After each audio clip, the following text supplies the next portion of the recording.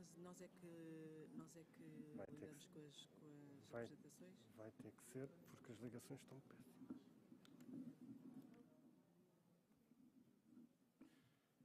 Vai ter que ser, porque as ligações estão péssimas.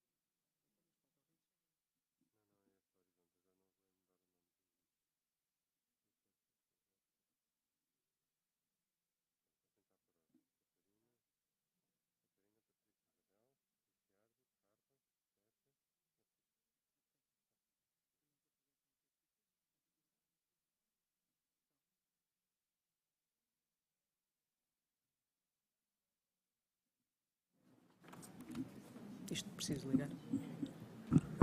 Muito bom dia a todos e sejam muito bem-vindos à sessão Fighting Cancer. Vou passar para inglês porque temos um convidado em inglês e, portanto, good morning to you all and thank you for coming to the session Fighting Cancer. I will just present the Professora Catarina Rezende de Oliveira that will officially start the meeting and I will not waste your time with my talks as we have not much time for all our ambitions. Professora Catarina.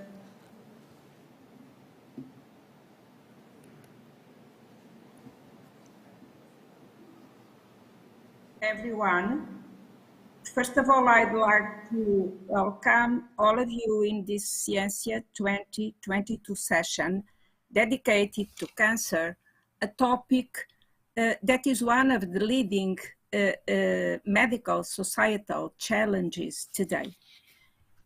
So next slide, please.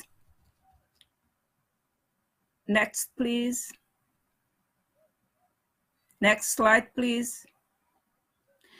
In this session, entitled Fighting Cancer, Portuguese and European Initiatives, we will start with a brief presentation of the actions developed by ICIB and DGS, namely those developed with the National Programme for Oncological Diseases, leading to the creation of the National Cancer Hub that will be presented by Patricia Calado, and to the development of the National Strategy for Cancer Control that will be presented by Isabel Fernandes. Then we move to the communications by invited speakers. Professor Walter Ricciardi, Chair of the Cancer Mission in Horizon Europe Programme, Carla Oliveira, Principal Investigator in I3S at the University of Porto, Sérgio Dias, Principal Investigator in IMM, University of Lisbon, Francisco Cavaleiro de Ferreira, President of the Portuguese Cancer League. To all of you, thank you so much for having accepted to participate in this session. And finally, in a roundtable discussion, the audience we will have the opportunity to put questions. Next slide, please. Why is ICIB involved in the organization of this session? So ICIB incorporated into its mission and vision the promotion of clinical research and biomedical innovation at the national level. Next, please. Developing for this purpose various activities organized in 5 action lines, one being devoted to the European framework programs. ICIB hosts the national contact points for European programs in the area of health. Next, please. And also by launching several programs aiming to strengthen the link between clinical and translational research and healthcare, including to drive innovation across the whole cancer research, care, prevention continuum. Next, please.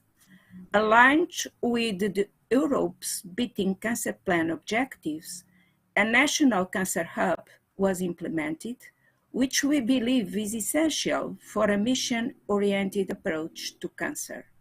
Next, please.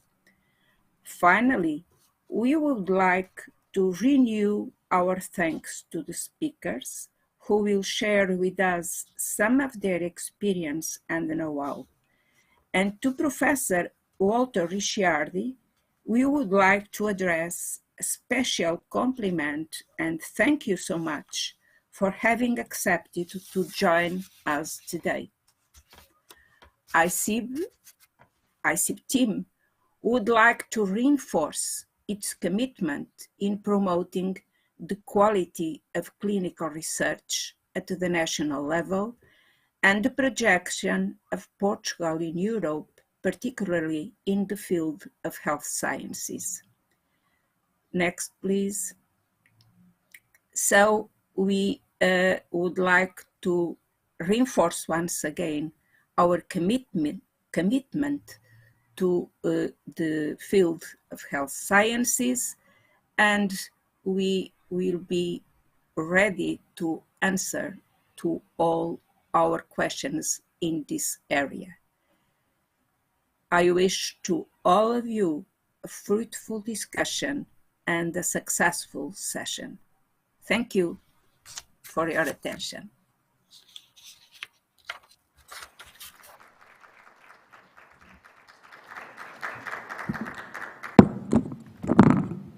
Thank you, Professora Catarina Rezende.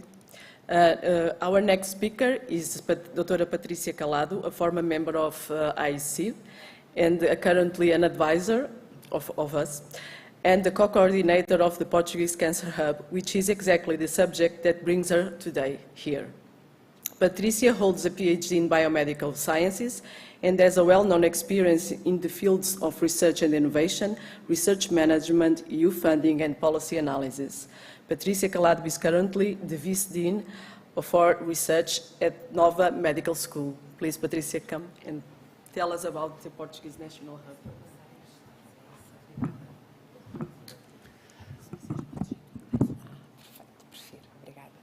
Thank you. Good morning, everybody. Special good morning to Professor Ricciardi that is joining us from abroad. It is my pleasure to be here with you today and to present to you our efforts that we have developed in the past several months at national level for the creation of the National Cancer Hub.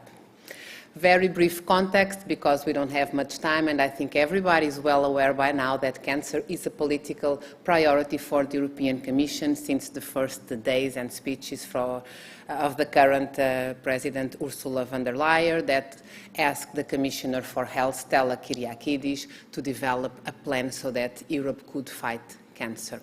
And so it was.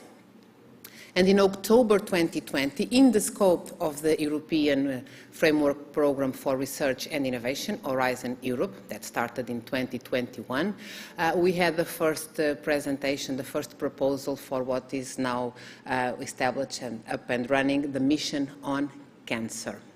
And a few months later, in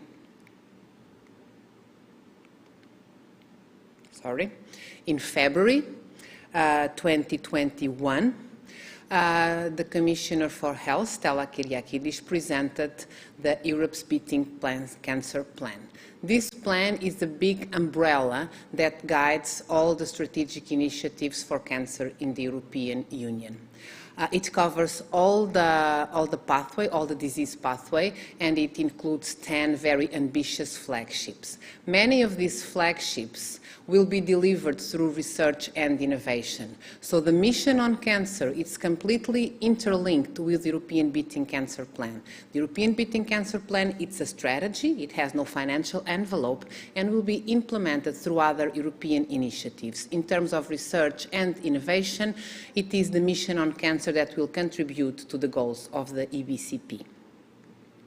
And for this reason, the European Commission had to establish a governance at the European level so that these two initiatives would be managed and governed together. And this is not the point of our discussion here, but it's important for us to understand that at the EU level, we have the different DGs from the Commission working together, mostly DG Santé and DG Research.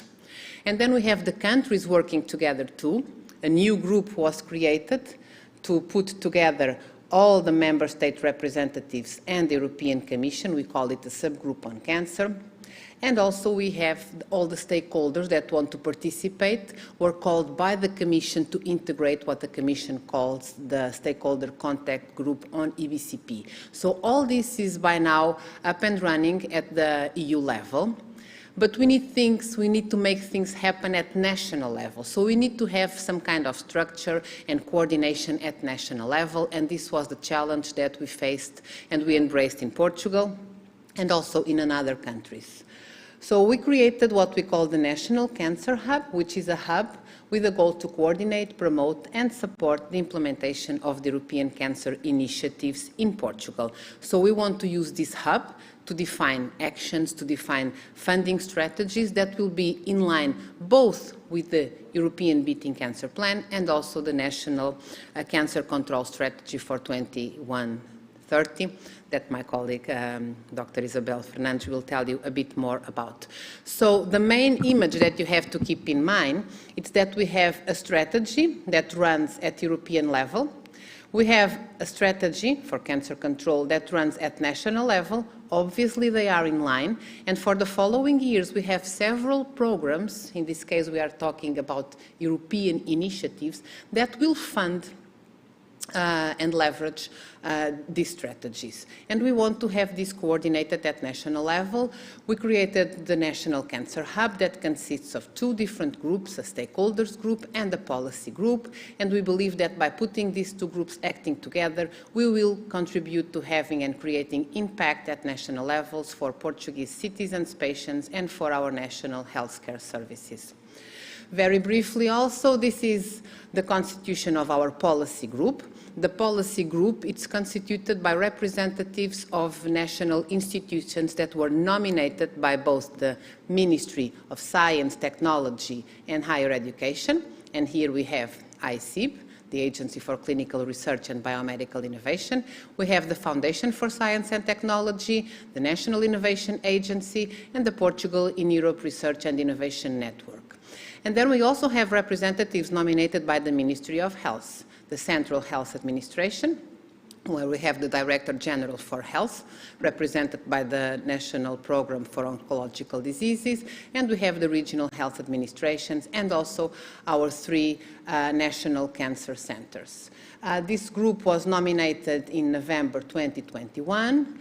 And the main goal, and this is a big challenge, but it is what the Commission would like to see with the EBCP and the Mission on Cancer, it's the uptake of the solutions, technologies and scientific evidence into the health systems and into the national health policies. And this is the main goal of this group. So inside the group, we have discussions in order to define strategies, funding actions, and of course, we also discuss how we can participate in actions that the Commission launched and are aimed at the national authorities. We had the first meeting of this group, I think, in January, and we have been meeting regularly every month since then. And then we have the stakeholders group, which was created by an open call for expression of interest that was open roughly, I would say, like a month to all the community, research institutions, patients, civil society, industries, whoever wanted to join and felt that had a contribution or a special interest on cancer. So currently we have around 300 members, mostly researchers and health professionals. And the goal of this stakeholders group is to scout for funding opportunities in EU and national programs, to identify priorities. This is very important, and then these priorities can be funneled back to the policy group. We will create thematic working groups inside the stakeholders group, and of course we want to promote synergies inside this group and foster the participation of our organizations in European research projects and networks. We had the first meeting on the 1st of April, and 2 initiatives came out of this first meeting of the stakeholders group. So the first of them is the creation of what we call the thematic working groups. These working groups are the ones that will be proposed in the National Cancer Control Strategy. Groups on prevention, early detection, diagnostics and treatment and survivorship, and then transversal areas, pediatric cancer, health information, research and development. So anybody that is in the stakeholders group can propose to participate, to take part of these thematic working groups. Preferably around 12 participants and preferably people that are representing their institutions. We are currently performing the selection. And also, after this first meeting on the 1st of April, we asked all the community, because it's not just creating a group, saying I want to be a member and waiting for something to happen. So we want these 300 members to engage with the group, to really have empowerment. So we ask all of them to propose ideas, initiatives that they would like to see implemented in Portugal, but not only proposing, explaining how they could be implemented and how they could help and contribute to those ideas. We had several very nice ideas, which we are now reviewing and will then come back to join everybody in a second meeting in the next months. So this is what we call our National Cancer Hub, policy group plus stakeholders group, meetings ongoing regularly, and I think that this will leverage our initiatives at national level, and we are open for discussions and questions later. Thank you so much.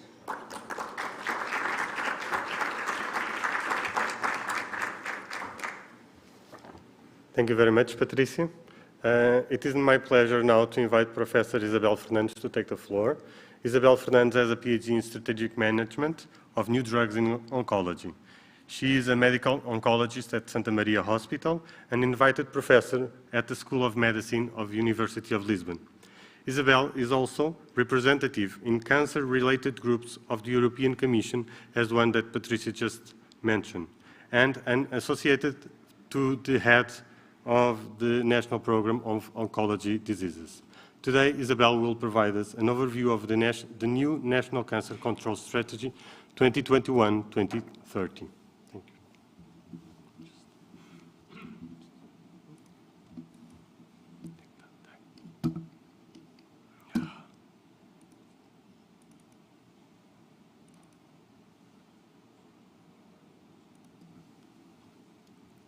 Good morning to all.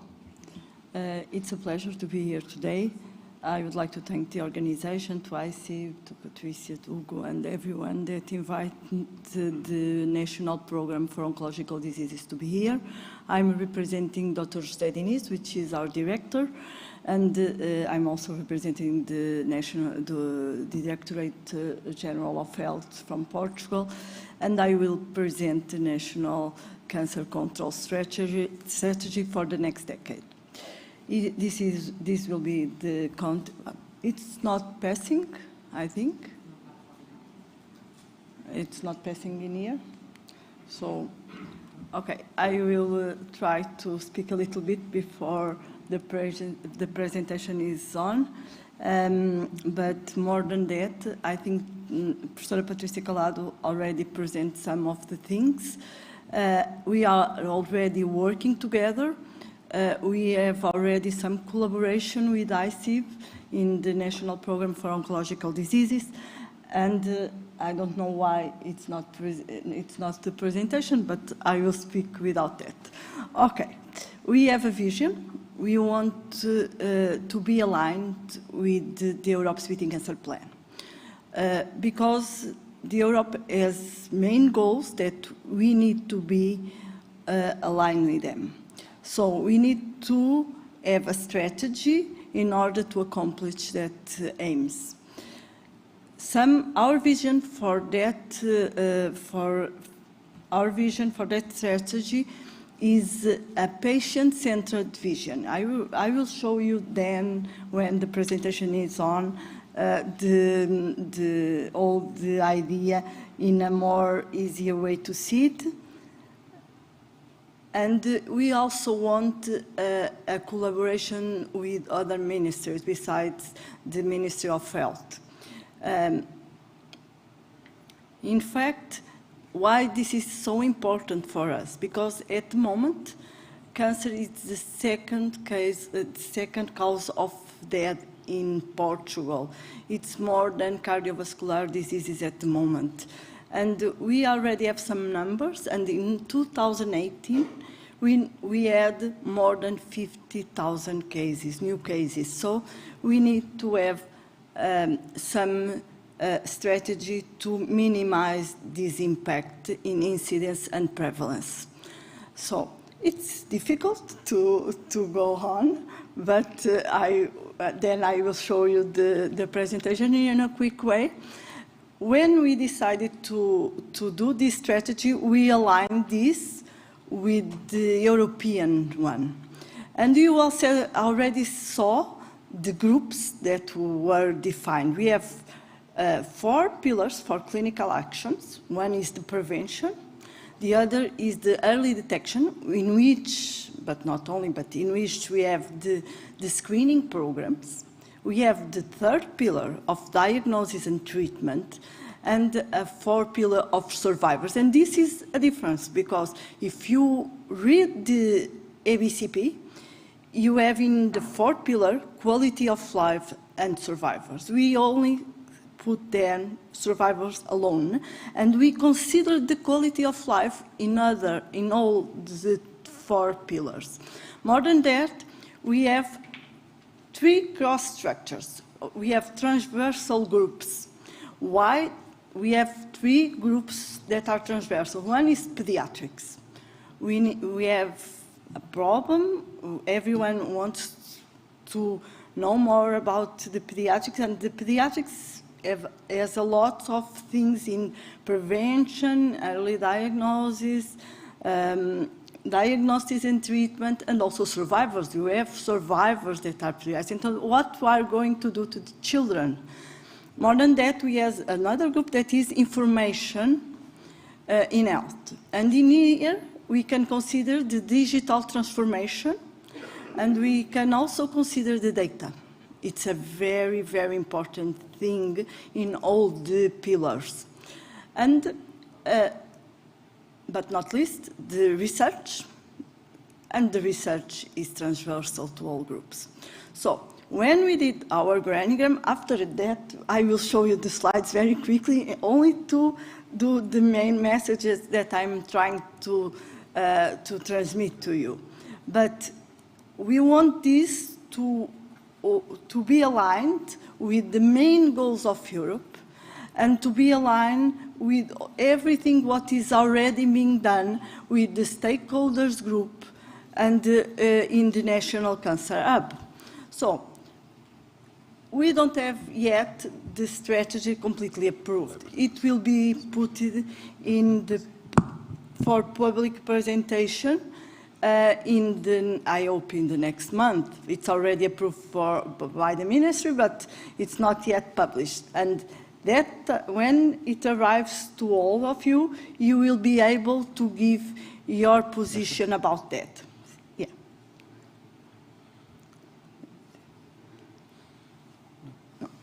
It's being difficult. Okay. So can I go a little bit? So now I will be very fast, because I already spoke about almost everything. So we have the context, the vision, the goals, and the governance plan. I already said that. You see that cardiovascular diseases are decreasing, so we have a problem with cancer. We have the new cases published by National Oncological Registry, and this is our vision. This vision is already ongoing, as you saw in the previous talk, and we want teamwork, communication, and motivation. All of us will need to work for this to go away and to accomplish all the goals. So, in the first pillar, we want to promote physical activity and healthy eating, mitigate exposure to oncogenes, legal regulation and tax harmonization. Of course, this is important. We want to prevent what is preventable. When we came to early detection, we want to ensure fair and quality access to screening, ensure quality and safety of procedures, ensure training of professionals. And in the diagnosis and treatment, which is a very huge pillar, we want to have a formalization of oncology referral network. It is a network that is for each type of cancer and not for specialty. That is what is ongoing at the moment. We want to qualify the access and increase equity, and we want to value professionals and institutions. In the survivors group, we want to promote social and financial equity and to have morbidity measurement in survivors. So this is what I was talking about. In here, you can see the organigram. This executive commission is already ongoing in this, we call it the Despacho group, because it's already published in a portrait in our legislation, and we are already working on that with ICIB, and we have several groups in each one of the pillars, and the cross structures that I have already talked about. I won't repeat everything because we don't have so many time for that.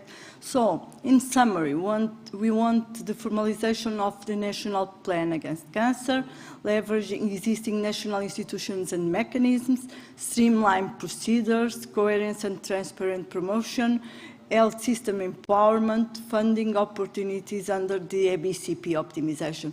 All the strategy is also to try to apply to the funding opportunities. And this is very important. I hope it will be put and published in a few weeks. I don't know. It don't depend on me. But thank you very much for your attention. And I'm sorry for the problem with the presentation, but it was what. Thank you very much.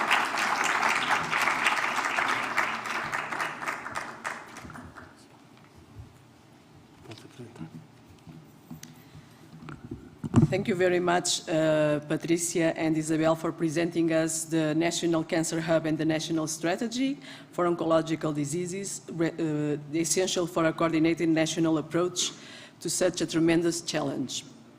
The next part of the session is dedicated to the EU Cancer Mission and how national research and civil society align with the three of the four main goals of the EU Cancer Mission.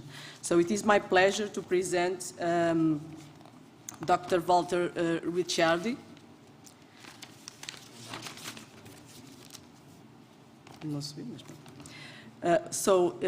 Walter Ricciardi is a professor of hygiene and public health at the Università Cattolica del Sacro Cuore of Rome. Professor Ricciardi has a vast and notorious curriculum, as you may know.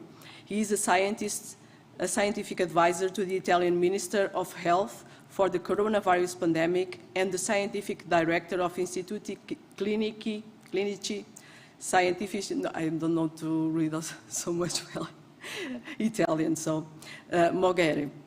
Founder and currently the director of the Italian Observatory on Healthcare, president of the World Federation of Public Health Association, chair of the EU Mission Board Cancer, and this is exactly the main reason for having him here today with us, editor of several scientific journals, coordinator of various international projects, namely the Project to Reach, the first program funded by the European Commission dedicated to the health services and health systems research, Among his several distinguished international positions and prizes, he has received the Laureate Honoris Causa at Thomas Jefferson University, Philadelphia, USA. So today, Professor Ricciardi will tell us about the U-Cancer mission that I'm sure you are all looking forward to hear, and I thank you very much. And Professor Walter, the floor is yours.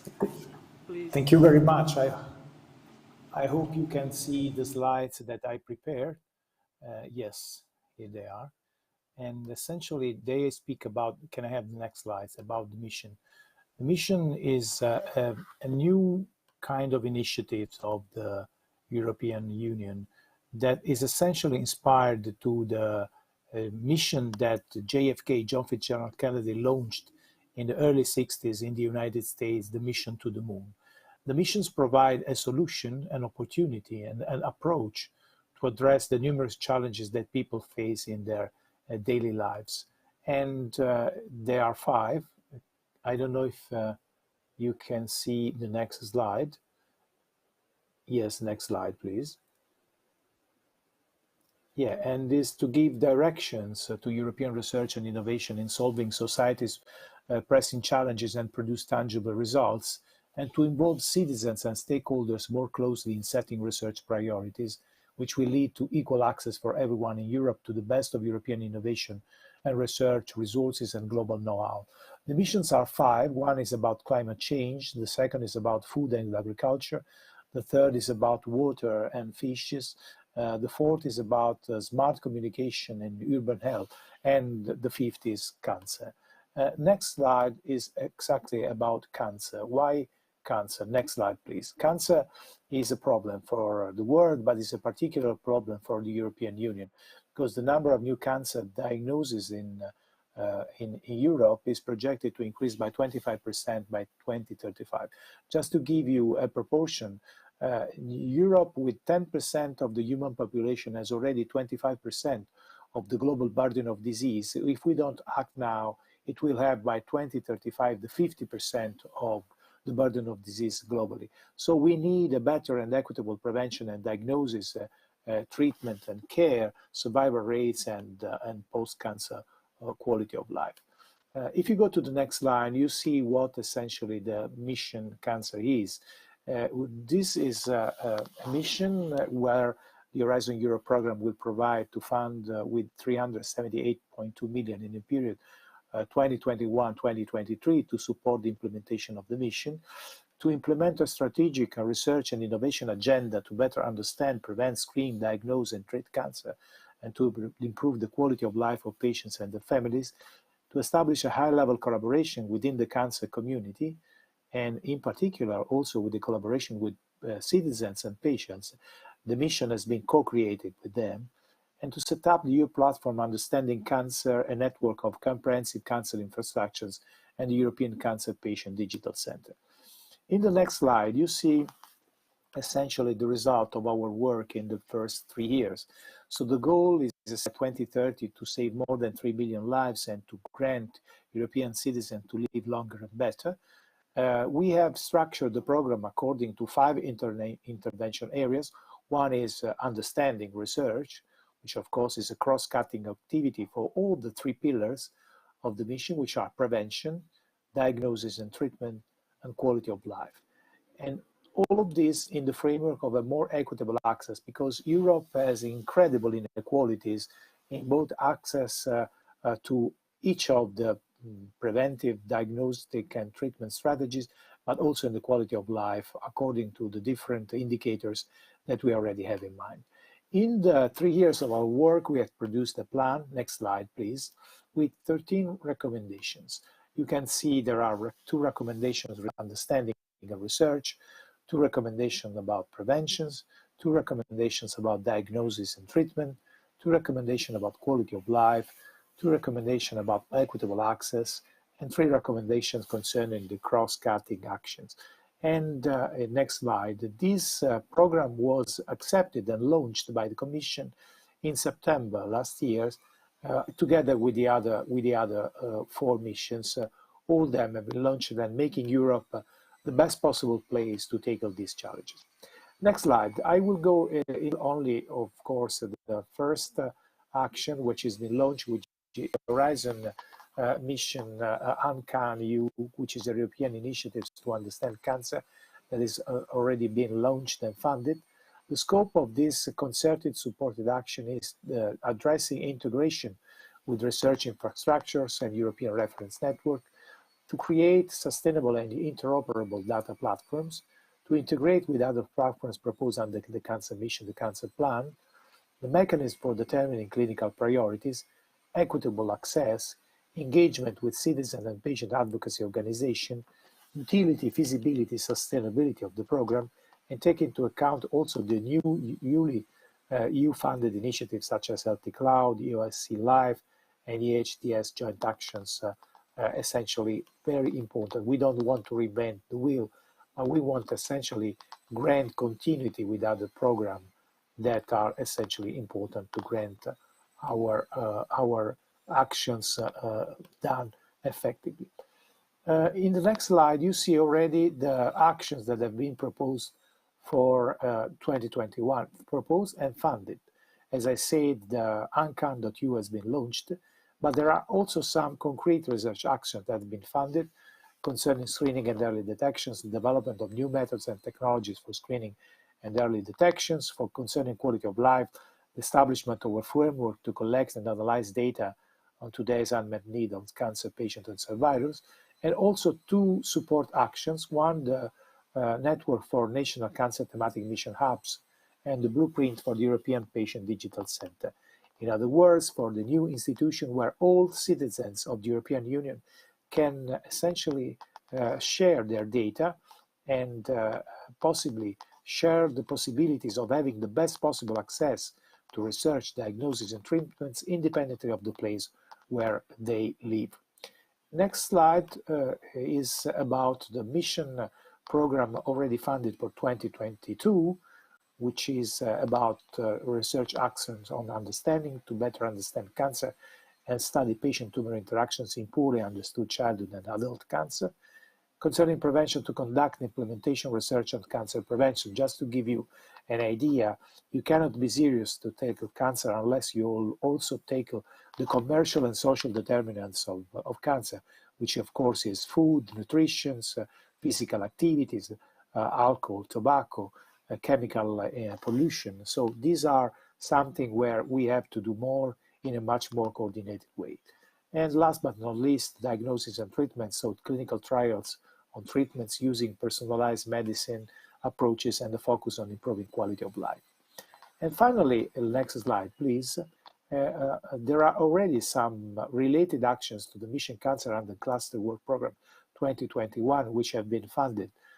You see the budget and you see the deadline that has already been inspired.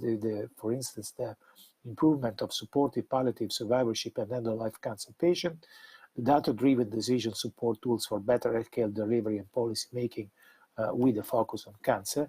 Next slide, please.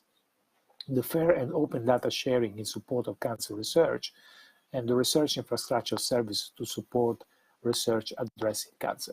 I think it's very important that member states approach this challenge and this mission in a coordinated way. So I'm delighted, as Professor Calado presented, that Portugal has organized a coordinated strategy. Each of us has been a kind of ambassadors to different member states in order to make understanding that these are unique opportunities to fight cancer and to improve quality of life of European citizens. And Europe is the place to stay, because you may be aware of the fact that twice the United States have tried to launch and approach a similar program, failing because of a lack of coordination and because of a lack of support. In Europe now we have the share of value related to the fact that the right to be cured and the right to prevent cancer is a moral right that we have to grant to all citizens, and also the funding to make it real. So thank you very much for your attention and all the best for your work.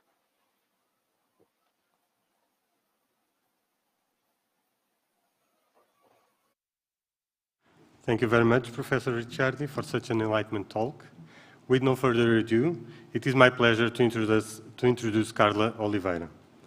Carla Oliveira's research aims at finding biomarkers with clinical utility for earlier detection of sporadic and hereditary gastric cancer, and to disclose actionable genotype-phenotype relationships in these diseases. The social and economic impact of hereditary cancer is transversal to her research, and it is clearly illustrated with the interaction with different patients' associations, such as Evita, for which she was awarded with a prize by Fundação Amélia de Mello recently. Today, Carla will tell us more about her work and how it aligns and contributes to one of the main objectives of EU Cancer Mission, namely prevention and early detection. Just allow me to... Carla, I believe the floor is yours.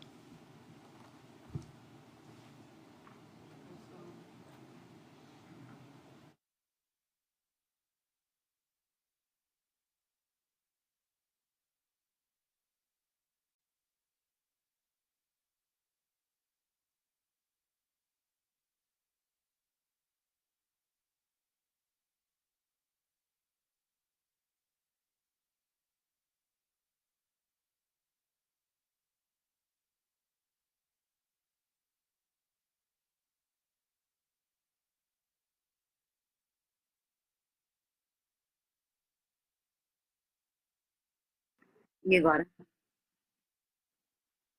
Peço imensa desculpa, podem voltar, por favor. So, thank you very much, and I'm sorry for this delay. I was thanking the organization for the invitation to be here today. I'll be talking about prevention and early detection of cancer. This is actually the research of my research team at I3S in Porto. Can I please? And I brought you two examples of the type of research that we do. And an example is on primary prevention and the application of risk reduction measures in genetically determined diseases. And the second one is an example of secondary prevention, where we have discovered biomarkers for detection of early aggressive disease in early stage cancers. Can I have the second one, please? The third one. And the disease we have been working on is gastric cancer. So the clinical setting and susceptibility is not particular for gastric cancer. And in this case, we have 90% of the cancer occur in a sporadic setting, and 10% of them are familial or hereditary. And these ones are mostly genetically determined from birth. And that means that we can identify the causal variant that occurs in these families and that is inherited from generation to generation. Once we detect that alteration, we can actually predict the occurrence of disease before the disease occurs. Can I have the next? And I will focus first on the hereditary setting. And in this hereditary setting, we have, as I told you, approximately 1% of the cases that have a high penetrance genetic susceptibility cause and very high risk of disease. Next. And so just an example, there are approximately 1 million gastric cancer cases worldwide every year. If we aim at finding 1% of them that carry a germline defect, that means that we can identify the families of these patients that harbor gastric cancer and find their defects and predict that they will have a cancer prior to its development. And eventually we may prevent disease, or we can treat it because it will be found. It will be found at early. Next, please. So the syndrome I would like to bring you is called hereditary diffuse gastric cancer. It has a population incidence of 5 to 10 cases per 100,000 births, so it's a rare disease. It targets stomach and breast and two very specific types, histological types. The more very high for diffuse gastric cancer and is moderated for lobular breast cancer. Next, please.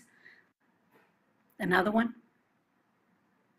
And so this is just a representation so you understand that the cancer in these patients are multifocal and they spread in the stomach, very difficult to identify. And the cancer in the breast is also quite difficult to identify, but my MRI is possible to be used. There are two genes, CDH1 and CTNNA1, that cause this disease in different frequencies. I will focus on CDH1 just as an example. Can I have the next one? And the clinical presentations, and as you see, they are diverse, but a common feature is the early onset. So you have cancers in people with 23 or 17 years old. You have families that have both diseases, breast and gastric cancer, and families that have only one of these diseases. Can I have the next one? The criteria to define these families have been evolving, but we need to know which are the variants that are considered actionable.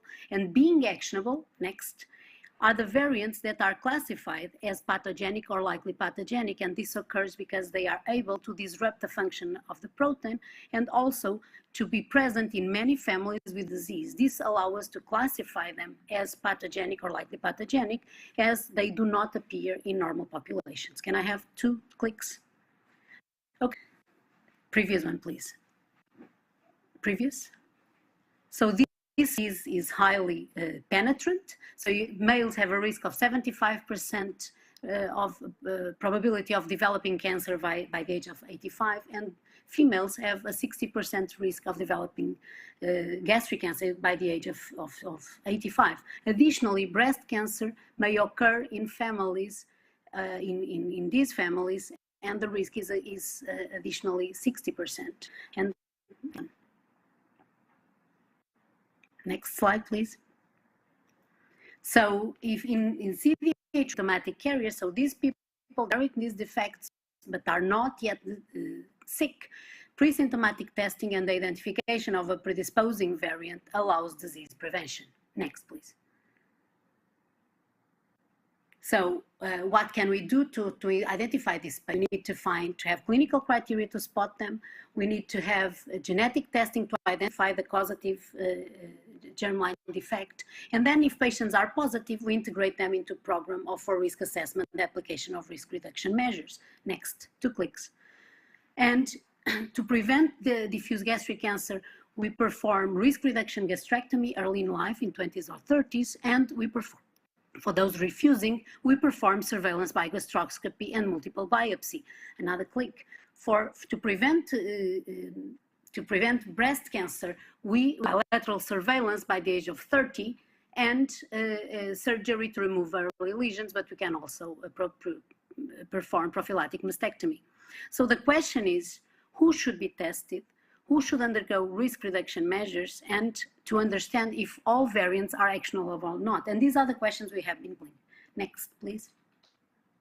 And for this, we engaged with the European Reference Network Genturis and with this student, Giuseppe Elias, under the program SolveRD. It's a European project. And we collected 854 families from all over Europe, and this was a tremendous effort, and 2,000 phenotypes. Can we have the next? And we addressed the questions we wanted with this previous one, sorry. Next. It's quite difficult to do with this one.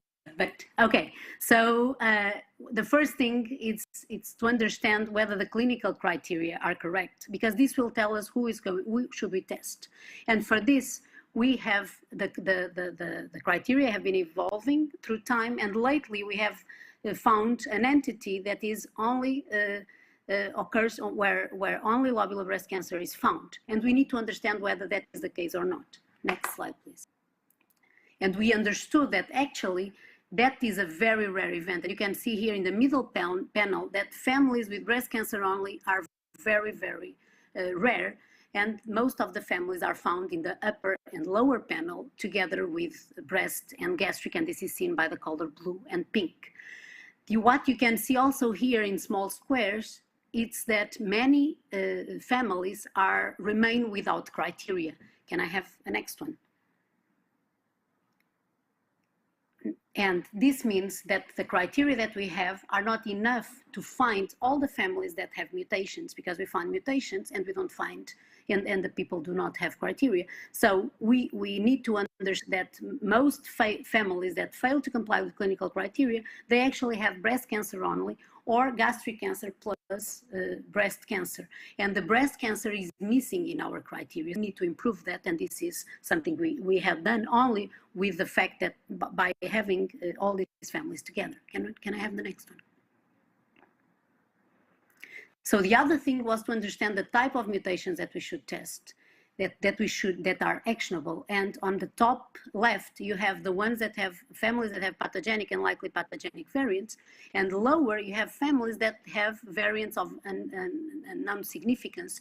And for those ones, we can't do anything to patients. We can't do prophylactic measures. But if you see the profile and only the profile between the upper and lower, the profile is exactly the same. So we have selective variants that are of a known significance, but behave the same way as the pathogenic ones. And this created the opportunity to identify more families and to do predictive and risk reduction measures in more families. Can I have the next one?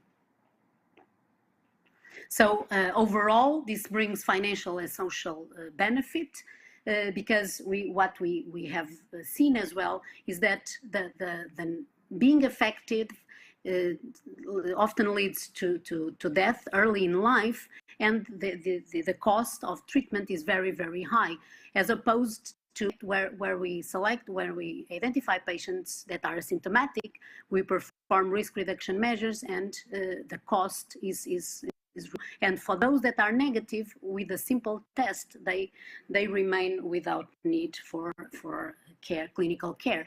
And the prevention is great for patients and the national health systems, and brings benefit to the population. And it's really the subject of a project that we recently submitted to EU. Can I have the next one? So I'm just very briefly bringing you to an example of the second example, and I will be really brief. Can I have the next one? And this is a comparison between South Korea and Portugal. In South Korea, the incidence, previous please, the incidence of gastric cancer is really, really high, but as compared to Portugal, but the number of deaths is very similar. So we compared two series of chemo-naive patients. Can I have the next, from Hospital San and South Korea? And what we saw, as expected, was that the survival was much better in South Korea in all stages. So we thought if we could find the reasons why this is happening and find markers to understand this is happening. And so what we realized was, by using abnormal expression and CD44 very high expression, these two markers, we could spot a number of patients on the left-hand side from the Portuguese cohort that had very, very bad prognosis.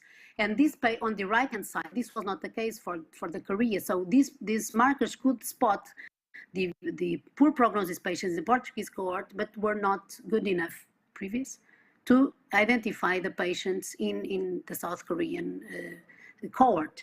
What we previous slide, please. Yes, so these tumors were equivalently deleterious in both cohorts, but the survival only bad in the Portuguese cohort. Can I have the next? And what we found was that in the Portuguese cohort, early cancers were detected 10 years later than in the South Korean series. Moreover, the early cancers in Portugal were mainly stage 2, while the early tumors in Korea were mainly stage 1. And this means that they are using population screening programs to identify gastric cancer at early stages, as opposed to Portugal. Can I have another one? And additionally, the surgical strategy in Korea is also very different. What they use is a radical gastrectomy with the removal of many more lymph nodes than we do in Portugal. And this is also the reason why they have less cancer. Can I have the next one, please? So survival, we defined the survival disparities between Eastern Asia and Europe, and with Portugal cases, and this may be explained by earlier action in the Asian cases based on population screening and surgical removal of of lymph node metastasis that eventually would metastasize and kill the patient. And so we also found cancer to biomarkers that can be used to spot these cancers at the early stage, as they confer aggressive features to these tumors. So I thank you very much for your attention, and all the collaborators and scientific institutions and funding agencies. And I'm really sorry for this back and forward presentation and quite confusing somehow. Thank you.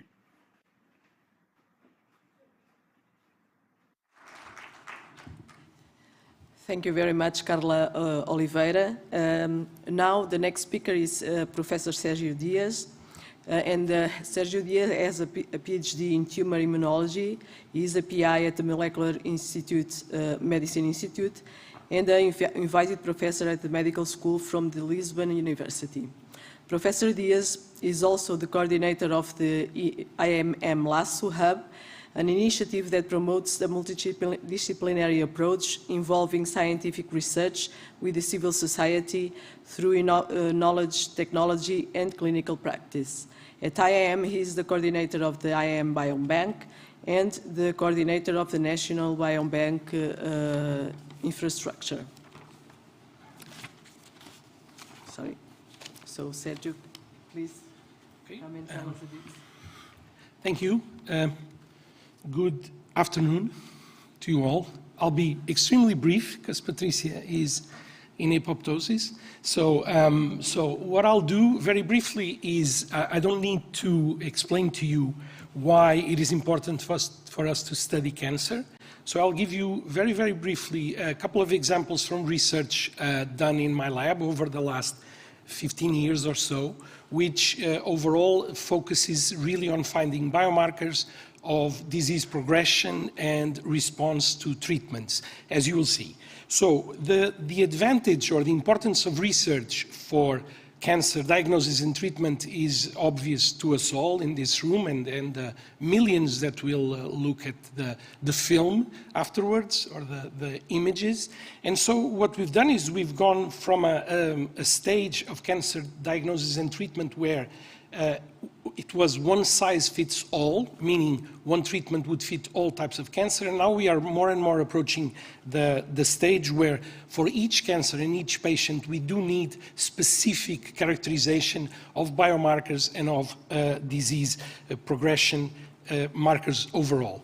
Obviously, a lot of research has been done in cancer over the last 2,000 years, if you like, and this led to the generation of this particular wheel of the hallmarks of cancer, which basically characterize every single property that all cancers share. So if someone asks us what is a cancer, we should be able to summarize it by saying that a cancer will have these properties, and one may be more exuberant than others, but all share these properties. And obviously this was the result of a lot of years of research, as I mentioned. So many years ago, we focused on one particular aspect of cancer, which has to do with cellular metabolism and the host metabolism.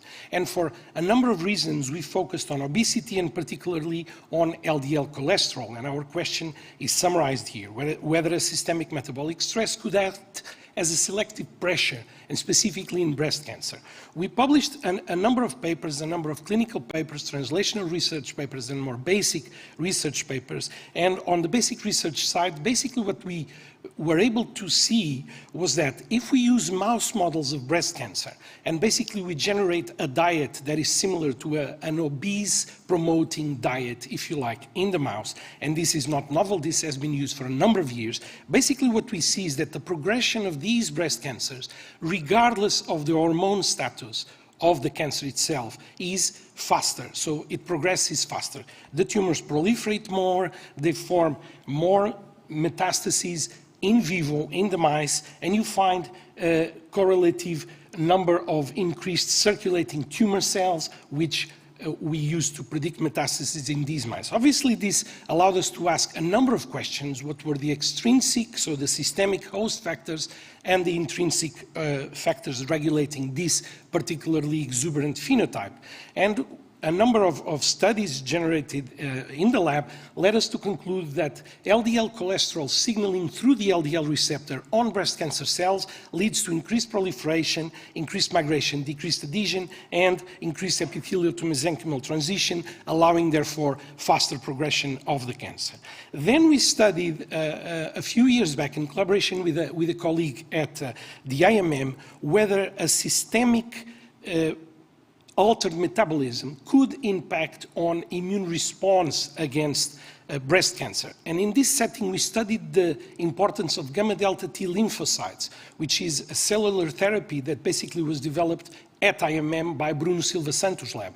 And what we studied in collaboration with them was whether systemic exposure of gamma delta T lymphocytes to elevated LDL cholesterol levels specifically would affect their capacity to recognize breast cancer cells and to eliminate these. And the answer is yes, it decreases the activation status and the proliferation of gamma delta T cells, and therefore decreases their capacity to recognize breast cancer cells and to kill them. And this is basically, very quickly, shown here in this particular slide. So all these years of research have led us to a number of conclusions that indeed point to the fact that a systemic metabolic alteration, namely lipids, in patients will increase progression of breast cancer cells by affecting intrinsic properties of the cancer cells and its extrinsic properties. We are leading this forward by studying in more detail a number of mechanisms, but I would like to end my presentation by talking to you about a recent initiative that was developed at IMM, of which I am one of the coordinators, which basically is our idea to try and bring all these different levels of research and knowledge into a common initiative where public engagement and communication of science to the general public is included, this particular initiative. So this is called IMM Lasso Hub, and basically the key questions are depicted here. If you ask whether these are original, they're not really original questions, if you like, but they're absolutely crucial questions at this particular stage, we believe, of research and diagnosis and treatment.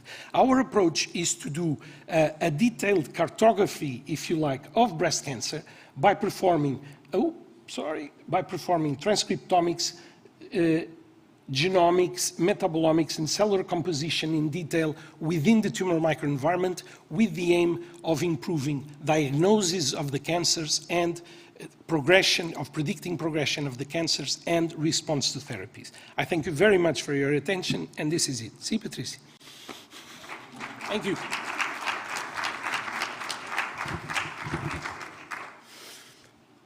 Thank you very much, Sergio, for this very interesting talk.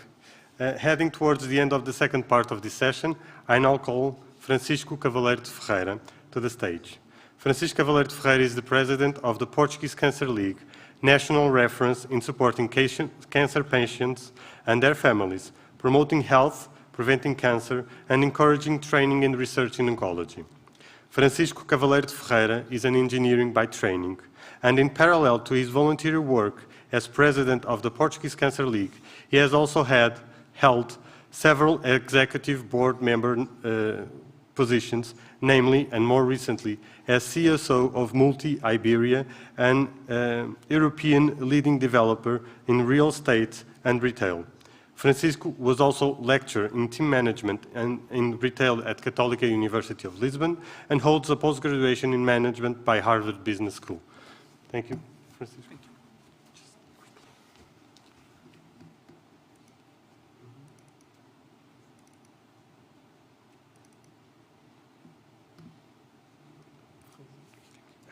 Thank you.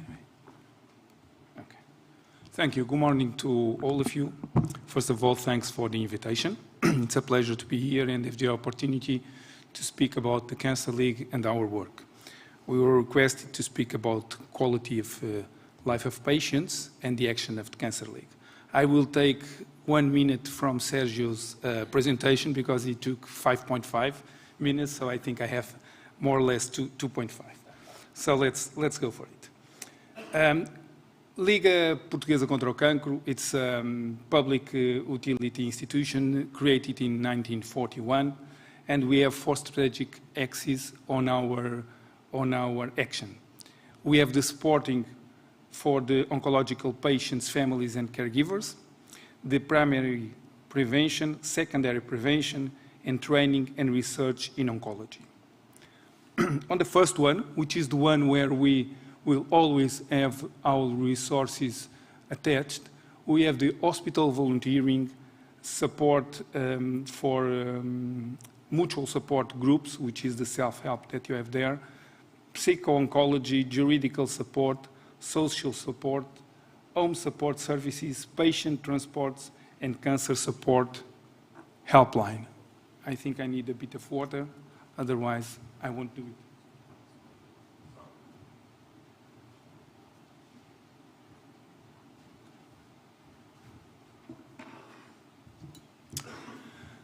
So this is the area where we won't miss for our patients and families. Then we have the primary prevention, where we have the health education, awareness of prevention, and Relay for Life.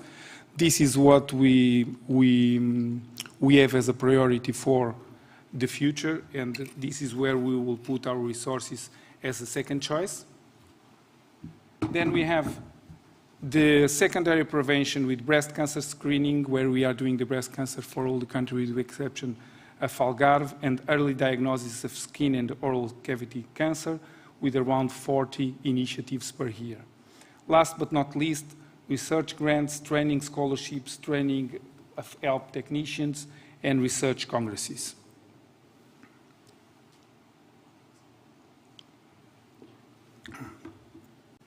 Our first axis, we have a support in a multidimensional that is always based on principles like humanization and solidarity. These are the pillars of our action, and they are supported by values like equity, sensitivity, respect, commitment, transparency, ethics, and responsibility. The impact of our actions is visible and perceptible on the emotional outcome and quality of life of patients, their families, and caregivers. And we have put caregivers on this group because we do think it's really important. We speak on patients and families, but caregivers are in the same ecosystem. This slide, just to give you something that is really important for us, our framework where we work on, has its boundaries on humanization and solidarity. Everything we do must be done within these values and on these boundaries. We have financing from the population, so we don't have any financing from the state, with the exception of the screening program we have for breast cancer. And we need to be transparent as we are a volunteer organization. Where do we act when it comes to quality of life of patients? Two main areas: initiatives on the ground, so on a daily basis, directly with the patients and their families, and initiatives within the scope of advocacy. Within the scope of humanization and on the ground, we have around 20,000 volunteers in different areas nationwide, and they are organized in 5 groups. Hospital volunteers working in the humanization of hospital oncology services. I will show you we have around 70 services on the hospitals. Community volunteers, people who work on special community programs, namely Relay for Life from the American Cancer Society, which is a program very embedded in the community. Competencies volunteering, this is people like you, like me, people that give their own time to support our action, like physicians, like lawyers, or even psychologists for our appointments. And then we have local community volunteering, so volunteers that work on delegations and support groups all around the country.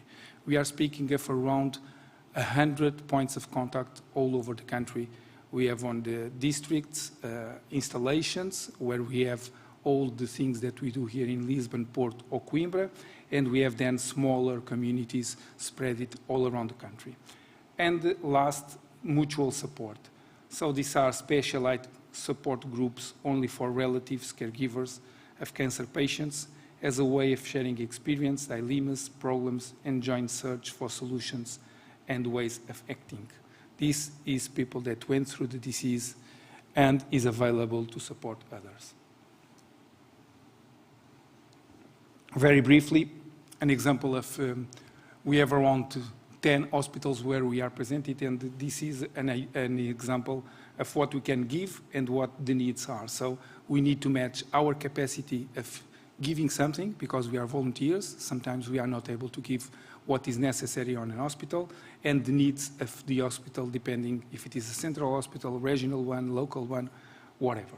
And these are the services we have on the hospitals. On the solidarity side, we have a specific service for economically deprived patients through support in family cooperation, which is financial support to help with food, transport, and other extraordinary situations. And we have adjuvant medication for oncological diseases, fully or partially not reimbursed by the national system and indispensable for treatment. To give you an idea, this represents something like 1.5 million per year, and it has been increasing dramatically over the past 4 years. So we were on around 700,000 per year. We almost doubled it. Time is running, but I still want to give you an idea of what we do on advocacy. We presented 30 proposals for the National Health Plan. I will select 3 or 4 from the ones that are here. One that I think it's important because it's very easy, just comply with the law. So make effective the existing population-based screening in our programs in our country. It exists, the law is there, but it's not fulfilled. Another one has been spoken here, the awareness based on scientific evidence about the consumption of certain products such as tobacco, alcohol, sugar, or salt. This should be mandatory on our schools, not something that, if you want, you can share with the students, but mandatory, period. Another thing that we think it's really important is to promote the development of a national table of disabilities that aims to hold off the application of the national table of disabilities due to work accidents or occupational illness.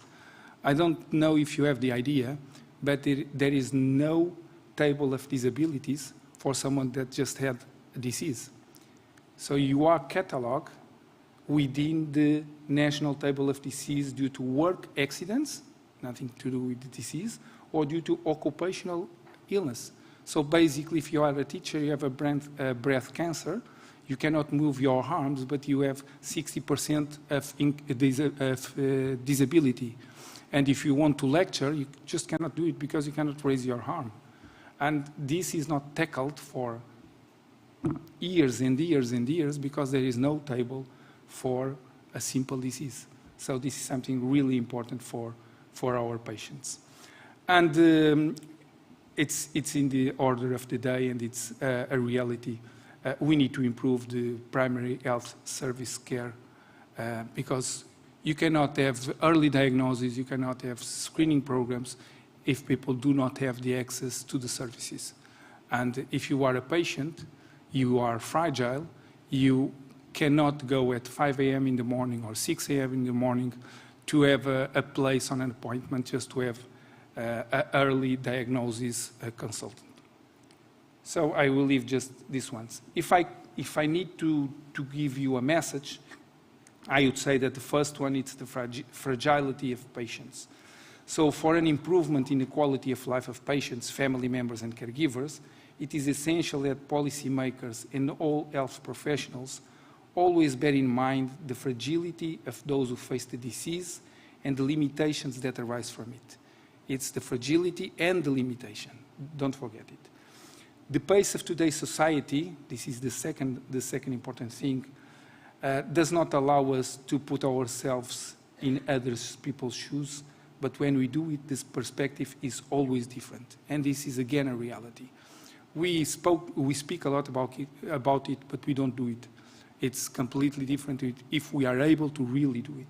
And the last one that brings together the other two, when we are able to do it, let us never forget that the perspective of the patient, family member, or caregiver is the most important step towards improving the quality of life. So they do know what is improving quality of life. We can speak about it, but in the end, they are the ones that can give us that experience. And we should not forget this. Again, it's very easy to say, it's very difficult to put in place. I will finish with our numbers because if we receive, we must give something, and the only thing we can give is the result of our activity. It's in Portuguese, I'm sorry, but these are some of the numbers. I won't go through them because I think I overpassed my time. Thank you for your time, and I will be available for any question.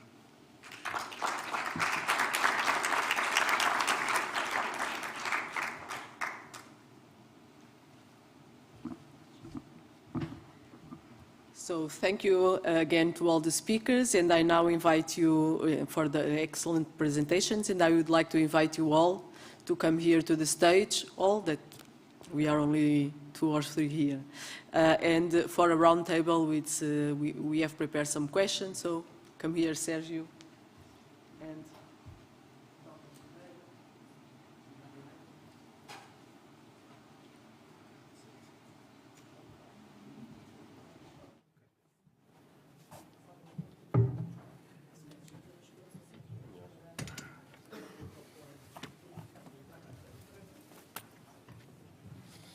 Acho que fui buscar bocadinho mais tempo do que minuto.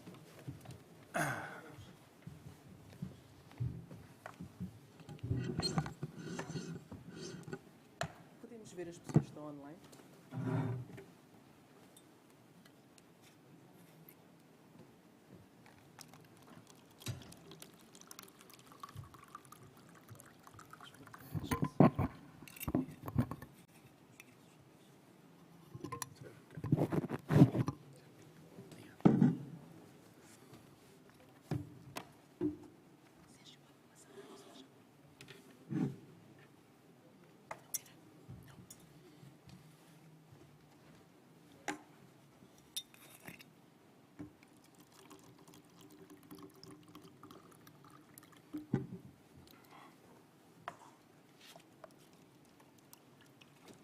We are trying to tentar pôr as pessoas online a aparecer.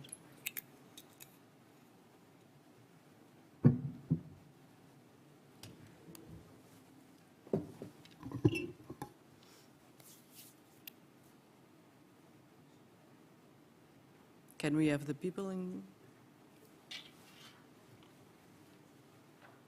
So I may continue so that we don't lose time.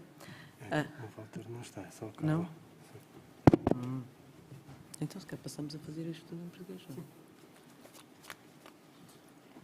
Então, queres passar para a questão? Sim, podemos passar para português. Fazes tu a questão, Carla? Não fazemos isto. Posso Não podemos. Depois faço a questão, Carla. Como o professor Walter teve que sair, nós vamos passar para português, que assim também podemos falar na nossa língua materna, sem necessidade. Portanto, nós tínhamos preparado aqui algumas questões para dar aqui início a uma mesa redonda e, sobretudo, que gostávamos de perguntar como é que os nossos oradores veem nas vossas áreas o que é que teremos que fazer para conseguirmos alcançar um objetivo tão ambicioso como o objetivo que tem a Missão Cancro no fundo, em 2030, deixarmos de ser uma doença tão prevalente. Quer começar, Sérgio? É sempre uma Carla. Carla. Sim, estão a ouvir? Sim. Isso eu acho que é uma missão que pode ser impossível.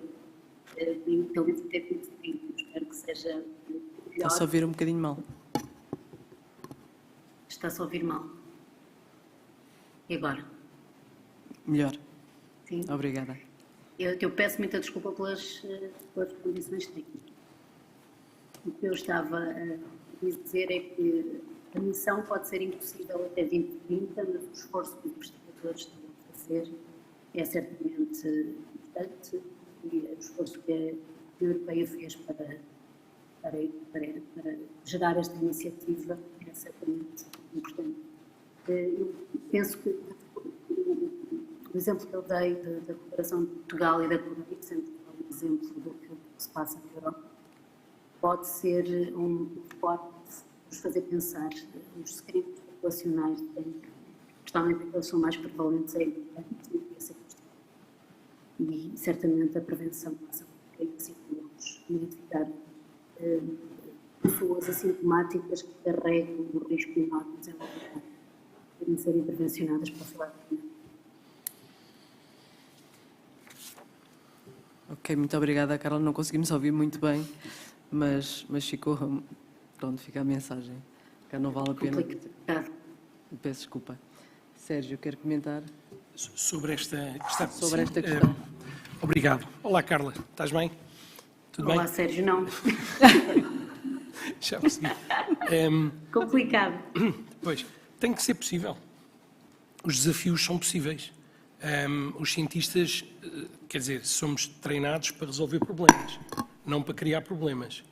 E, portanto, se há um desafio dos policy makers, etc., tem que ser possível. O que é preciso? Evidentemente coordenação, evidentemente financiamento, evidentemente articulação entre os diversos atores do processo, desde as instituições académicas de investigação, os hospitais, a indústria farmacêutica, etc., e depois a comunicação para o público em geral, a awareness, há toda uma lista de coisas que já vimos nos vários slides que foram apresentados, que faz acreditar que é possível. É um bocadinho dizer, deixem-nos trabalhar, basicamente. Portanto, se nos permitirem fazer o trabalho, nós não enganamos ninguém, fazemos o maior esforço. Ali vários colegas a rir-se para mim, mas eles pensam exatamente como eu. Portanto, deixem-nos trabalhar da melhor maneira possível, não nos compliquem a vida, de uma forma geral, avaliem, façam as coisas todas, mas deixem-nos fazer as coisas. Há uma leitura, há um exemplo, não é uma leitura que eu acho que é fantástica e que nós, nos alunos de medicina, damos esse exemplo e desde que começámos há uns anos atrás a dar aulas sobre a erradicação de determinados cancros, e nomeadamente o cancro do colo do útero, que é um dos exemplos. Tem havido artigos que não são ficção científica, porque a partir do momento em que a investigação permitiu identificar os subtipos mais prevalentes, desenvolvemos uma vacina, temos programas de rastreio de vacinação, etc., postos em prática, é evidente, parece-nos, que seja possível, se não erradicar, diminuir muito a incidência do cancro do colo do útero, por exemplo. Portanto, isto é exatamente o resultado disso que eu estou a dizer. Para outros cancros que sejam preveníveis, ou pelo menos as principais, a exposição, pronto, etc., ambiental, que seja possível, é outro nível de possibilidade de investigação e de pôr em prática determinadas policies que seja possível, de facto, erradicar. Portanto, deixem-nos trabalhar, deixem-nos fazer coisas. Além de os deixar trabalhar, que eu concordo com o trabalho, até porque os resultados estão aí, eu punho a tónica em dois outros pontos. O primeiro é na literacia e na educação, portanto estamos a falar muito de prevenção primária, porque isso faz com que também o outro lado, os doentes, sejam parte da solução, e o parte da solução é os doentes serem mais responsáveis pela sua saúde. Não é só investigar, criar soluções, é também garantir que não é necessário criar algumas das soluções, porque as pessoas têm o empowerment da sua saúde, o que não acontece hoje em dia. Hoje em dia, a maior parte de nós, a saúde é quando temos um problema. E quando temos um problema, há uma entidade, normalmente um médico e um sistema, que tem que resolver o nosso problema. Não pode ser assim ou não deve ser assim. Mas isto só se muda através de literacia, de educação, de sensibilização. Portanto, eu ponho um grande foco nisto. Eu sei que não acontece de um dia para o outro. E, portanto, a missão Cancro tem prazos, mas nós não temos que olhar só para os prazos, temos que olhar para lá dos prazos. O outro ponto, que também, em regra geral, não é focado nestas alturas, eu diria que é a informação e a qualidade da informação. Não se podem tomar decisões, sejam elas quais forem, ou coordenar seja o que for, se não tivermos informação que é fiável e atempada. Eu, como gestor, tomo decisões. As decisões que tomo é baseada na informação que tenho. Vocês, como investigadores, investigam com informação que é fiável, seguramente. Ou então são hipóteses, mas muito bem organizadas. A regra geral, quem toma decisões que impactam a nossa vida, não tem a decisão atempada, nem sequer é fiável. E eu dou o exemplo do ROR. A última informação do ROR é de 2018, se não me falha a memória, e mesmo essa informação diz só respeito a 2018, não diz respeito ao que está para trás. A última informação do ROR eu julgo que é de 2012. Portanto, 2012, depois salta para 2018, depois em 2018 existe, e estamos em 2022 e não existe nada. Como é que nós podemos ter a ambição, e eu acho muito bem que tenhamos, a ambição de ter uma missão cancro e ter algo para o nosso país se a entidade que nos dá a informação não consegue dar-nos essa informação? A minha pergunta é como é que vocês conseguem gerir isto? Eu não conseguiria. a não ser levantando o dedo, se calhar, e tentando ver de onde é que vinha o vento. E, portanto, eu deixava estes 2 pontos como maiores preocupações. Isabel, quero comentar aqui esta, não diria provocação, mas... Eu não sei quem são os intervenientes que estão aqui, portanto, não sei se estou a fazer provocação direta a alguém. Peço desculpas assim é.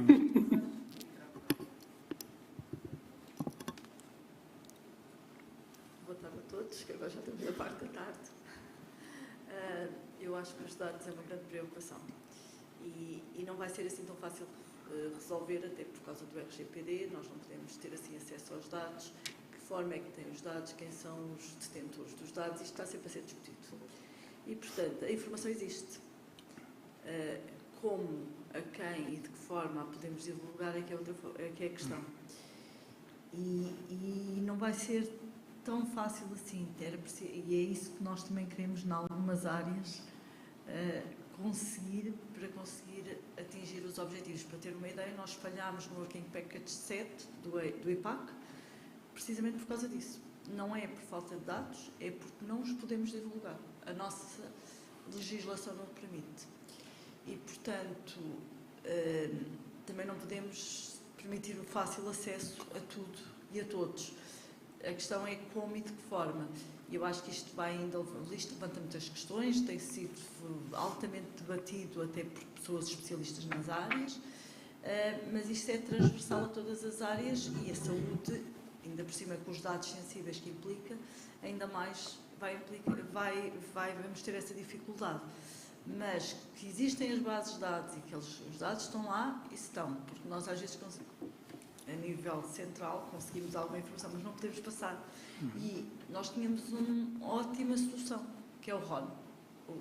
Na parte da oncologia era o ideal, Registro Oncológico Nacional, com tudo o que diz respeito à oncologia, inclusive aos rastreios, deve ser disso que está a falar. De tudo. Mas também é uma das áreas principais que a Liga está preocupada. O problema é que nós sabemos a dificuldade que é fazer o registro no RON, porque há falta de pessoal, há falta de pessoas motivadas, a informação não é colocada como deve ser, embora agora, por lei, já devia estar. Então já temos registros e já está publicado o relatório de 2018. Está-se a tentar melhorar, vamos ver no futuro se isso é possível. Mas vai ter que ser um esforço colaborativo, mas não se podem dar os dados assim de qualquer maneira. Não sei se respondi à questão. Muito obrigada. Penso que sim. Hugo. Posso fazer uma pergunta? Claro. Obrigado. Como é que se faz nos outros países? É porque eu vou-lhe passar a minha experiência enquanto dirigente da Liga. Nós contratámos uma DPO. DPO é uma pessoa responsável pelos dados, porque era importante, por causa da notoriedade da Liga, não podemos falhar. E a nossa DPO, eu vou-lhe confessar, mais do que criar soluções, traz-nos problemas todos os dias. Todos os dias. E, portanto, a indicação que lhe foi dada muito claramente é, primeiro, não fala com ninguém sem falar connosco, porque é preciso medir o risco das coisas para não sermos nós os campeões da legalidade, em vez de estarmos dentro da legalidade, que são coisas muito, muito diferentes. E a pergunta que eu faço sempre à DPO, sempre, é como é que os outros fazem? Nós gastamos 36 mil euros por ano na DPO. Eu não acredito que haja muitas associações em Portugal que possam fazer isto. Portanto, como é que elas vivem? Como é que elas fazem?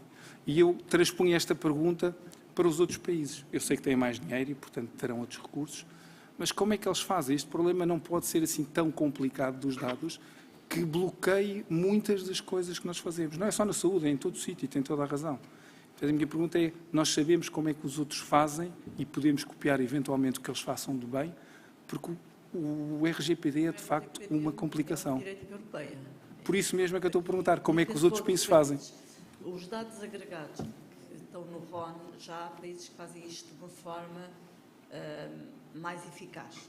Não sei se por terem melhores sistemas de informação, provavelmente, ou porque as pessoas estão mais motivadas para o fazer, ou porque têm mais financiamento para pagar às pessoas. Porque o que acontece, por exemplo, para o RON, é que as pessoas muitas vezes não são pagas para fazerem aquele trabalho. Sim. É incluído dentro do trabalho normal delas. Claro. E isto dificulta tudo. Portanto, a falta de recursos humanos dificulta aqui esta situação. Não sei exatamente como é que cada um dos países da União Europeia funciona, mas eles têm os dados agregados e têm as bases de dados nacionais, e que são bases de dados anonimizadas, como nós temos no phone, mas nós podemos dar. Essa é a questão. Não é não existir, é não estar suficientemente preenchida e com a qualidade que nós gostaríamos que estivesse para aquilo que nós pretendemos. Se calhar é uma questão de organização e de financiamento para poder fazer de uma forma mais organizada. Muito obrigada. Nós depois temos uma sessãozinha de perguntas. Então, muito obrigado. Obrigado, Isabel, pela intervenção. Eu queria chamar aqui outro ponto à discussão, nomeadamente naquilo que é o processo de investigação, de descoberta de novos diagnósticos, novos tratamentos, o envolvimento dos pacientes. Nós, nos últimos 2 anos, passámos por uma situação de pandemia e vimos os processos a serem acelerados por facilidade por parte das autoridades, como também por maior colaboração, por maior comunicação e maior financiamento também. Eu vinha colocar aqui a questão se, na opinião dos investigadores aqui presentes, portanto, Carla, Sérgio, mas também na visão dos pacientes, qual a vossa percepção, se vai haver um spillover, não só na investigação da Covid, mas para outras áreas de investigação, nomeadamente no cancro, porque ultimamente ouvimos falar muito em novas terapias. As RNA que foram agora para a Covid também existem para aplicações oncológicas, mas os antibody drug conjugates, as CAR-T, enfim, as terapias oncolíticas, etc. Qual é a vossa opinião, também através do papel da investigação fundamental neste processo? Vamos poder ter novos medicamentos, novas terapias, novos rastreios em menos de 20 anos? Carla, passo-te a palavra primeiro. Se não perceberem, digam-me, parem, não vale a pena. Eu espero que sim, e nós estamos a ver alguns dos ensaios clínicos que duravam cerca de 10 anos a serem reduzidos para muito menor, porque há uma vontade muito grande das pessoas, dos clínicos que fazem investigação, dos investigadores que não fazem clínica e, eventualmente, alguns financiamentos, sejam nacionais ou internacionais, que ao conseguir operacionalizar o desenvolvimento de drogas e a aplicação delas na clínica mais rápido. Portugal, certamente, não é um exemplo. Eu acho que nós temos que melhorar muito, mas é a primeira coisa que temos que ter consciência, é que se não estamos bem, mas conseguimos identificar os problemas, isso é um bom ponto para partir. Neste momento estamos nessa circunstância de identificar o problema e começar a trabalhar. Eu tenho tido uma excelente experiência a trabalhar com hospitais, com clínicos. Começo a ver nos clínicos uma vontade muito grande de trabalhar em investigação e de participar em projetos de investigação. Tenho o apoio de associações de doentes. Os doentes contactam para serem alvo de investigação, portanto, nós temos tudo que precisamos para avançar. Sim, se posso complementar, é um pouco o que a Carla disse, mas vamos lá ver, o processo de investigação tem os seus timings e demora. Isto é algo que, mais uma vez, na própria literacia, acaba por ser um aspecto importante de explicar. Tive a ocasião, como alguns dos colegas presentes, durante os anos da pandemia, de fazer algumas sessões de esclarecimento sobre o funcionamento das vacinas e como é que foram descobertas, e explicar às pessoas que a descoberta a possibilidade de produzir vacinas num intervalo de tempo tão pequeno não foi gerada em 2 anos, ok? Portanto, isso é muito importante explicar às pessoas. O processo de investigação demora o seu tempo. E depois, e eu creio que acabamos por, nos vários assuntos que estamos aqui a discutir, por tocar na profissionalização de todos os recursos.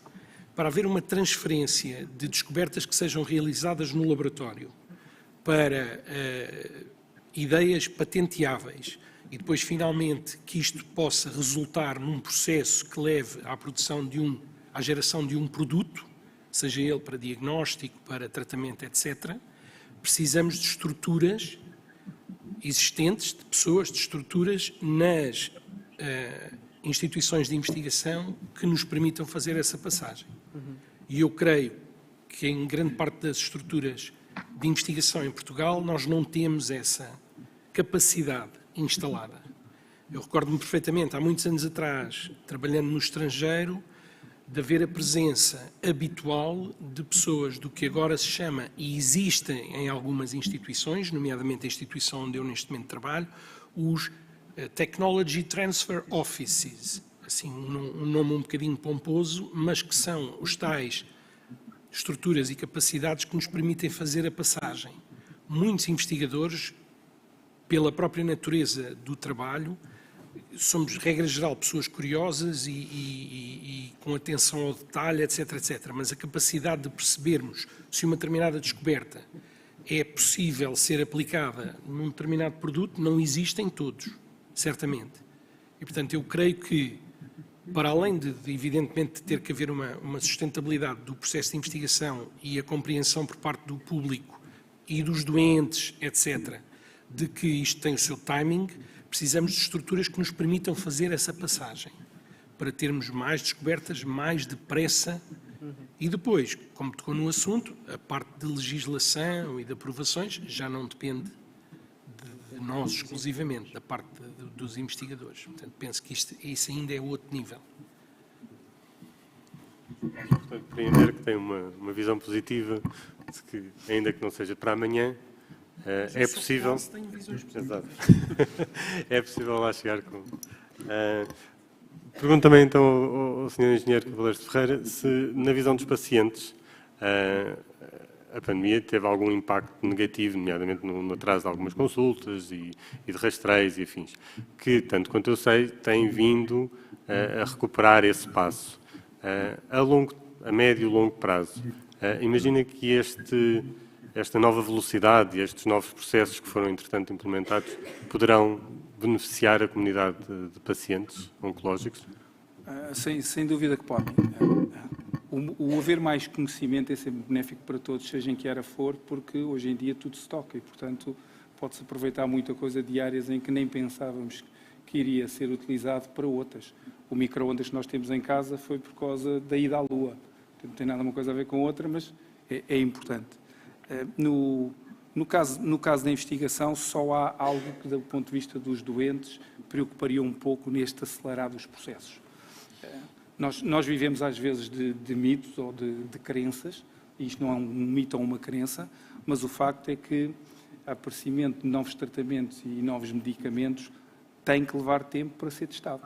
É difícil convencer uma opinião pública que aquilo que levava 20 anos, de repente, passa a levar 2 ou 3. Como disse, é trabalho que já estava feito, mas essa mensagem se calhar não passou, mas não se convence uma opinião pública que uma coisa que levava 20 anos agora leva 2. Ou pode-se ir convencendo. E o maior risco que se corre nesta transição é se porventura algo falha e então a fiabilidade de tudo aquilo que existia desaparece. E a partir daí, eu não digo que é o caos, mas a partir daí é muito mais difícil de buscar novamente as pessoas. Eu tive 10 minutos naquela sessão global, não sei, plenária, e naquela sessão dizia-se uma coisa que eu acho muito interessante nos 10 minutos. Portanto, imagino que o resto possa ter sido interessante. Que era, não se faz nada sem a colaboração do resto da sociedade. E, portanto, há um grupo que desenvolve, que investiga, que põe em curso, que comercializa, etc, etc, mas se a sociedade não aderir, como se viu no Covid, em algumas fases, é um problema sério. Sim. Portanto, o quebrar a confiança e a fiabilidade de um processo, eu diria que é preciso ir com alguma prudência, mas quem sabe da coisa é que deve medir qual é a rapidez deste processo, mas saltar de um extremo para o outro parece-me um bocado perigoso. Ok, muito obrigada. Vamos muito rapidamente passar à audiência e penso que existem 2 perguntas, uma aqui na primeira, 3 perguntas, temos que ser muito rápidos.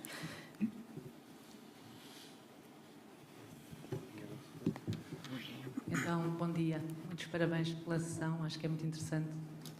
Que sou Cristina Vaz de Almeida, da Sociedade Portuguesa de Literacia em Saúde. Só fazer um pequeno enquadramento. 50% da população em Portugal tem baixa literacia em saúde. 50%. Não conseguem aceder, nem compreender, nem usar os recursos de saúde. Compreendo que a disponibilidade dos dados às vezes é restrita, como foi aqui dito. No entanto, a participação do cidadão é essencial, como diz o Dr. Cavaleiro Ferreira.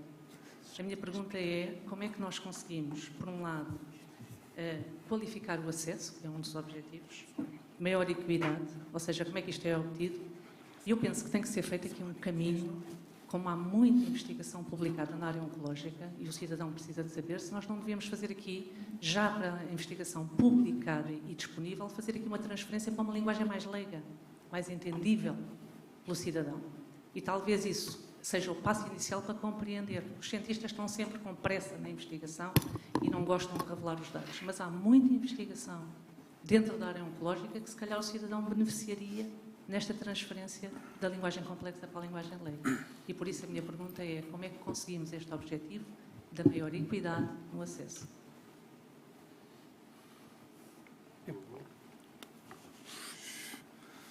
Eu posso dar um exemplo de duas coisas que estamos a tentar fazer. A primeira, eu falei ali um bocadinho sobre o tabaco, o álcool, o sal, etc.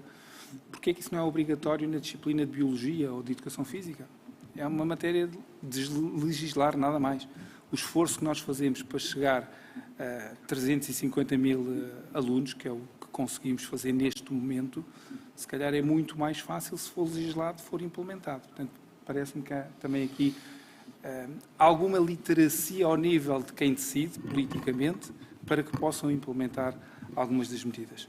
A outra, porventura mais técnica e mais difícil, porque falou em investigação. Eu acho que era muito interessante e nós estamos a tentar fazê-lo, não sei muito bem ainda como, porque o difícil é traduzir. Os doentes não sabem quais são os ensaios clínicos que existem. Eles sabem que existem e, portanto, como é que acedem a eles? Normalmente é o seu médico que anda à procura de um determinado tipo de doentes ou de doenças, que identifica e que lhe pode propor um ensaio clínico.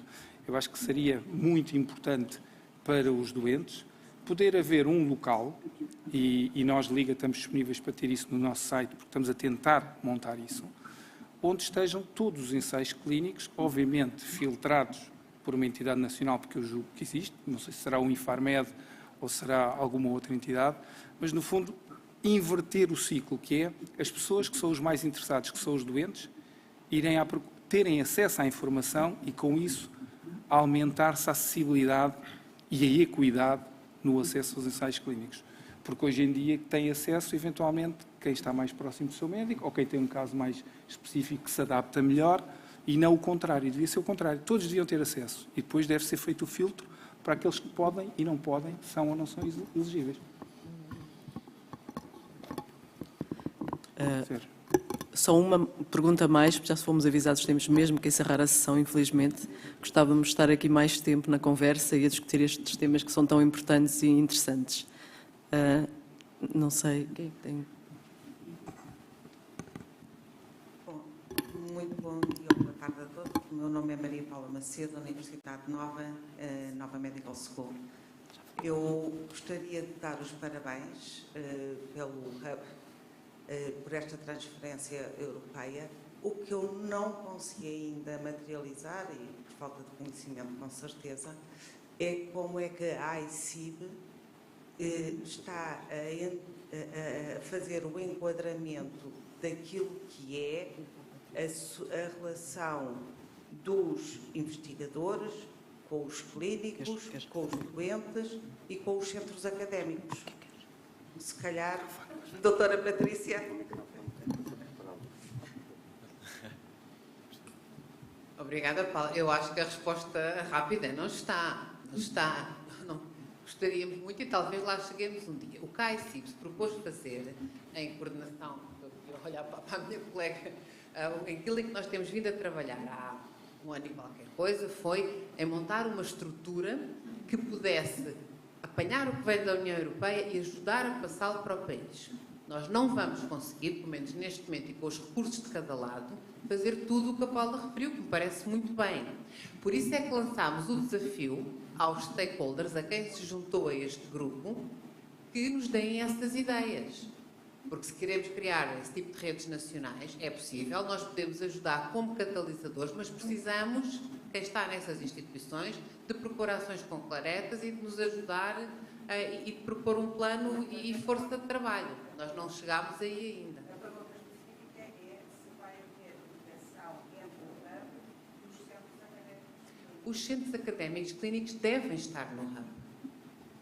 O Hub é uma plataforma aberta para quem...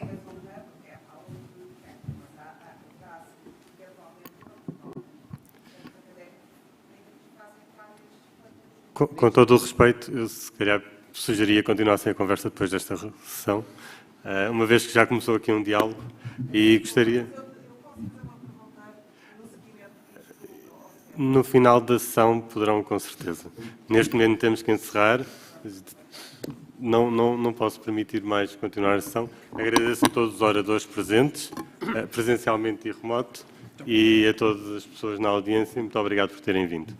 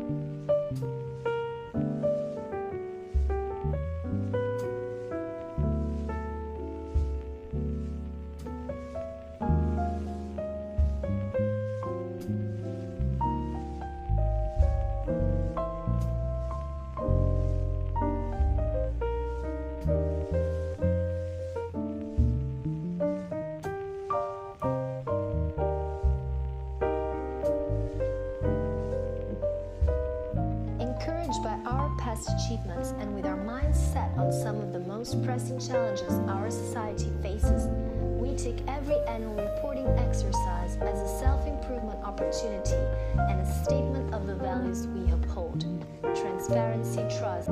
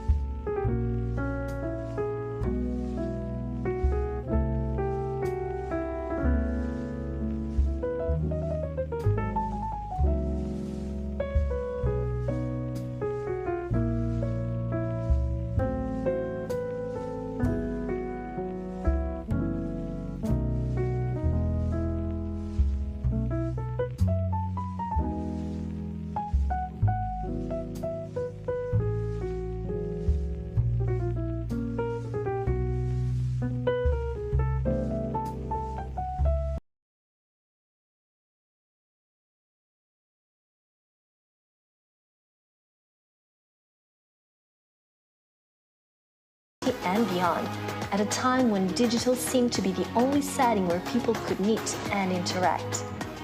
Get to know some of our community's most significant accomplishments in 2021, some of which can be traced to initiatives we supported in the past, showing that impactful change takes time. It does not happen overnight. Don't miss this publication.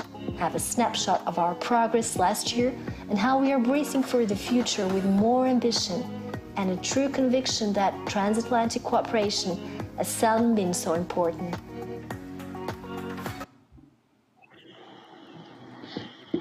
So, hello everyone, and welcome to the UT Austin, Portugal session at the Science Summit 2022. So, my name is Andrea, and I'm the program's executive director here in Portugal. I'm very happy to be your host for the next 1 hour and a half. I'm really sorry we had some technical difficulties. That's why we're starting a bit late. Let me tell you that we have put together a very interesting lineup of presentations that I'm sure will give you a hopeful vision for the future of energy, and will also show how the program can be at the forefront of research to speed up energy transition. So enough talk from my side. We have a lot of things to cover today. So let me kindly introduce you to Professor José Manuel Mendonça. He's the National Director of the UT Austin, Portugal, here in Portugal. I turn it over to you, Professor. Thank you very much, Andrea. Good afternoon, everybody, and thank you very much for being with us. A bit late because of those technical problems. So I'll help catching up by shortening my 10 minutes to 2.5 minutes opening remarks. This year, the program celebrates its 15th anniversary. And this session at Ciência 2022 takes stock of some of its projects and assets, and will help to pave the way to a new theme which is dearest to us, which is clean energy transition. Everybody knows that energy transition tops political and business agendas on both sides of the Atlantic, and we may say all over the world. Although energy does not constitute a scientific area of the program, as you know, the Austin Portugal program is well positioned to help speed up the energy transformation, both in Portugal and in Texas. After all, it gathers advanced energy expertise, top-notch research infrastructures, scientific leadership, and the people who interface exceptionally well with both academia and industry. The present areas of the program, from the present areas of the program, 2 of them are very well connected, very well positioned, which is nanotechnologies and advanced computing. And they may take a leading role in setting the stage for energy to become a core area of the partnership in the near future. To a great extent, the breadth of this impact in nanotechnologies and advanced computing results from the program's alignment with critical challenges also tackled by other regions of the world, not only by Portugal and Texas, but also by other regions of the world. And energy-related challenges are certainly among those.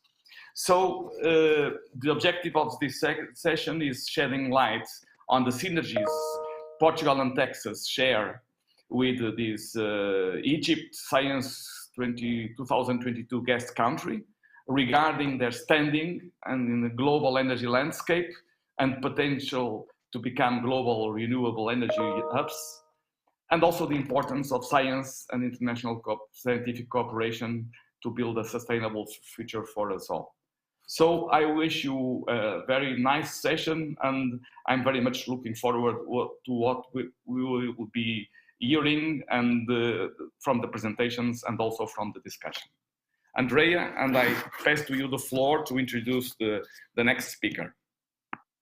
Thank you so much, Professor. I think this intro just set the right tone for our session, and I'm very pleased to introduce our first speaker, Brian Corgle. Hi, Brian.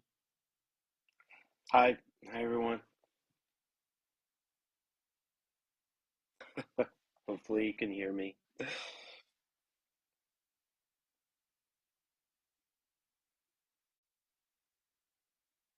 also directs the Industry University Cooperative Research Center for Solar Powered Future, and he also serves on the program as the area director for the area of nanotechnology. So Brian, thank you so much for accepting our invitation to be here today. So the stage is yours now. Great, thank you very much. So hopefully my internet is going to be okay. It seems a little bit laggy, but near me, I can start. So it's nice to be here today. So I'm going to talk about energy research at UT. So from path-breaking research to deployment of innovative solutions for a sustainable energy future. I'm the director of the Energy Institute at UT Austin, as well as the area director for nanotechnology at the UT Portugal program. So what I'm going to present is an overview of what is happening at UT Austin in energy transition. Next slide, please. So we've got, at this time, there's a lot going on in terms of the future of energy. So governments are announcing net zero carbon emissions ambitions, corporations as well. So I just have two of these announcements here. ExxonMobil, for example, and Gulp as well with their net zero carbon emissions ambitions. So we have three different kinds of emissions: Scope 1, Scope 2, and Scope 3. Some companies are announcing decarbonization all the way to Scope 3, which would be the carbon emissions related to their end products and their customers. And some companies are focused on just Scope 1 and Scope 2. But right now, most major industries are looking at decarbonization. Next slide. So the question is, how do we get to an energy future with zero greenhouse gas emissions? We have some ideas, but there's a lot of research that still needs to be done, techno-economic analyses, etc. Next slide. So one thing that is not going to happen is the US, or the world and the US, is not going to decrease its energy use. So energy use correlates with economic prosperity. As economies continue to develop around the world, energy use is increasing, and with that, so are CO2 emissions. And this is our challenge, because now we're facing a significant climate threat. And so how do we reduce those CO2 emissions? Next slide. Way to do that is to increase the amount of renewable in the mix, but fossil fuels are still going to make a large amount of our energy use, around the world. So not only do we need to think about new ways of producing and using energy, but also decarbonizing our existing uses of energy. Next slide. So the way I've been thinking about this, at least at UT, is thinking about these three topical areas that we need to address to get to net zero carbon emissions. One is addressing carbon management, so carbon capture, storage, conversion, thinking about low carbon fuels, distributed energy sources such as wind, solar, so we're thinking about biofuels. I'll talk a little bit about geothermal, hydrogen, and then think about manufacturing sector as well. So how do we decarbonize steel manufacturing, cement, chemicals, petrochemicals, and that sort of thing. So these are the things we're thinking about in terms of our broad research portfolio at the University of Texas. Next slide. So I would argue that partly the reason for the energy transition is because the dramatically decreasing cost of renewables like wind and solar. And so if we look at the cost, solar, for example, it's the levelized cost of electricity without subsidy is on par with natural gas. In many locations, it's cheaper. So solar, wind are the cheap of electricity at the moment. And so that's why we see these massive upscaling of the use of solar and wind. Next slide. These are data from Lazard's report on levelized cost of energy without subsidy. Again, if you compare natural gas to utility scale photovoltaics, they're on par, and photovoltaics in many cases is cheaper. Next slide. If we think about plus storage, so with batteries, large scale solar plus storage is coming online. It's still a little bit on the expensive side, so about 9 cents per kilowatt hour compared to 4 or 5 cents per kilowatt hour for natural gas. but those costs are continuing to come down, and it's changing our energy production landscape. Next slide. So there are research opportunities as well as challenges related to renewables adoption. For one thing, accessibility to large amounts of renewable power offer a wide range of decarbonization opportunities. So think about chemical processes. We can think about electrifying those processes to lower the carbon footprint. We have electric vehicle mobility, low carbon fuels, industrial decarbonization. Those are some of the opportunities. Then we have a number of challenges faced, renewables, intermittency, things like understanding price forecasting, how all of that fits together, seasonal energy storage, large initial capital investment, some land use considerations. Next slide. So we think about this research at UT. I direct a Center for a Solar Powered Future, in addition to directing the Energy Institute and Nanotechnologies program within the UT Portugal program. And so within this center, we think broadly about the entire value chain of the solar industry, all the way from manufacturing and materials to deployment and the integration of solar with residential power generation, for example, and e-mobility. So this is some of the research that we're doing. We have 17 industry members in that center. Next slide. We have work going on campus in the Bureau of Economic Geology that looks cycle analyses, so actually comparing wind and solar and wind, solar, and natural gas batteries. There's a lot of discussion about critical minerals needs for batteries. How do we address those? So we have work going on at UT looking at the overall landscape related to renewables adoption. Next slide. We have work going on in water. So the water use is directly tied to energy use, tied to food. There's a food, energy, water nexus. At UT, we've got some of the world leaders in water research. We have a center, a Department of Energy funded Energy Frontier Research Center on water, on membrane development. So Benny Freeman, Lynn Katz are part of that. So we do a lot of work at UT related to water as well. Next slide. So one of the things that I've been thinking about a lot as director of the Energy Institute at UT is how do we make use of our large-scale research potential capacity. So for example, we have something called the Wildflower Center, the LBJ Wildflower Center just south of campus. And that area to agrivoltaics, solar greenhouses, smart buildings, looking at e-mobility and understanding renewables and biodiversity. So those are some of the activities. Next slide. In terms of renewables and new energy generation, I've talked a little bit about solar. You're going to hear a great talk coming up about wind.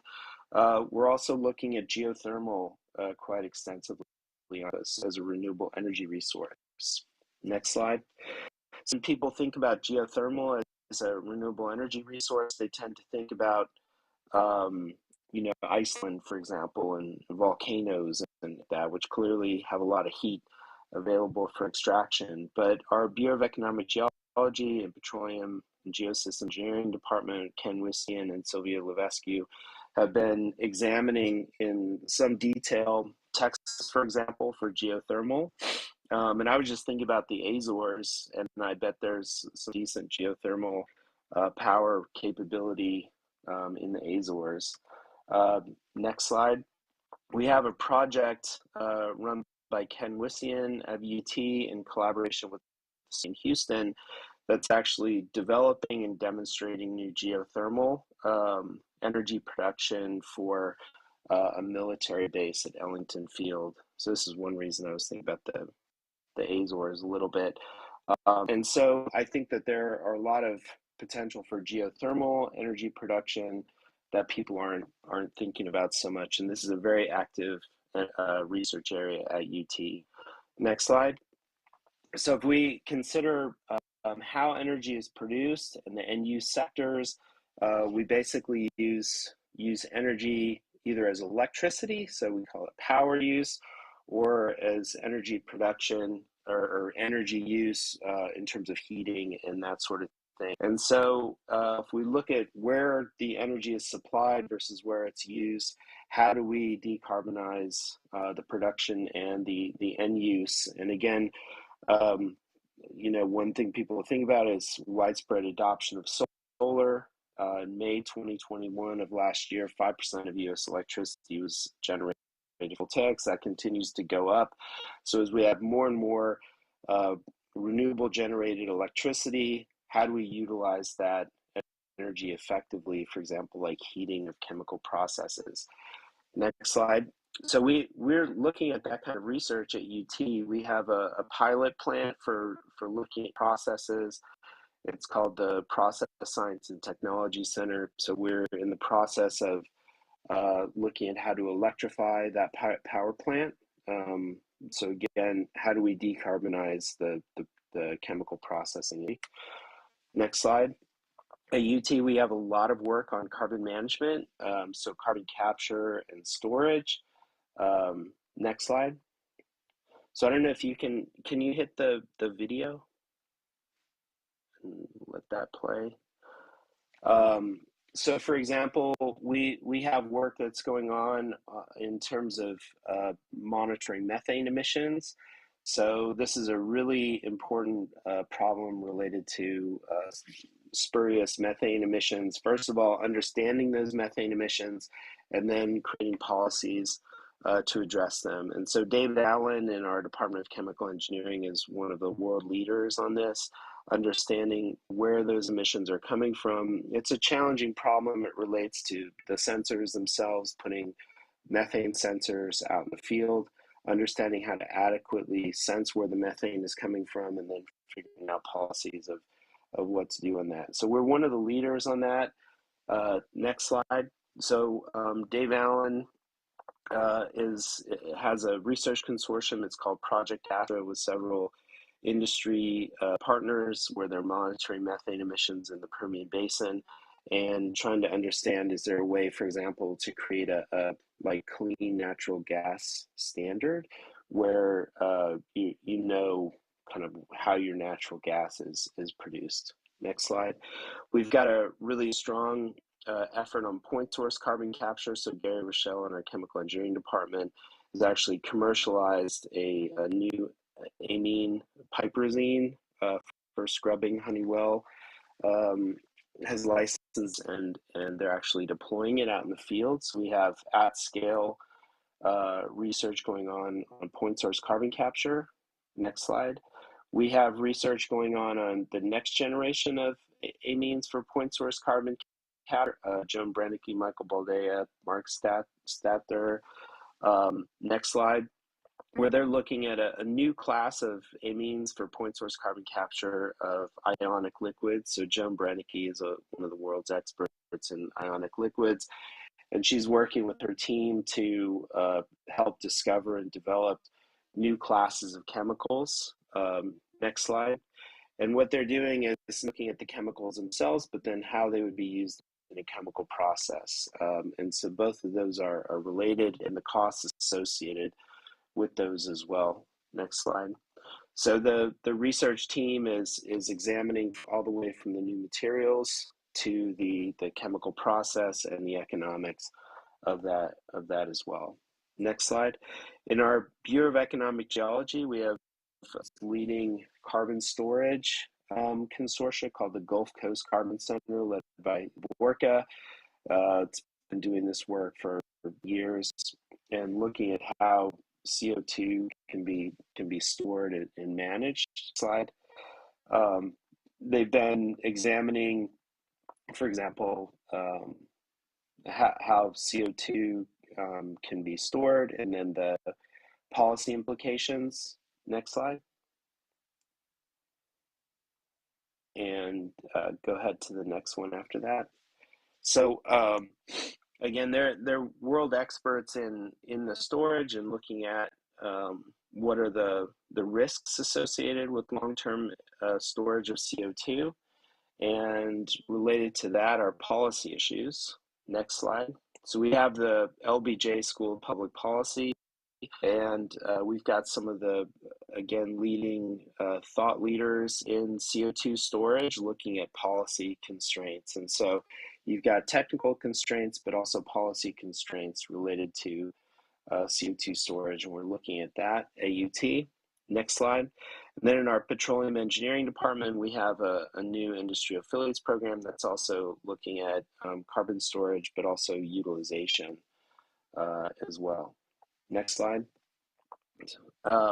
So one of the things that we've been spending a lot of time on at UT is thinking about the upcoming funding from the infrastructure bill. So in November of last year, there was what's called the infrastructure bill that was passed by Congress. There's about $1 trillion in funding for various projects, and a large portion of that is in energy.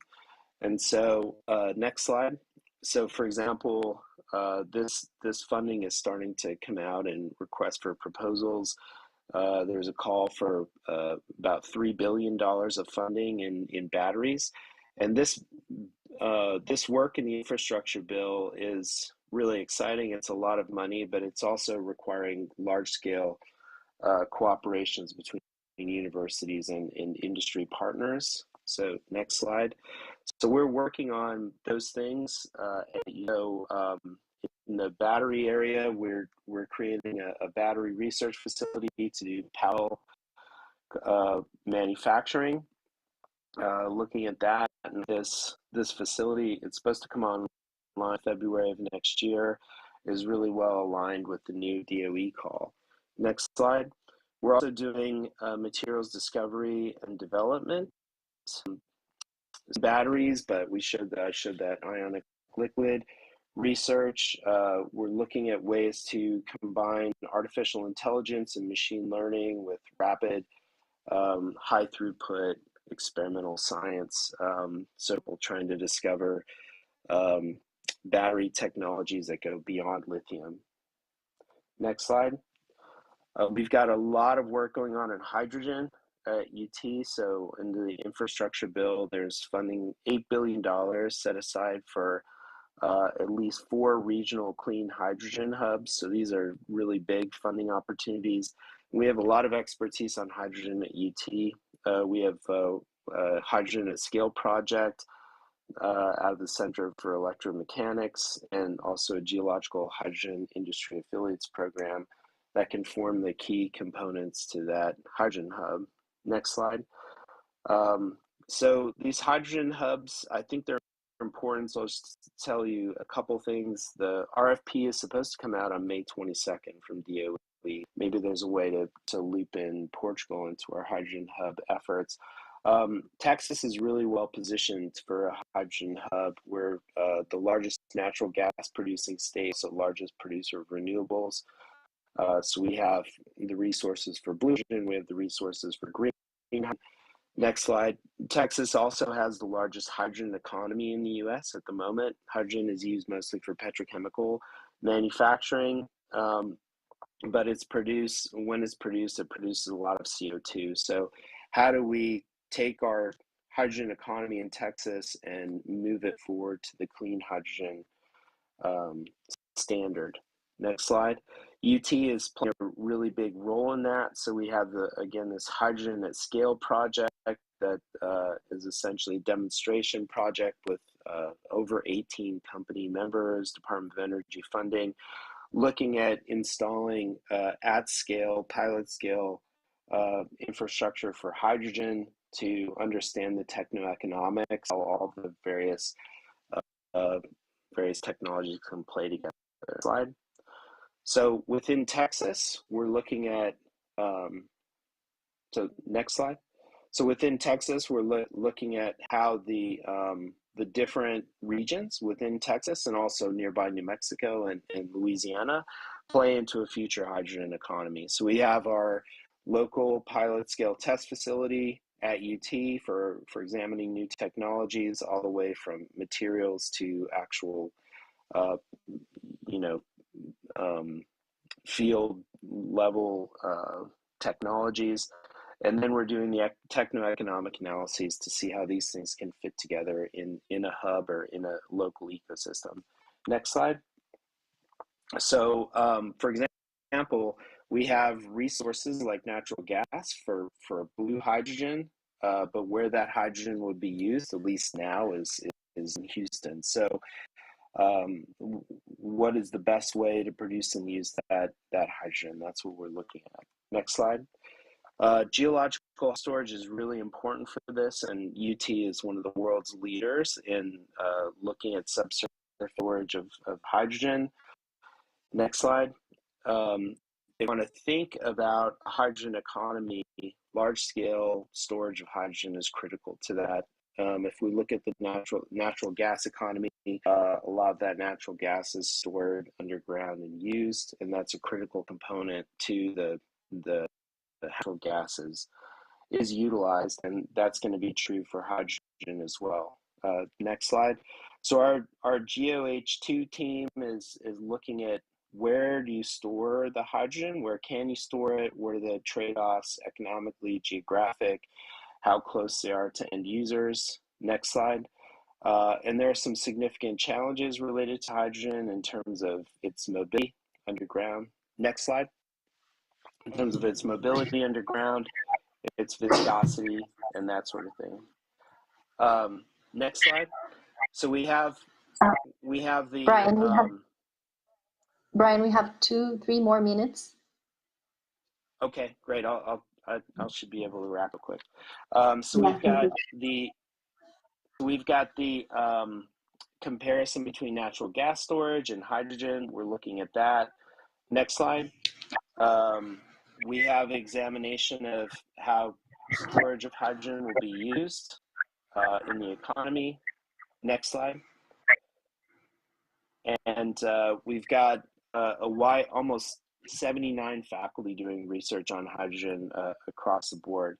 So the last thing I'll say, just in the interest of time, next slide, I'll just end on this slide.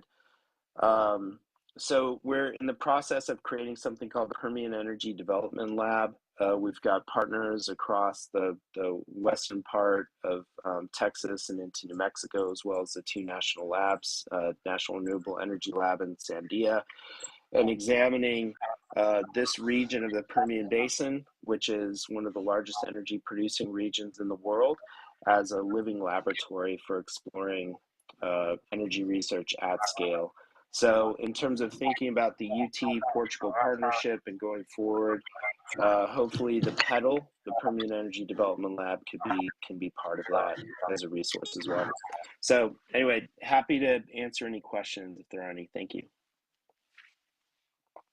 So much, Brian, for your very insightful presentation. I'm really sorry that I had to ask you to curtail your presentation. I don't know if there are any questions from the audience or in the YouTube chat. No? Well, I mean, we don't have much time for discussion, but I mean, I cannot afford the opportunity to ask you something. So in your presentation, you highlighted a number of very significant research results coming out of these research projects, initiatives that UT Austin is committed to. I think that we're all very much aware that there is an urgent call to action on climate change. And bearing in mind there is so many research knowledge available to tackle, for instance, climate change through energy transition, I just wanted to ask you, what is missing for us to ensure that these research results turn into ready-to-use solutions that will help us accomplish this energy transition, Brian? The big thing is an understanding of how to collaborate between universities and multiple industry partners and government partners. So I think Portugal program is actually a perfect framework for that. I think that the challenges are so huge and so important to society that the companies need to learn and understand and value the benefits of collaborating with multiple companies and multiple universities on these large scale projects, and not thinking about just in terms of my own company and my own benefit, and realizing that by helping solve these problems across like an entire value chain of industries, that everyone will benefit, so including society. So I think that's what's missing, is figuring out those complex partnerships between multiple businesses across the value chain and an industry, and how to collaborate with universities effectively. Okay, so what you said is that this is a process that convokes everyone to come together and find common solutions to this problem. So a very highly participatory process. Thank you so much, Brian. I mean, if any of our viewers want to ask any questions to Brian, they can send us an email, and then I will forward to you those questions. Thank you so much, Brian. Okay, so I think we can now move on to the next presentation. And I don't know if Lance Manuel is connected. Lance, are you there? Yeah, Andrea, nice to see you. Good to see you, Lance. Thank you so much. Thank you so much for being here. Next time, I hope it will be in person. So Lance, let me introduce you to our audience. So Lance Manuel is the Texas Atomic Energy Research Foundation Professor of Engineering and Associate Chair of Civil Engineering at UT Austin. His research deals with the modeling of uncertainties affecting the safe performance of civil infrastructure and energy generation assets, with specific focus on improving the safety of wind turbines operating in complex inflow turbulence and in extreme climate events such as thunderstorm, downbursts, and hurricanes. Lance is the principal investigator of one of our projects, the SOS Wind Energy, and he will be presenting about the project. So Lance Manuel, the time is yours. Thank you, Andrea. Should I run my own slides, or I can do that if that's all right? Okay, someone's going to advance the slides, right? Well, thank you for the opportunity. I can't see the slides so well, so I'll just, I see them a little bit fuzzy, but that's fine. It's great to have had this opportunity the last year and a half. We got a little bit of an extension because of COVID to work with a group in Porto and 3 PhD students on this project. Over the years, we've done a lot of wind energy, mostly supported by Department of Energy, National Renewable Energy Laboratory, Sandia, etc. But this was nice to have a transatlantic cooperation, or collaboration, I should say, with the group that I mentioned. Oh, wait, it looks a lot nicer now. This project began with the idea of, if you transfer the, go on to the next slide. Yeah. So there's a lot of decommissioning activity taking place, not so much in the Gulf of Mexico, but in other parts of the world where there's offshore oil and gas, where they are transitioning to other needs. There is a lot of decommissioning taking place in oil and gas in Gulf of Mexico, but not for wind yet. The possibility, though, as you can see down there, to try to not dismantle and waste product that's in the ocean for other uses has been brought up in many contexts, one of which is wind energy. If you transfer to the next slide. And you can see that both for older shallow water assets as well as for deeper water floating systems, there is a need to find, if possible, new uses for these interesting structures that could support various activity in the ocean, including, like I'm going to talk about wind energy, but also in this new world of a blue economy where we're talking about the possibility of aquaculture and mariculture and mining, etc., to be a base from which you can operate using distributed wind, possibly as an energy. The downside of decommissioning is listed in those bullets there. You have to do so much work to get the site ready for use that it would be nice to not have to do some of that and maybe clean it up as much as you can for the next use, but not destroy all the steel, etc., that's in there. If you go to the next slide, please. So what we decided to do was, imagine we have an oil platform that's sitting in the ocean, and it's been there for 15 some years, and we want to now think about retrofitting it for possible use for different size turbines that might be feasible. To do that, we first need to know what's the current state. We often don't have information that can tell you the true state. So we are going to try to use climate data from the past to look at what might be the damage accumulated, for example, in fatigue, in the various joints and details of the structure. That's in the so-called phase 1 in the T0 phase. Then we need to do an analysis for that system that was in place. And then we need to do a new analysis of the structure for an outfitted platform on top of which you would place a turbine. That would usually take a little bit of retrofit, so some initial cost, but increased, if you will, fatigue capacity to endure the next coming loading that you would see.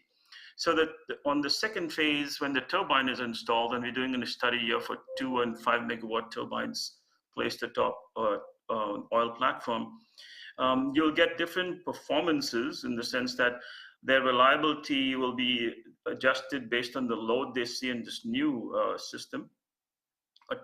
In this illustrated situation that I'm showing here, the 2 megawatt turbine will have lighter, so will be able to survive for longer periods of time.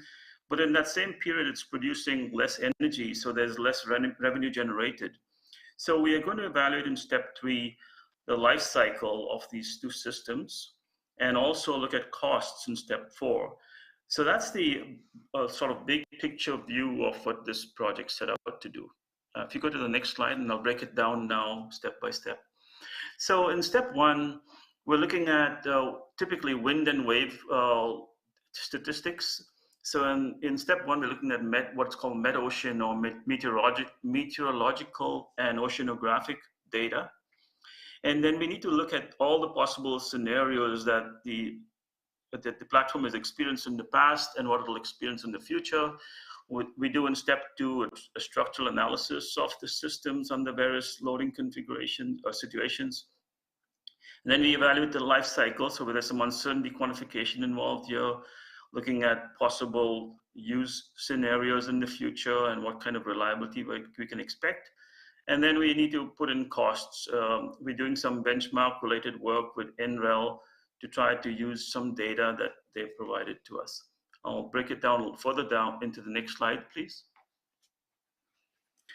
So step 1, this is met-ocean data analysis. This is we picked a site off of Portugal, and you could see in these pictures, you see sort of data in the top 3 pictures of wave height and wave period, which affects the dynamics of offshore systems.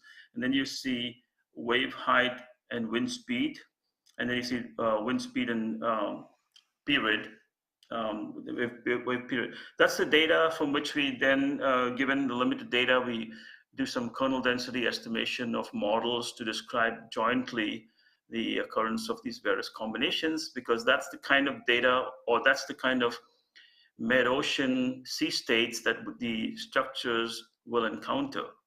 If you go to the next slide, please. And so rather than, you saw that the data is not nicely distributed on a rectilinear grid of the 2 variables.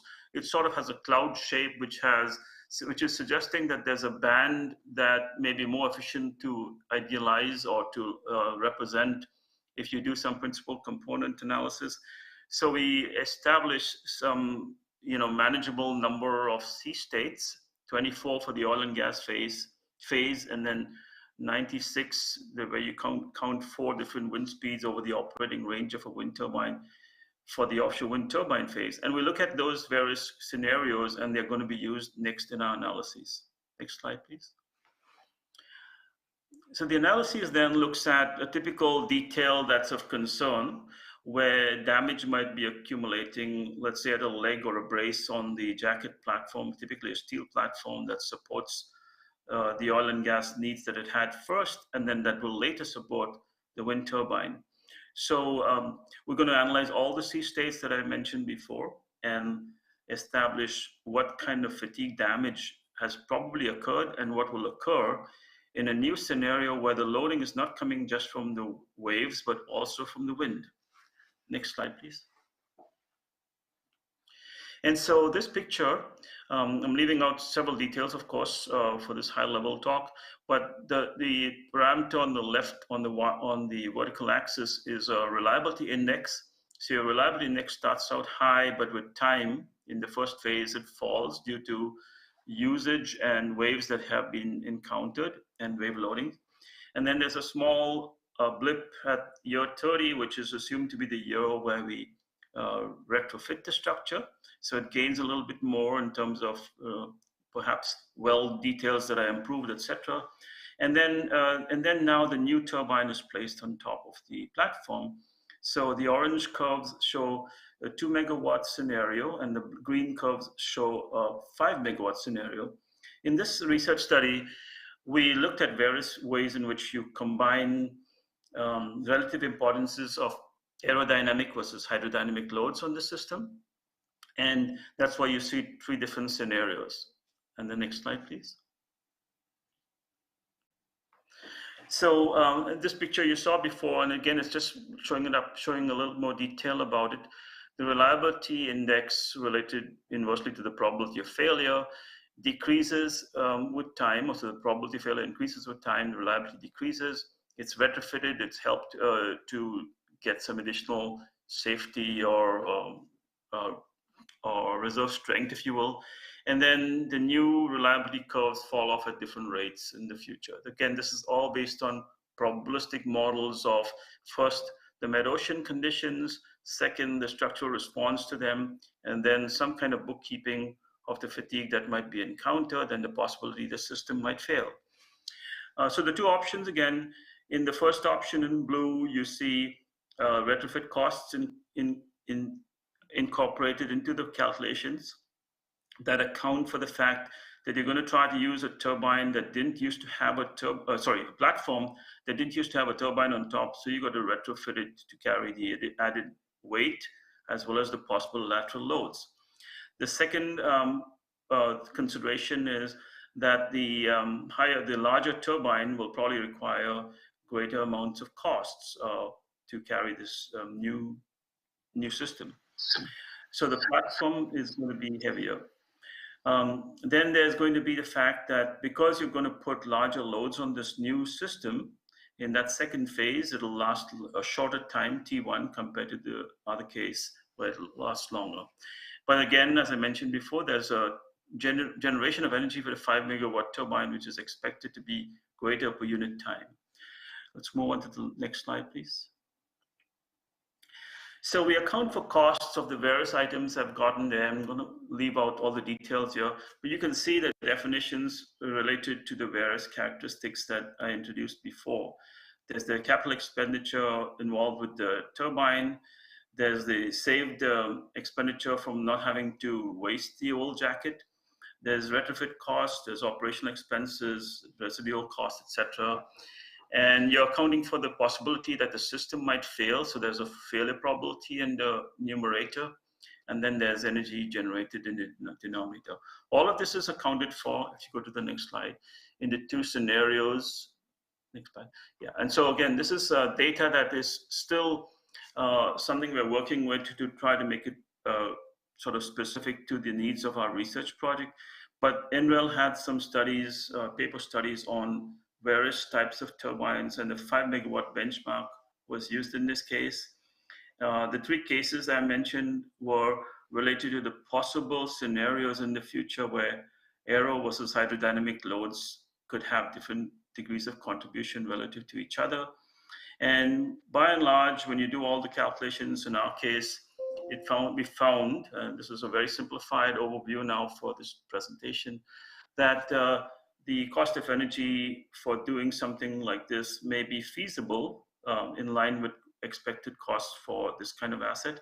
But the 2 megawatt turbine was the preferred scenario for what we had. Go to the next slide, please. And so this is a summary. It's basically what we're saying here is in this transition period, oil and gas platforms can find different uses. One use, not the only one, we're looking at other possible multi-purpose platforms for other uses as well. But one use we've suggested here is to support a wind turbine. And it could be that energy you can use for local needs if you have other activities going on around the old oil and gas platform. And so that's the hope for such a scenario or this kind of research. We use a reliability-based framework. We're accounting for safety, we're accounting for the life cycle. We accounted for retrofit costs and basically said that repurposed jacket platforms can, if you have all the required data, be analyzed in this manner. For candidate turbines, we compared energy generation. This part needs to be refined a bit to be more specific to the needs of an actual project.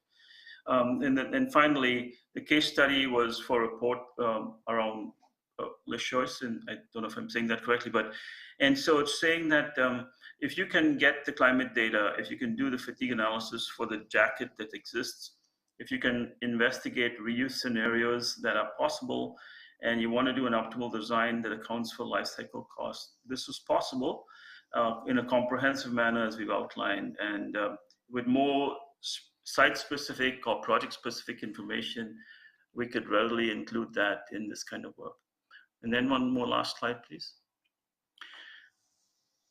So this is the team. The 3 individuals at the top are the 3 PhD students, 2 at UT and 1 at University of Porto.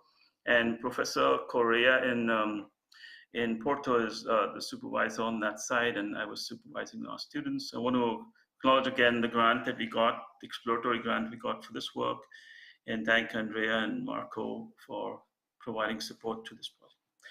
I think that's it. There's a slide at the end, which is, I think, the UT Portugal program. It was great to have had this opportunity, and I'm looking forward to your questions. So thank you so much. Very interesting project, Lance. And thank you as well for sticking to the allotted time. That gives us some time to ask questions. Again, I'd like to know if there are any questions from the audience to Lance.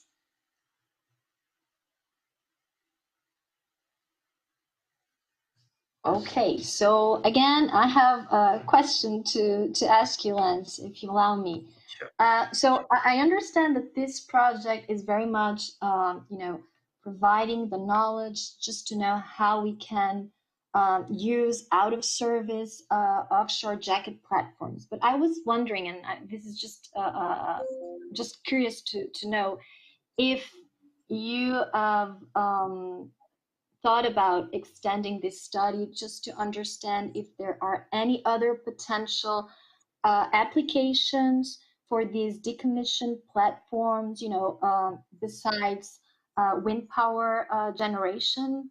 Have you considered other possible applications for these turbines? For the platforms you meant. So I think the platform itself could be a launching point, given that it exists already in the water, and you'd rather not dismantle and destroy the various materials, etc., that are in there. But other things that have been suggested are some exotic plans like building buildings in the ocean. SpaceX is even talking about putting launch pads for rockets and so on. You've been seeing other more exotic things like dive pads and tourism-related scenarios where people are trying to look at the possibility of putting in place something that folks could come to learn various aquatic-related activities. But in the so-called blue economy that's emerging around the world, there are many ways in which something can serve as a site from which you would do other things.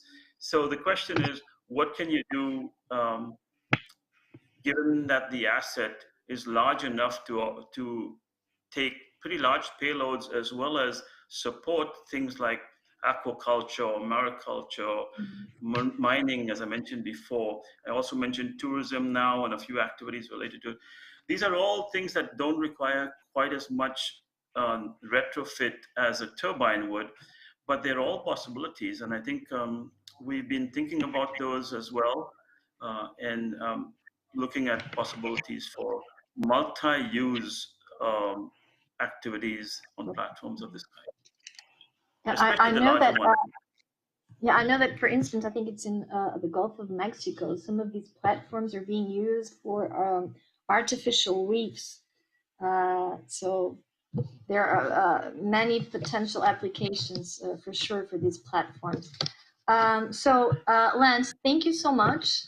It was nice to see you, and all the good luck for this project. I know it's over, but I mean, there's a lot of possibilities for you, for the team to move these results along the value chain.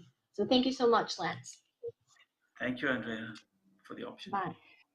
Bye. Okay, so now we are moving on to the third presentation, and I think Javad is already connected. Can you confirm, Javad? Yes, I'm here. Hi. Can you hear me? Great to see you. Yes, you can hear. So let me introduce you, Javad. So Javad is an assistant professor in the Department of Civil, Architectural, and Environmental Engineering at the University of Texas at Austin.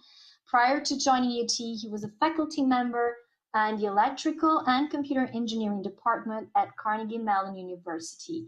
Javad is one of the principal investigators of an exploratory research project with the program seal, and he will be talking about machine learning at grid edge. So the stage is yours now, Javad. Thank you.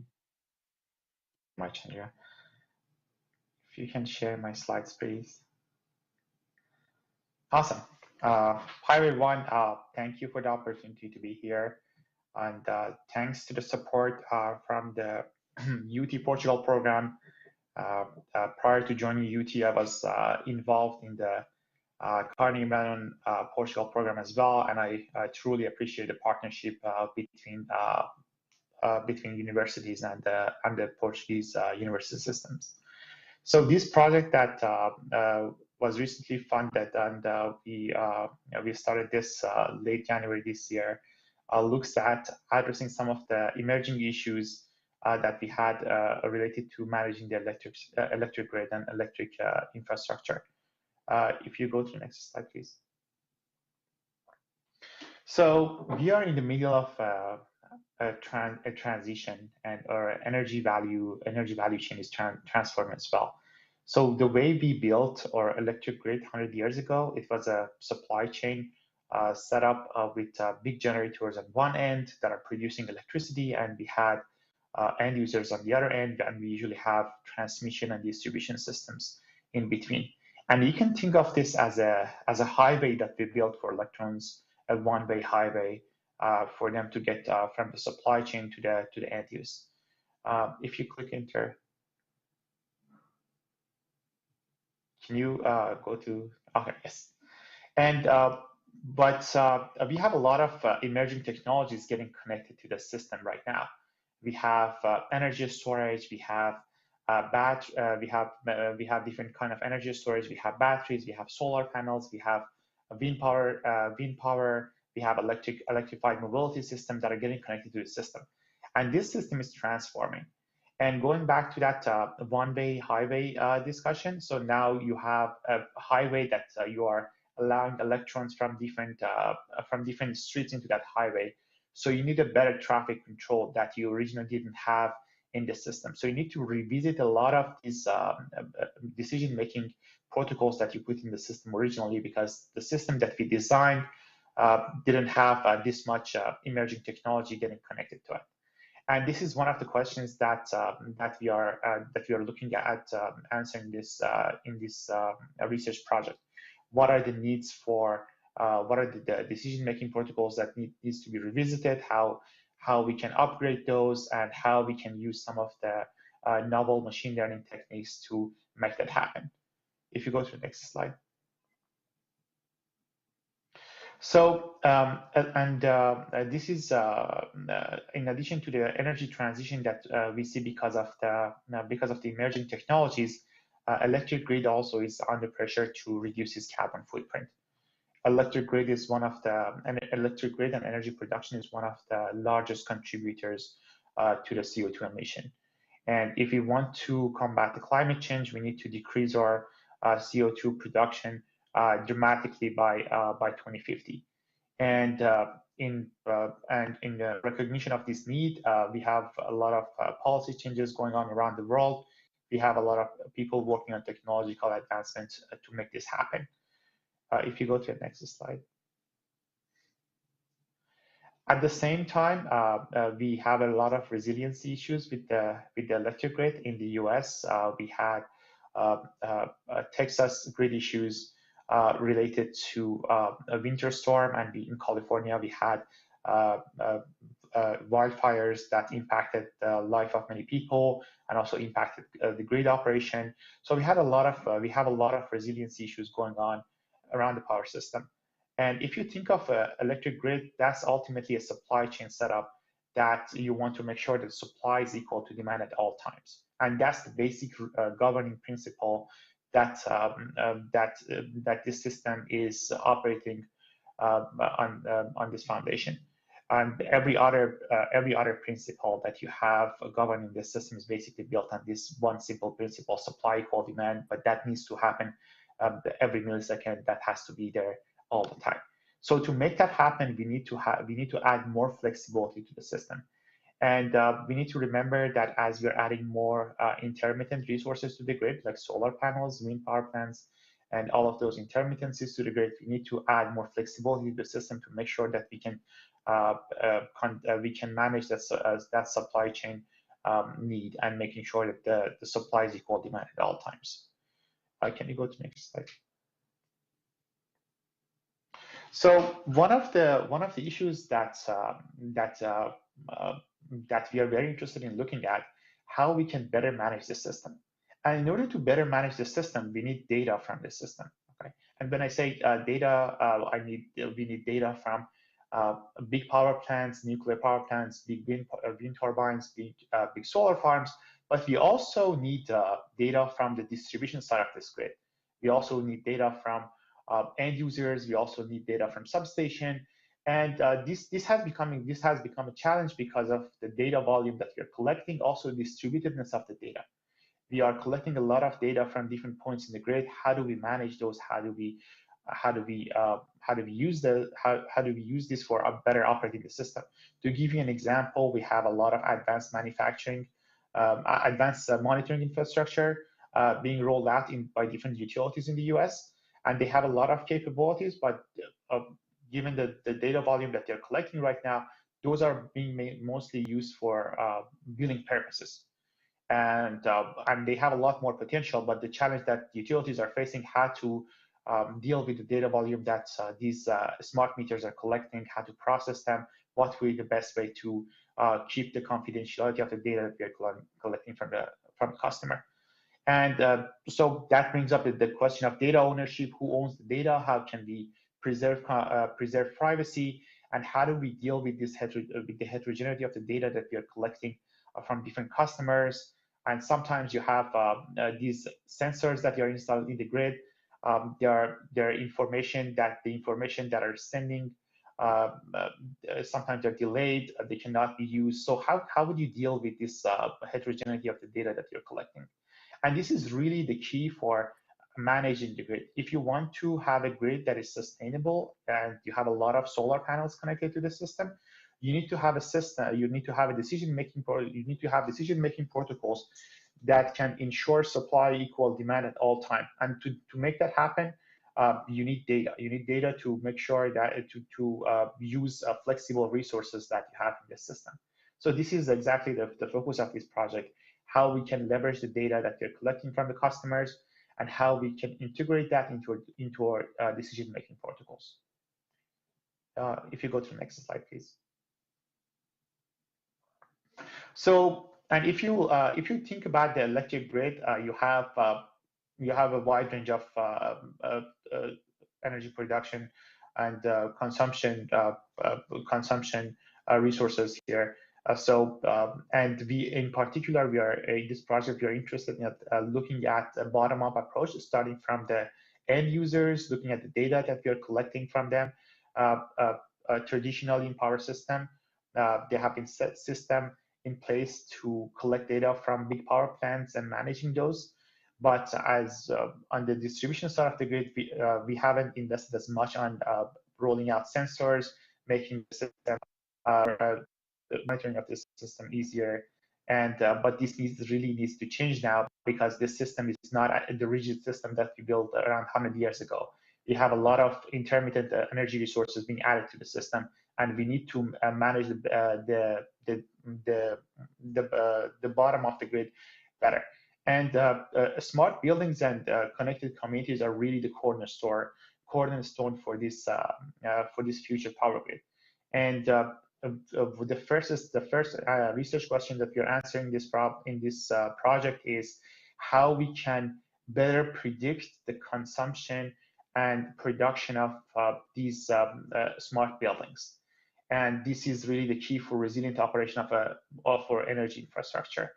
And a lot of traditional approaches that we have for predicting electricity consumption, those are built on those come from the data that we are collecting from the end users, and they often do not include the data that these end users have. So that the question is that data potential, how we can leverage that data to improve the prediction of the building load. The next slide. So for the first phase of this project, we are looking at a setup that we have many buildings. Each building is equipped with a sensor, smart meter, for example, that reads the energy production, and that information would be shared with an aggregator or with a third party, with the electric utility, and that data will be used for building a prediction model to predict the energy consumption of each of these buildings. At the same time, each one of these buildings, they have confidential data, like occupancy-related data, that they're not willing to share with other parties. So the question that we are answering here is how we can build mathematical models that would keep that data confidential, process the data locally at the edge, using the sensors that are located, the sensors and the computational tools that are located at the building, and share the insights with other parties. So instead of sharing the raw data, we will share the insights with other parties. And we have been working on the so-called federated learning models that would enable this data sharing between the parties.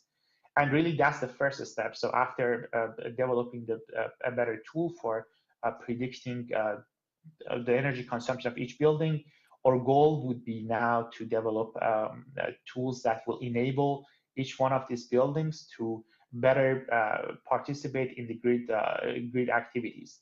Like, for example, each one of these buildings, they can be scheduled to respond to the grid needs. So if the electric grid needs to shed load in specific hours of the day, they can respond to that needs, and they can depending on the flexibility that they have, they can reschedule some of their local loads. And that's really what we're after, like building a model first to better predict the consumption, and then use that model to build a tool for these buildings to respond to the grid needs and be part of the solution instead of becoming a problem. Can you go to the next slide? So some of the preliminary work that we have been doing in the past 2-3 months is we have been looking at the data that we collected initially from 6 buildings from University of Canberra. We used and those are all academic buildings.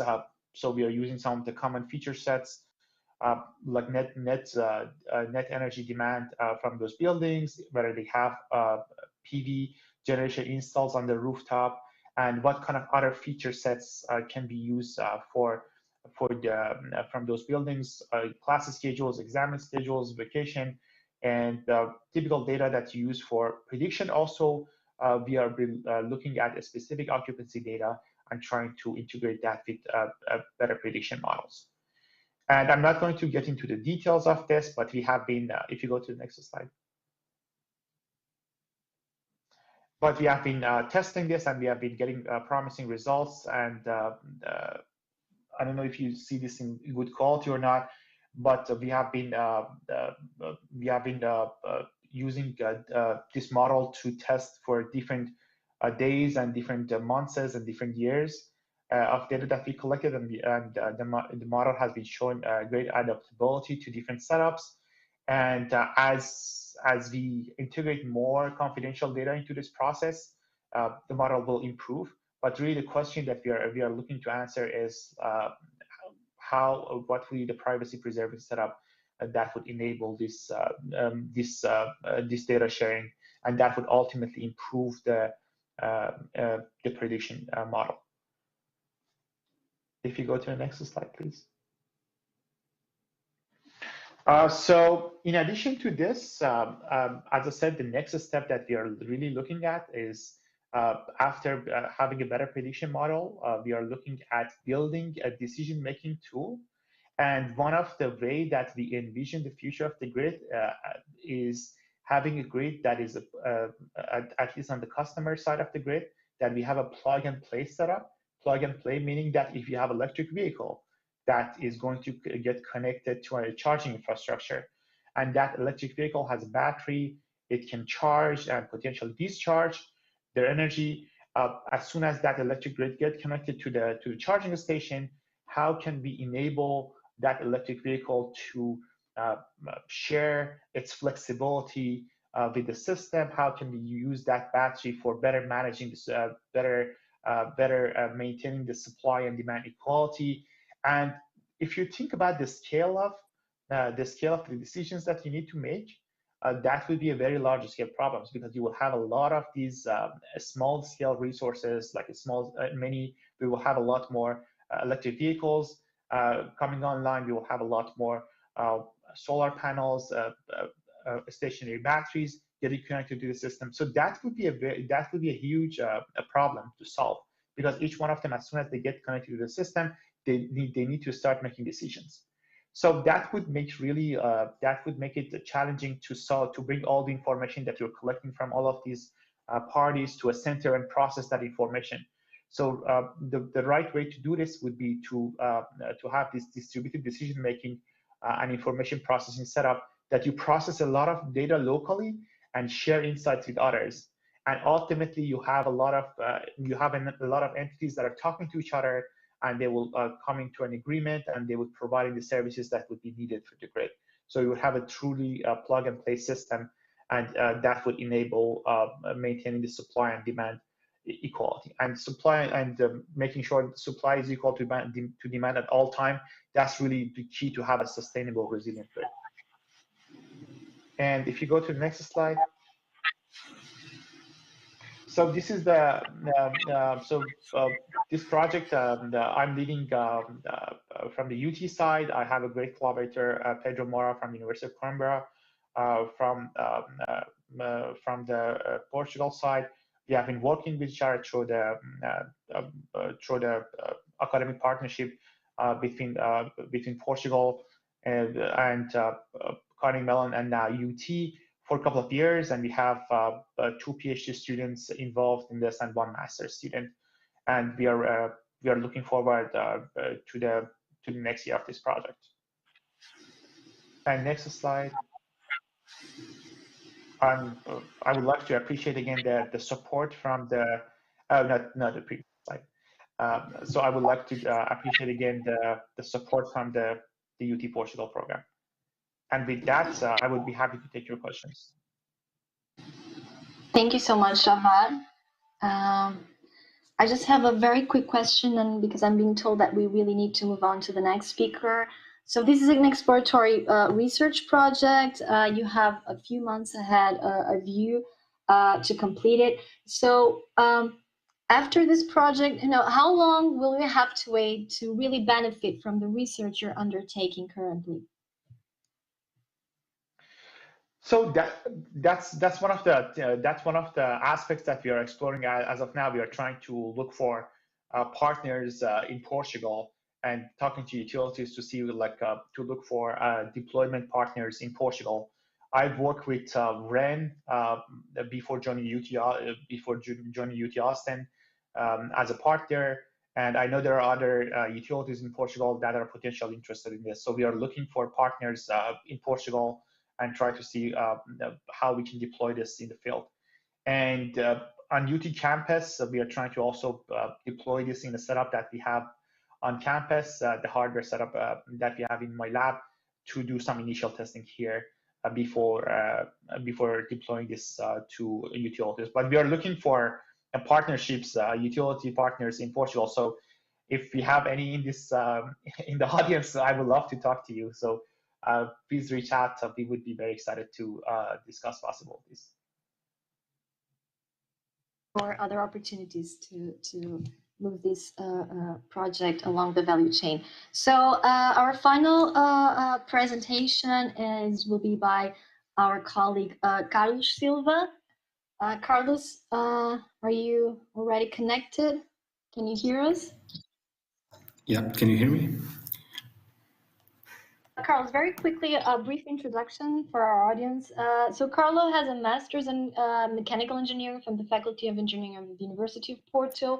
In the last 3 years, he has been working in academia and industry, mainly in research topics related to renewable energy. He's currently a researcher at the Center for Power and Energy Systems at INESTEC, and he will be presenting about Deucalion, our supercomputer that is installed or should be installed very soon at the Minho Advanced Computer Center, and he will be explaining the Deucalion's relationship to digital and green transition and introduce sustainable HPC, high performance computing, the main objectives and preliminary results from the project. So the stage is yours now. Thank you, Carlos. Thank you.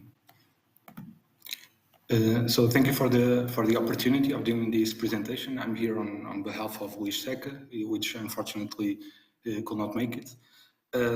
Next slide, please. The name of the presentation. Sorry, next slide. Can you hear me?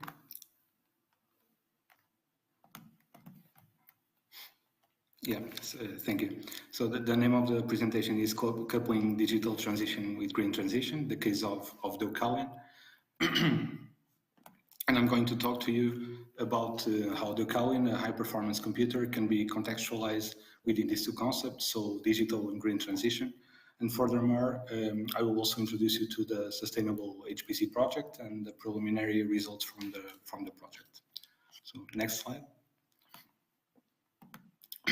So, brief context, Deucalion is a high-performance computer which is going to be installed in a building in Ave Park in Guimarães, Portugal. And its installation includes not only the HPC machine itself, but also the surrounding building and the electrical and cooling infrastructure. On the left, you have a map where you can see the building in which Deucalion is going to be installed.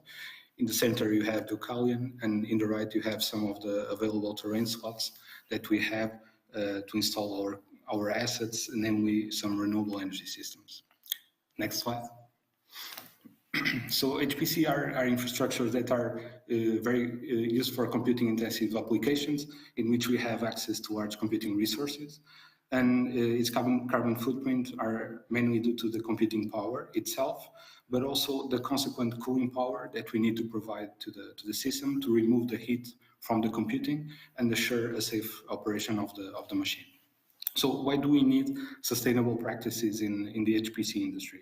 Well, first, there's an emerging computing-intensive applications such as artificial intelligence, Internet of Things, 5G, smart cities, etc., which need the access to these resources. Then there's an overall increase in the resource demand from ICT. Then we have the exascale paradigm, so we have access to an unprecedented amount of computing power. And then we have the rising energy costs, which compromise the financial sustainability of projects, of HPC projects.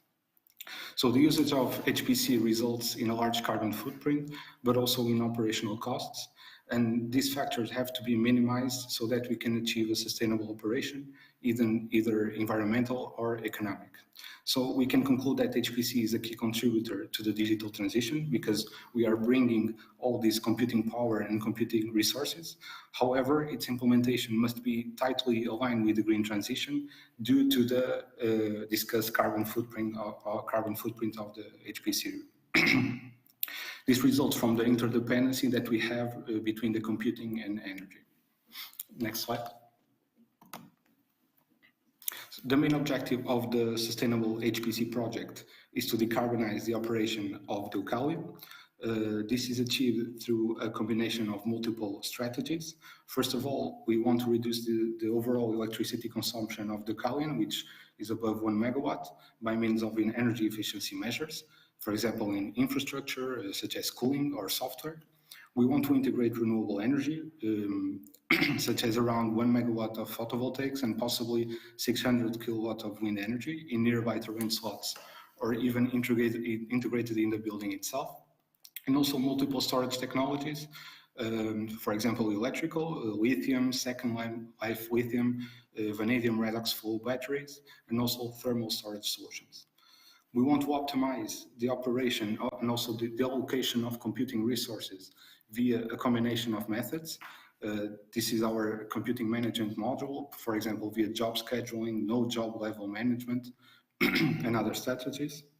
We want to design an efficient cooling system in which we can minimize the overhead of the energy consumption by implementing solutions such as free cooling, in which we have, for a large number of hours per year, we leverage on the low ambient air temperature, and we can minimize the power consumption of the cooling system.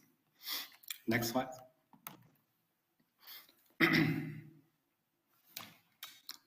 Next slide, please.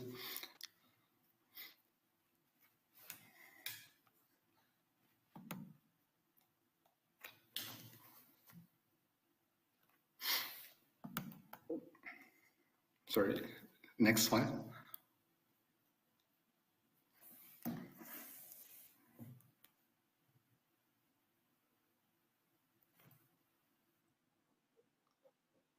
Thank you. Previous slides? Yeah, okay. So we also want to assess the possibility of using the wasted heat from the computing in the building itself, or even integrate that wasted heat in district heating networks. There's also the objective of developing an energy management system, which we take the assets that we can control in the infrastructure, we take the variables that we can predict. For example, the main one is the grid carbon intensity, and we use that to actively shift the system to low carbon operation. This allows us to promote actions such as self-consumption, the storage of renewable surplus, the storage of low carbon grid electricity, and also load shaping. We also want to assess the development of awareness, incentives, and billing mechanisms for HPC. So we want to coordinate with users and promote behaviors that are sustainable within the HPC digital service. And finally, to propose a living lab in which innovative solutions for sustainability in computing centers can be implemented. Next slide. So some conclusions on the project so far. Next slide. Regarding the state of art of computing centers and its sustainability, a lot of effort in energy efficiency, so innovative cooling technologies, new applications for wasted heat. We also have a lot of initiatives for regulation, for standardization and research in computing centers. For example, EU projects are mainly related to energy efficiency actions within the exascale computing paradigm, and also work on the available metrics that we have. Power usage effectiveness is the main one. We also want to minimize that metric in this project, and there are some examples reported below 1.1. Next slide. Regarding energy management, some examples on how to integrate and manage renewable energy sources in computing centers that mainly focus on self-consumption. This is usually achieved by computing management, for example, with HPC job scheduling or job migration, and also the innovative concept of carbon-aware computing, in which the machine operates as a function of the estimated carbon intensity in the grid. On business models, we found that there are a lot of innovative business models which try to integrate renewable energy and also promote cross-sector opportunities. For example, energy flexibility is an important one, or how to promote the cooperation between HPC and electricity service providers, and also decentralized technologies, how to use them and how to combine, for example, the resources from electricity and computing and markets. Next slide.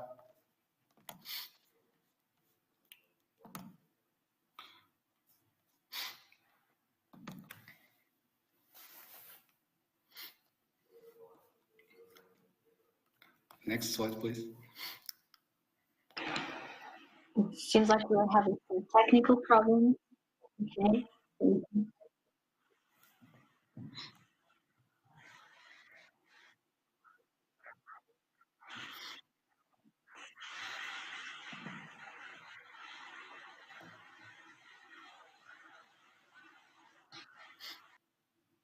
Yeah, thank you. So these are some preliminary results we have from our energy management system we are developing for Deucalion. So the basic functioning is to have a set of forecasts as an input related to renewable energy, the grid carbon intensity, among other variables. We then solve an optimization problem, which gives us some control actions, for example, the set points for batteries or the optimal HPC load profile. And you have here on your left, for example, on the top figure, the varying carbon intensity throughout multiple days, and then the basic operation of the system as a function of that variable. Next slide. And finally, we have here a draft for the energy management system architecture. We try to approach this in the most modular way possible, to allow for higher flexibility, to adapt for new services, new machines. What you can see is some modules related to the forecasting of variables, for example, grid carbon intensity, load and renewable energy, numerical weather prediction. And then you have a module which takes all of these inputs and computes an optimal solution and communicates with a local energy management system. Then this local energy management system communicates with available infrastructure on site, for example, the resource management system of the computer and the battery management system, and also the sensory equipment available. Next slide. Can I ask you to wrap up, Carlos? Yeah. To finish, we are on work package 2 and we want to start work package 3. And the next steps for the energy management system is to provide the forecast products, develop the APIs, and to finish the optimization problem, the control framework, and also the communication with the controllable assets we have on site. Next slide, and thank you for your time. Thank you so much, Carlos. In the interest of time, I will not be, unfortunately, taking in any questions from our audience. Anyway, thank you so much for joining us. This is a very interesting project that shows how well aligned it is with the EU's digital and green agendas. I want to thank you, all the viewers who watched us online, or those of you who are at the auditorium. Thank you so much. It's been a pleasure to host this session that shows that the UT Austin Portugal program is well positioned to speed up the green transition, the energy transformation that both Portugal and Texas are committed to realizing. Thank you so much. Bye-bye.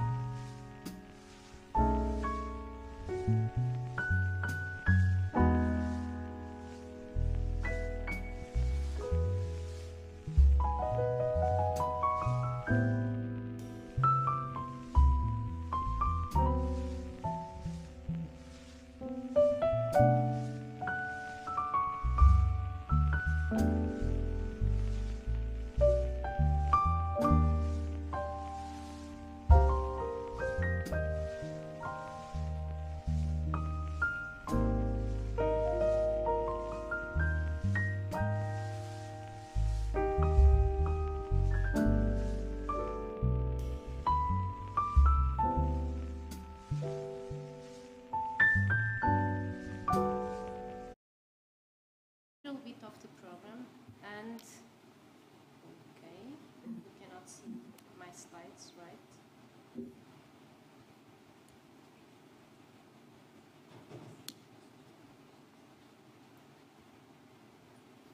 Is it possible to put the slides online, please? Já estão. Okay, thank you.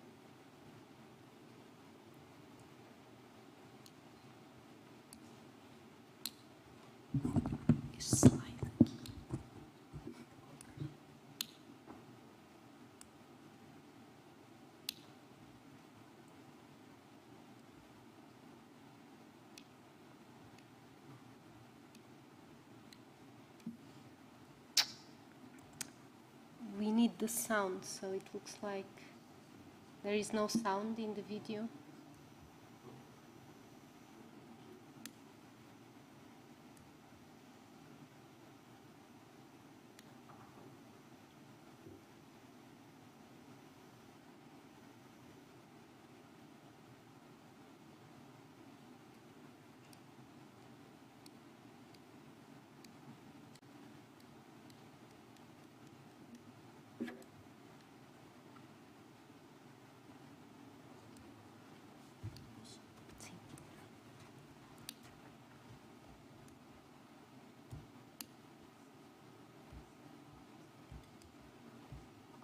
This is a partnership that brings together the know-how of... Vamos começar de novo. Sim. Okay, so welcome everyone. Now it's real to this session about the CMU Portugal program. We'll start with some slides describing the program and pardon, shouldn't it be the student before? Yes, so please Sarah come. I'm sorry about it. We are still on time.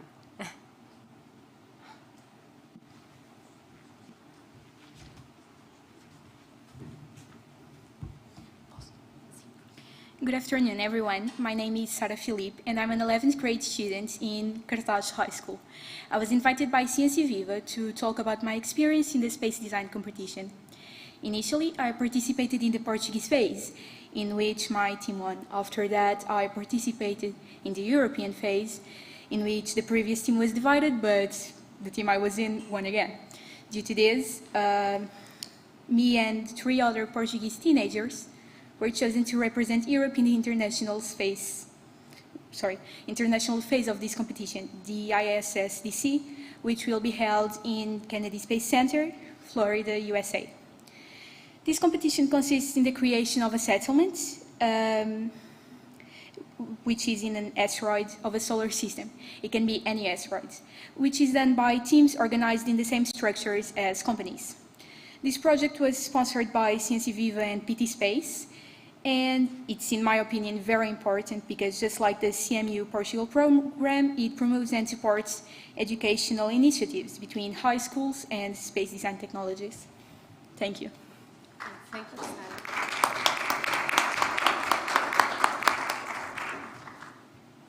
Okay, so let's move in with the video showing the best of CMU Portugal. If technology had an identity, it would have ours. If technology had a place, it would be right next to us. If innovation had a trademark, it would be Carnegie Mellon Portugal. First, let's forget the ocean between us.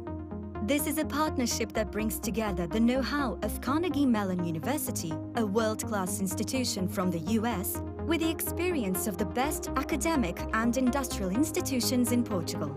Since its foundation in 2006 by Fundação para a Ciência e Tecnologia, CMU Portugal mission has been to join forces and place Portugal at the forefront of education, research and innovation in information and communication technologies. So far, the task has had nothing but success. Why? Because we are focused on exploring new research frontiers in areas such as computer science, electrical and computer engineering, public policy, human-computer interaction, software engineering, robotics and language technologies. Our overarching mission is to foster industry-science relationships as agents of change, focusing on education and research for social and economic impact. Here's how we've been achieving it. Through dual-degree PhD diplomas between Portuguese universities and CMU, and supporting mobility programs to give Portuguese researchers and students the opportunity to visit CMU and establish the ground for new research collaborations. Research is a keystone of our partnership, and we are strongly committed to supporting groundbreaking projects in ICT, fostering interdisciplinary collaboration between industry and academia. Throughout the years, we have financially supported already over 72 collaborative projects. Recently, the most ambitious call under the program of the CMU Portugal. For the first time, 10 research projects are led by Portuguese companies, representing a strong public and private financial commitment to foster the cooperation between researchers from Portugal and CMU with national companies, promoting innovation and technology development for a global market. CMU Portugal has also been a hub for entrepreneurial initiatives, with 12 startups launched or facilitated by our activities. Together, they contributed to over $200 million of international investment, which allowed the creation of more than 1,000 qualified jobs. Most of all, we are proud of having built a strong research community that contributed effectively to an impressive number of publications, registered patents, and successful PhDs and master's theses. But the best is yet to come with new research projects and initiatives, connecting companies and academia on both sides of the Atlantic. This collaboration will keep on contributing to thrive in the innovation ecosystem. One thing is guaranteed: we will keep doing everything in our reach to bring technology into people's lives for an even brighter future.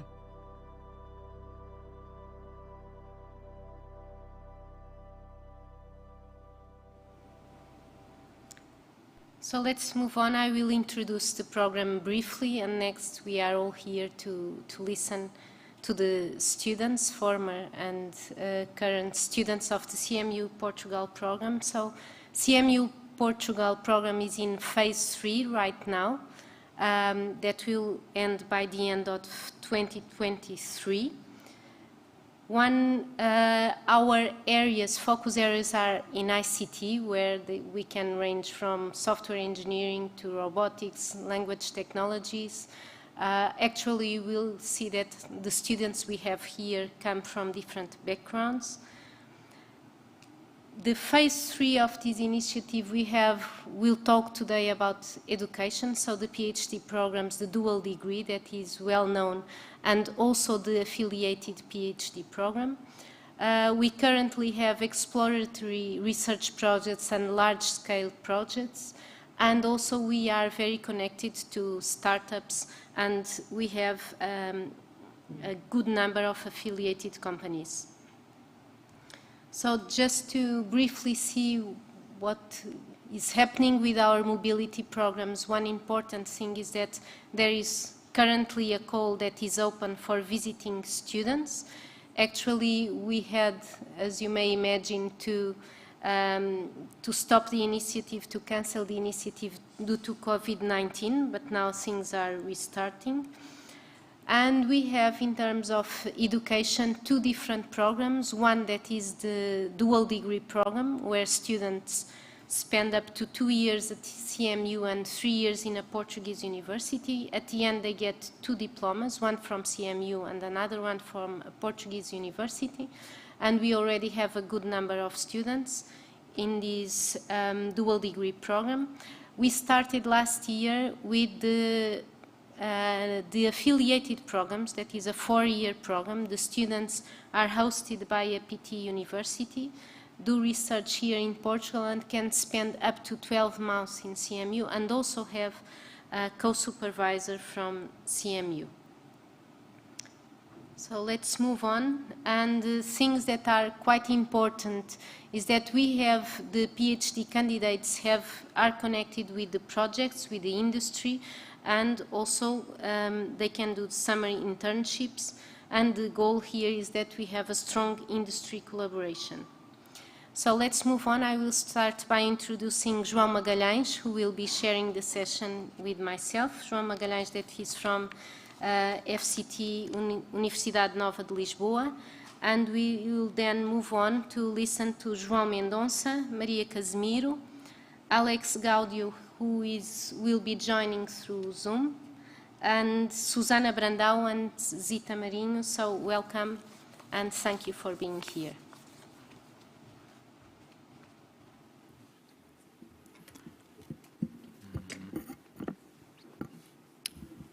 Hello.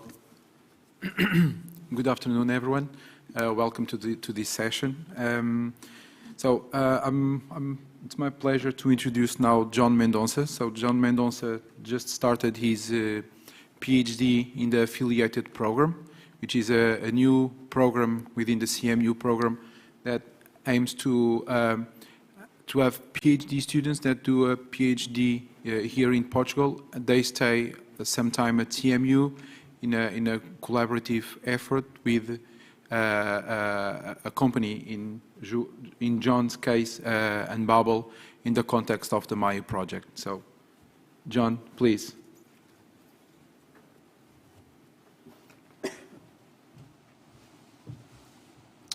So let's see.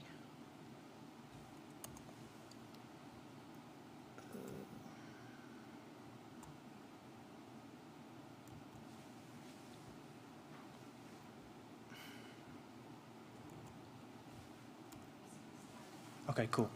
So, hello everyone, my name is John Mendonça, and as mentioned, I am a CMU Portugal affiliate PhD student. So, my PhD is in electrical and computer engineering, but more specific, I can tell you that I am working in natural language processing. So, my host institution here in Portugal is Instituto Superior Técnico and INESC-ID, and when I'll be at CMU, I'll be working with researchers and faculty in the Language Technologies Institute. So I guess I can start by talking briefly about my journey onto research. So I started my master's in 2020 under the supervision of Isabel Trancoso and Rui Correia actually being a CMU Portugal dual degree alumnus. And so essentially during my master thesis, the idea was to use machine learning in speech paralinguistic tasks. And so we essentially tackled two different use cases. The first one, which was done in collaboration with Defined Crowd, now called Defined AI, which was the employer of Rui Correia. The idea there was to leverage machine learning methods in speech paralinguistics to identify fraudulent submissions in crowdsourced speech collections. And this is quite important because essentially in crowdsourcing, we want to make sure our data is as good as it can get. And so obviously having submissions by fraudulent users obviously decreases the quality of the data and is something of relevance in crowdsourced platforms. And so as a result of that, we actually got a paper accepted into this year's LREC, which we'll be presenting soon. In parallel, I actually done other research with other PhD students at INESC-ID, and there we actually tackled analyzing breathing signals for a compare challenge, which is conducted yearly at InterSpeech. And so this was actually done during the peak of the COVID-19 in 2020, so obviously there was quite a frenzy in terms of research to gather, at least in speech paralinguistics, ideas and research so we could help out the COVID pandemic. And so as you can see, it was a quite fruitful master thesis. And so by the end of 2020, there was an opening for a PhD studentship at INESC-ID under the Maya project, which is a large-scale collaborative project from CMU Portugal. And my supervisor at the time, Isabel Trancoso, urged me to join her and her team, and I gladly accepted. And here we are. So I guess I can talk briefly about the Maya project. So as I've mentioned, the Maya project is a large-scale collaborative research project that involves several different institutions. Here in Portugal, we have INESC-ID, Instituto Superior Técnico, Instituto de Telecomunicações, at CMU LTI, and we also have Babel as the ICT liaison. And so essentially with Maya, we want to assist human agents by developing intelligent agents. And so obviously, this is in the case of customer support chatbots. So you can see that there are plenty of issues that we can do to assist our human agents. So first and foremost, obviously, users speak very different languages and are native in different languages, which typically don't match with the agents. Typically they speak English. And so obviously one of the things we can help out our agents is by adding a machine translation layer on top of our system. But obviously there are some issues with using machine translation, namely sometimes the message is somewhat lost in terms of meaning. And so obviously we have many other modules that we are planning on executing to help out customer support chatbots. And so for instance, we have suggested answers, which obviously take into account user sentiment analysis and analysis of conversational quality. And analysis of conversational quality is actually my contribution to the Maya project. However, in my PhD, obviously we want to foster research and obviously help out in terms of state-of-the-art beyond these sorts of dialogues. So in our area, we actually define different types of dialogue systems. In the case of Maya customer support, we actually define them as being task-oriented. Obviously, they have a task in mind, which is to help out the users and fix their grievances. But there are also other types of systems, and just to give you an idea, this is an open dialogue system, and here obviously the task at hand is quite different. Instead of meeting users' demands, the idea is to have a very fluent and interesting conversation. And obviously this is a very hot topic nowadays, given that we have machine learning systems that are able to produce very interesting conversations and seem very human-like. And so research in dialogue evaluation actually started in the 1950s with the work of Alan Turing. And at the time, the idea was, he developed what we call the Turing test. And the idea was essentially to identify a system in order to see if that system was able to, that system or a machine, in this case chatbots, which we call them, was able to fool a human into thinking they were talking with a human as well. So as of 2022, we can say with almost utmost certainty that most dialogue systems, at least state-of-the-art systems, are able to pass this test and are able to fool a human. So one might ask, is dialogue systems fixed? Is the problem solved? And obviously not. Obviously there are many other different aspects of dialogue that we can investigate and evaluate. So obviously in the case of the Maya project with customer support chatbots and task-oriented systems in general, perhaps the idea in terms of evaluating the dialogue system is to see if they meet their user's request. And this is essentially, we evaluate customer satisfaction. But in the case of open dialogue systems, which one I presented earlier, perhaps we're more interested in evaluating, for instance, if what the chatbot is saying is actually correct. And this is actually a very troubling issue with current dialogue systems, is that they seem very human-like, which is the goal of the Turing test. But when we see exactly what they're trying to say, it's sometimes the case that they are speaking, they are saying things that aren't correct. So if you go to Wikipedia and double check, it's incorrect. And so there's obviously a very interesting research direction trying to understand why machines say this, and obviously finding ways to evaluate these systems in this way. But obviously, besides factual groundedness, there are many other dialogue aspects or subqualities, which we like to call it, that we can use to evaluate dialogue systems. Another example I like to give is the system being empathetic or not, which is both useful in open dialogue and obviously in task-oriented dialogue systems. And so this is essentially what our research attempts to do at the moment. So our idea is to combine as many dialogue subqualities or aspects as possible, obviously the ones that make sense for the dialogue system and the evaluation, and we want to do this as efficiently as possible. Obviously there are recent prior work that attempts to do this, but typically they only use a subset of these dialogue subqualities, and they actually train a model for each individual subquality, which is both time-consuming and computationally expensive. So our contribution, and we actually do have current work and the submission for a conference, is to do this only using a single transformer model, which is much more efficient. But obviously there are many other routes of research that we can tackle. For instance, one of the issues with dialogue systems is that they're typically monolingual, so most of the time they are in English or more recently in Mandarin. And that poses a problem, obviously, for metrics that attempt to evaluate dialogue systems. We want to make sure that they are language invariant, or that is multilingual.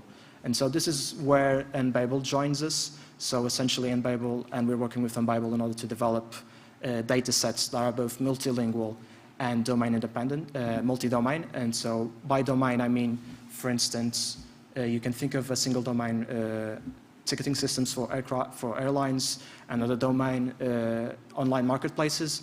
And so besides multilinguality, domain is actually another layer of complexity that we need to tackle. Obviously, if we train and evaluate metrics on a single domain, obviously it's the case that frequently it happens that most of the time these metrics do not work that well for other sorts of domains. So obviously we're working very hard with Enable in order to bring to the community data sets that are multilingual and multi-domain. And so this is exactly what we're planning to do at my stay at CMU. So being an affiliate student, I can spend up to a year at CMU.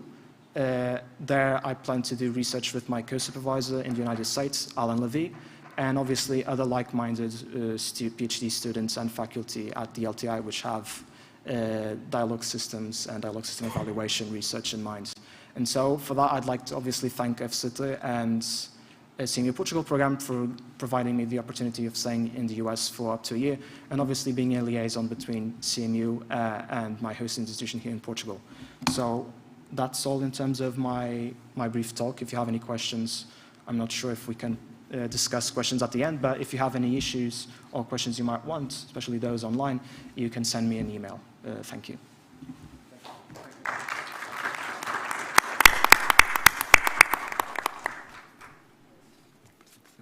Thank you, John. We'll have all the questions at the end to shorten things a little bit. So now I will give the word to Maria Casimir. So Maria Casimir is currently a PhD student in the dual degree for software engineering, and she is in Portugal with Técnico and Inês Caidi. Thank you. So hi everyone, both in person and online. As Inês said, I'm a dual degree PhD student.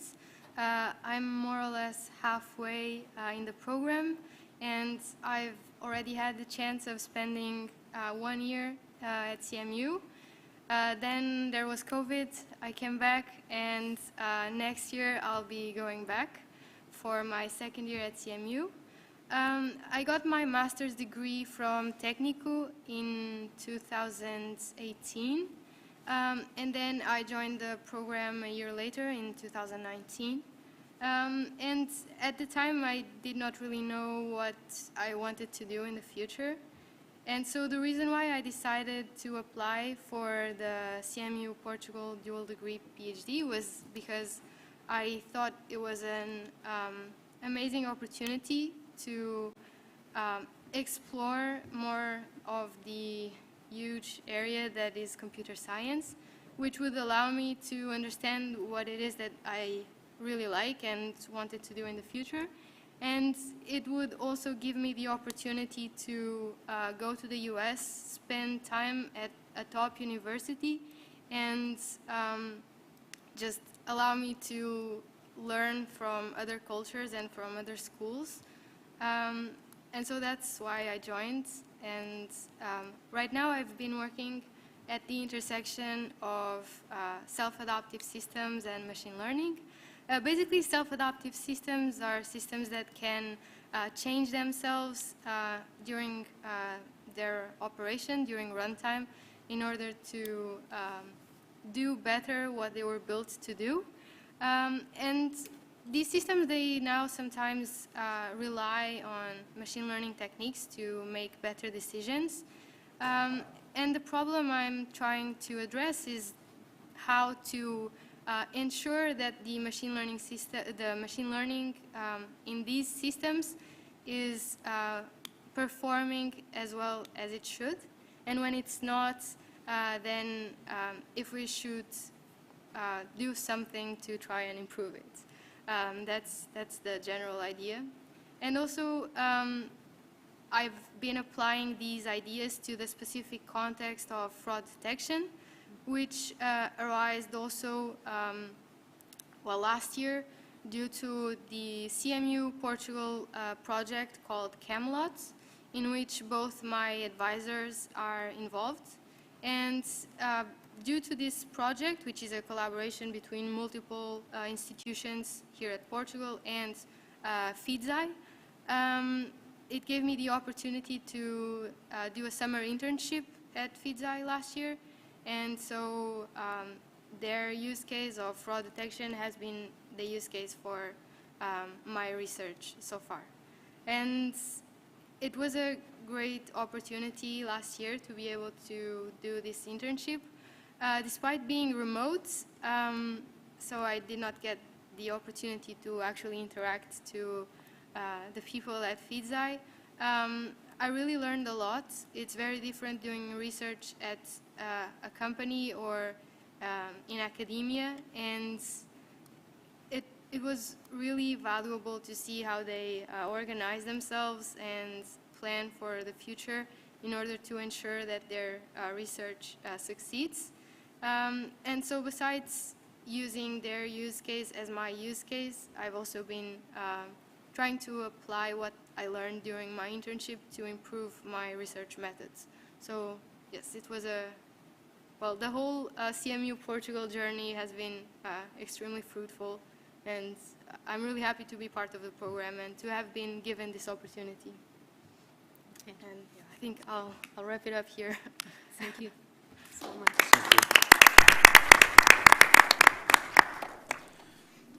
So we have now Alex Gaudio. He's connected remotely. I don't know if... Oh. Hi, Alex. Hi, can you hear me? Yeah, we can hear you. So Alex is in the 5th year of the PhD, so I'm sure he has different things to tell us because it's a different phase of John and Maria. So Alex, please go ahead. Okay, great, thank you. There's a bit of a feedback, but if it doesn't bother you, I'm okay with it. Thank you very much for the opportunity to speak with you all today and to present. I want to apologize to you that I'm not there in person. There's a strike on the trains, and so I couldn't make it. In any case, thank you very much for the opportunity to present. I'd like to focus some of the things I talk about on path and choices and why did I make certain choices.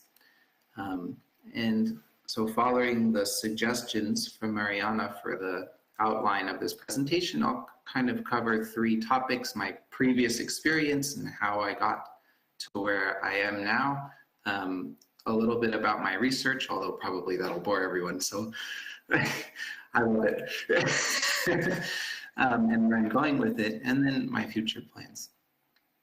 So regarding my previous experiences, I was a Bachelor of Arts in music in Bard College in the United States. And I never had any intention of actually going into software engineering or any of these things. That is not until my last year of undergrad when I realized that I wasn't going to make it as a jazz musician and I needed to look for something. And so what I did was I searched the industry that was most in demand. Software engineering was the top of the list, and I had a Linux computer as a musician, so it made perfect sense to me. And so this transition was one of me graduating, learning how to program, and then convincing someone that I knew just enough that they would hire me. And I would say that even though, this is about many years ago in my experience, I think these stories have a lot of relationship to PhD students and master's students graduating today, because I was in the place to hire many people, including somebody from CMU. And I think that the process of choosing a place was about choosing the right kind of boss and then finding somebody who would just kind of give me a little bit more. And I kind of rode this wave and very quickly learned that the things that I liked were in data science, which at the time was a budding field. Nobody was a data scientist yet. And so I jumped a couple jobs in the startup world in New York City and eventually convinced somebody with great pains to hire me as a data scientist, where I then stayed for 3 years. And in a startup, if you're somewhere for 3 years, you run the place. So it was a great experience. And it was that time that I actually hired one of the people who wrote my recommendation letter, Div Vats, who was fresh out of CMU in the PhD program. And now he's a president of 2 Sigma, so he's doing great. But my frustration kind of with riding the wave over a few years and kind of trying to always get to the top was you always are reaching for this goal that you can never hit. And you keep going and you go and you go, you know, and you're like, I'm at the top. And then you get to the top of your company or wherever you are and you say, it's a small company, so it's not that hard. But you get to the top and then what? And then you look around and you're not happy. And so this was a huge frustration that I had. And some of the things that were driving my internal angst were to see, you know, we released this huge product. It made tons of money. It was very successful. But I looked at my sister's profile and we were a marketing company. We had clients who were using our tools that we made to target people like my sister who didn't make very much money at the time. And she was writing at exactly the same time the campaign started about buying, you know, $800 purses and $300 shoes. Both of those companies were our clients and they just started using our tool. So that really bothered me. And I decided that I had to do something else, but I didn't know what it was. And I made this very risky, dumb, some people told me, and frightening life decision to just leave. And so I left and I went for this other startup.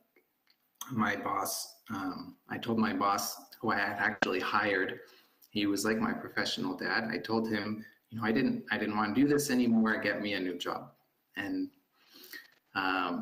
he set me up with this startup. It lasted 6 months and it didn't go very well. And then after that, I didn't work. And I said, I won't work for 6 months. And I actually didn't work for 6 months to the day, I think. And in that time, I did a lot of thinking. I got banned from LinkedIn for looking at trying to figure out what people's life paths were. I interviewed at Google and I got rejected. The glass ceiling for music major is kind of harder than for everyone else. But I didn't actually want it. And then at one point I wrote my former boss, who was then working at Instacart and doing really well there. And I said, hey, can I meet with you? So I got an interview at Uber just so they could fly me so I could go meet with him. And of course I never accepted the Uber job. I don't like that. I didn't like that experience very much. But I was talking with my boss and he said, Alex, you know, the doors were closing actually as I was talking to him about all these things that I, you know, was interested in. The doors were closing on the elevator as we were about to say goodbye. And he poked his head into the elevator doors and said, Alex, go get a PhD. And at that moment, I was waiting for him to say that without knowing it. And I just kind of fell back into the elevator and the doors closed. And that was kind of a turning point in my life for actually many things. It was a turning point where I kind of realized that at some point you stop riding the wave and you do things for yourself. And so kind of right then and there, I kind of set this finger in mind, this direction in mind that I would go apply for a PhD, but you know, the path goes like this. And so I ended up doing research at Columbia with a professor, Hod Lipson, who's a wonderful person. And at the same time, I started a nonprofit with somebody else from Columbia to create maker spaces, which are like 3D printing tools. A room of 3D printing tools and things like that is free to the public and you know, teaching kids and people how to do things. And after a little while, I fell in love with this, but I really also wanted to do the research. And so I applied to CMU, and when I got in, I said, God damn it, now I'm in. Now I have a choice to make. And of course I chose CMU because I felt that the nonprofit would keep going without me, and it did until COVID squashed it. And that the CMU opportunity was a one-time thing. So I took that, and I was very happy with the choice. I am still very happy with the choice, and I think it's a great thing that I have done for myself and also for my family. Let's see. So when I got into CMU, I was kind of on the fence because my nonprofit was taking off. And my current advisor said, well, you know, there's this program in Portugal where you can do both. You can be in both institutions and you can go live there. And so pretty much the moment he said that, I was sold, because that just seemed like a really good opportunity.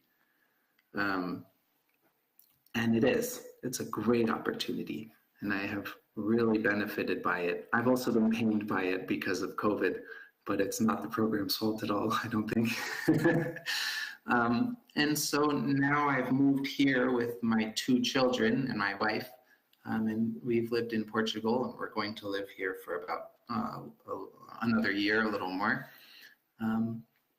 And yeah, so that's been my path up to now, I think.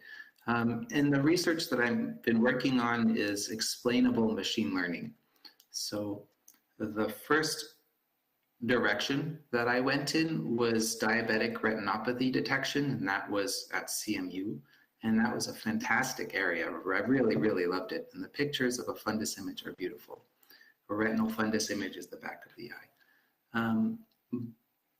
But at some point after the first year and a half, my advisor said, oh no, now we're gonna switch to a new project. So we switched to the TAMI project, which is another great project about explainable machine learning for chest x-rays before COVID happened, and as well glaucoma and cervical cancer. And so now I'm working in those areas. And then I have a third area that's just starting to come out that is really truly my own thing, which is in cardiology data. And there's a professor who's a very new professor at FEOP in Inas Tech in Porto, called Francesco Rena, named Francesco Rena. He was working on these just really interesting things with heart sounds. And so I wrote him and I said, you know, I love to work with you. I love this. And so we started working together. We have our first paper submission under review. It will almost certainly get accepted. And then we're working on towards a second. And one of the things that is really drawing me to this actually is the fact that the cardiology data, this cardiology data set project, is my dad is a cardiologist. And one of, I think, like life advice that I could give if I was to give something like this would be to look at your unique position and where you are in life and then take for granted, like the fact that my dad is a cardiologist, and exploit the living daylights out of it. Use the sense you get to optimize the things that you take for granted. And so in doing this, I've started now this project with the Yale New Haven Medical Center in the United States, which is one of the biggest cardiology departments in the country, in the United States, to collect data sets for heart sound analysis and analysis of heart diseases. And so we have 2, maybe 3 data sets that we're about to start. And so looking towards the future, and after I graduate, that's a direction that I'm hoping will open up a lot of doors for me. I would love to work with my dad. It's a really fun thing to do. But also I think just to be situated in a hospital with a real application, you know, the things you're working on, and very close to the people who actually need these tools is such a cool idea. So Yeah, I think I'll leave it there. And if people have questions later, I'd be happy to answer them. Thank you.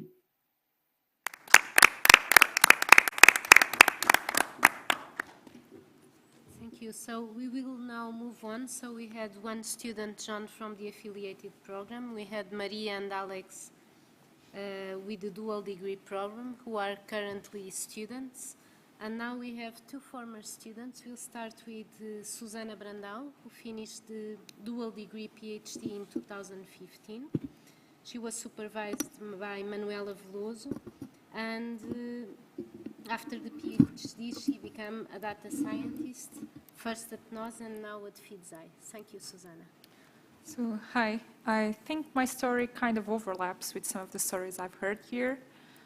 So I started the program in 2009, and that was like 4 years after I finished my undergrad. So I studied physics, and I always wanted to do a PhD. Most of my friends were doing PhDs, my family also. They had lots of people in my at home with PhDs or that they were studying. Like that, not many, but at least half of my family has PhDs.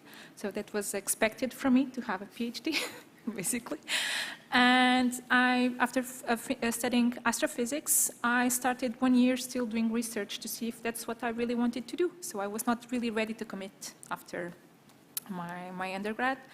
And so after 1 year, I decided that probably that was not the best choice for me, because I was not really seeing what would I do with the PhD in astrophysics, like what would happen afterwards.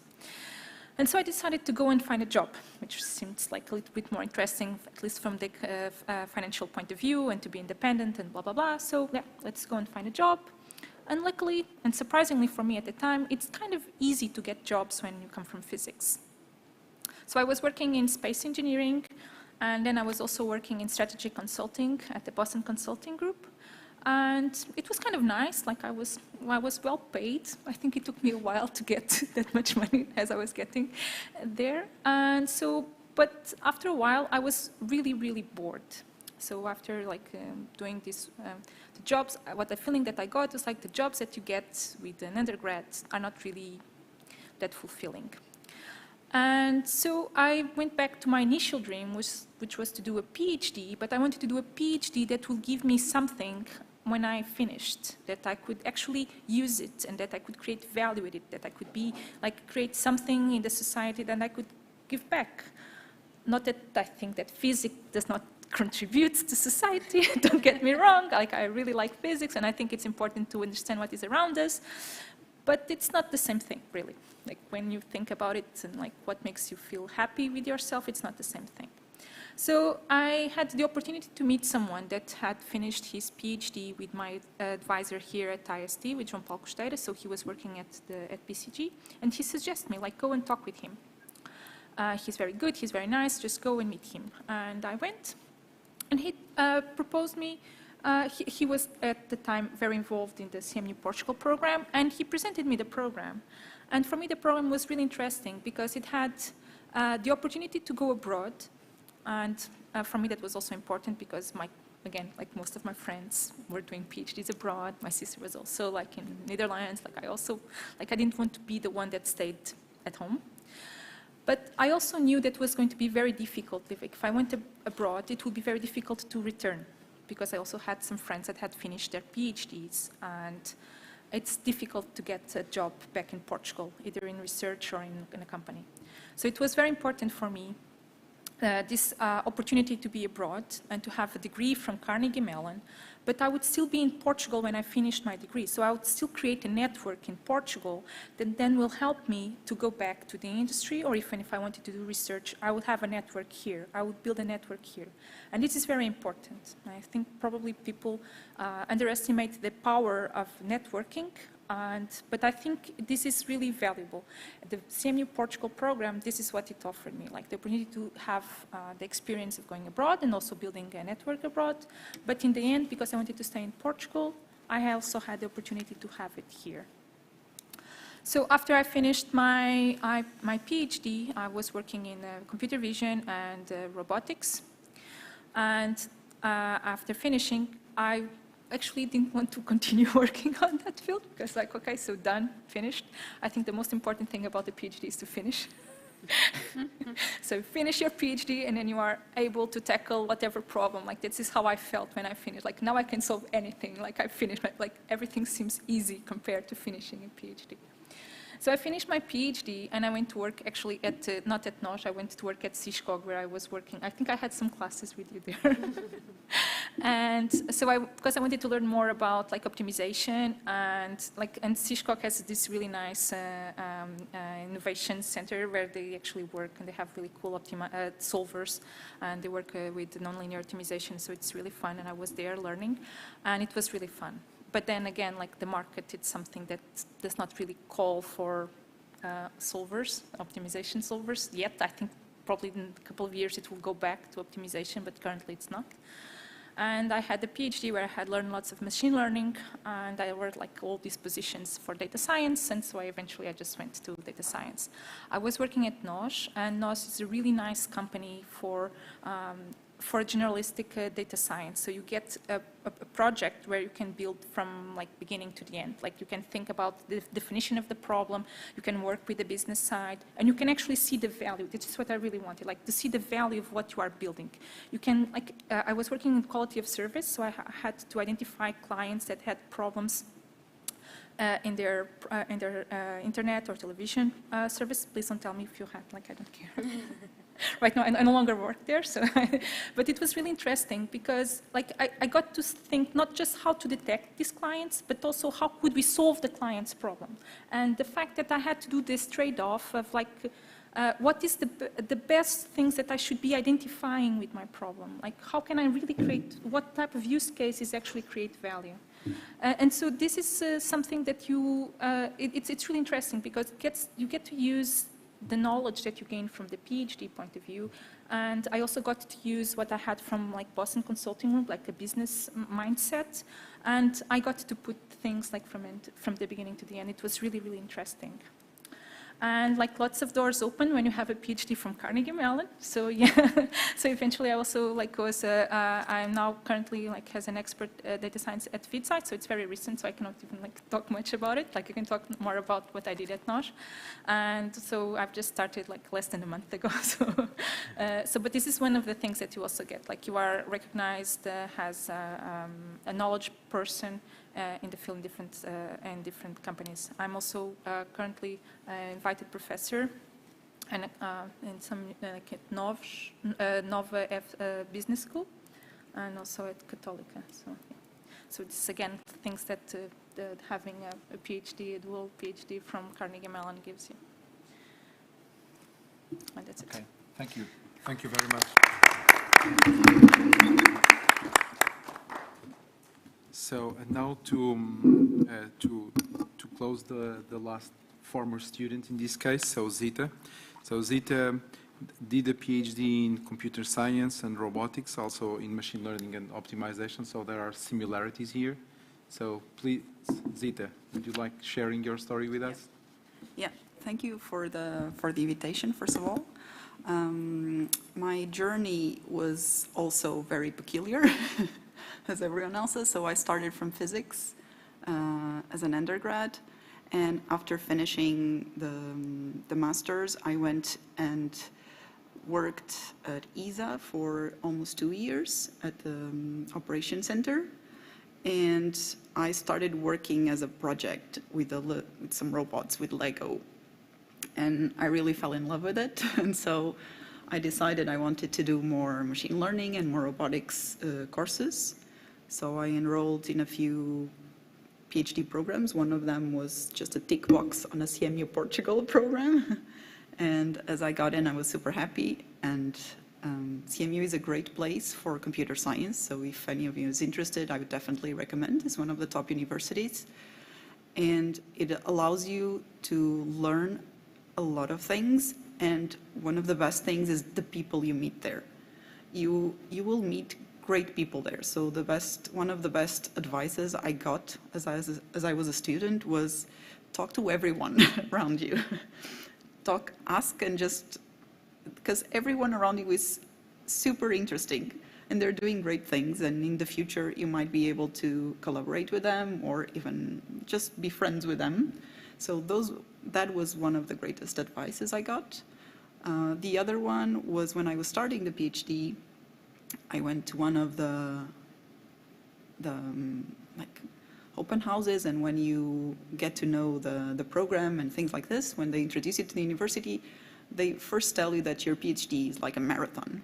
So don't tire yourself out in the first minutes. This is a really long process. It will be hard. You'll get ups and downs. But the main thing is like it's to finish, like Susanna said. It will be a marathon. It will be hard. But if you manage to finish, you gain a lot of things. You gain the knowledge and the tools you learned along the way, but also this resilience process that make you resilient to a lot of things you'll be able to do in the future. And those are like personal skills you get to learn that will be applicable anywhere else. You might even use the tools you learned during your PhD, and you'll be a great expert on that.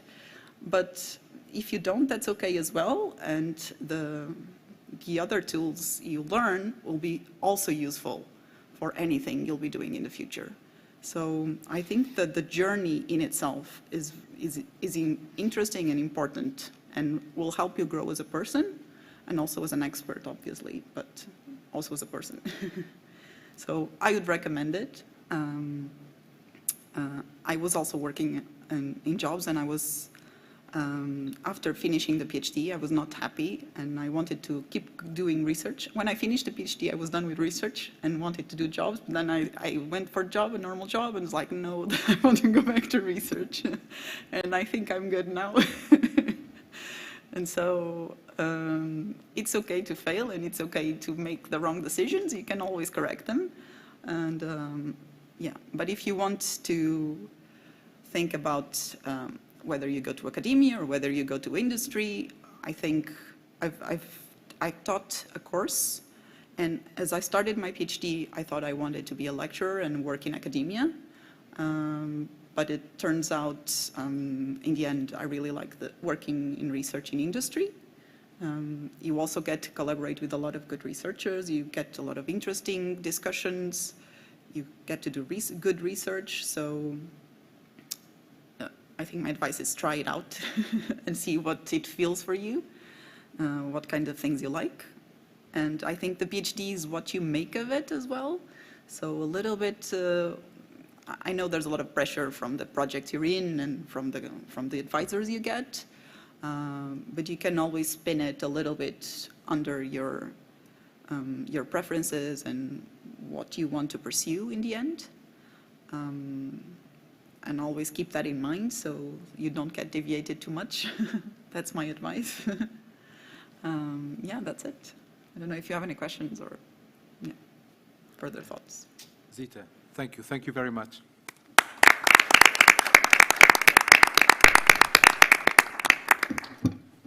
So we still have some time for questions.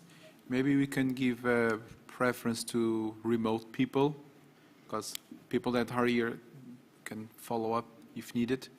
I don't know if there are any questions from people online. In the chat? No? Then we can take questions from the audience. Please. Is there a microphone? It's coming.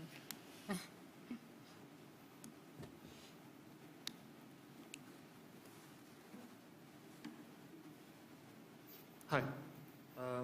What would you say to someone making a transition like some of those that we heard of here?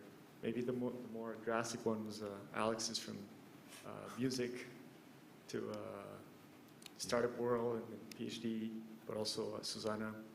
How do you start? You know, when you're going into some other area in which you don't know who the names are, how to get there? How did you do that?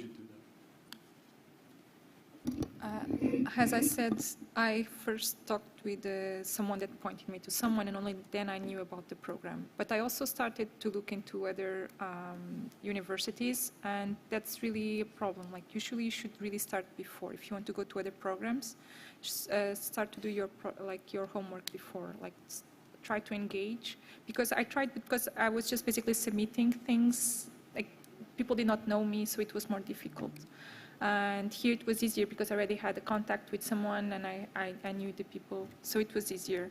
And so I think if you just look into, like, try to meet the people beforehand and send them emails, try to go and visit, I think it's probably it's going to be easier.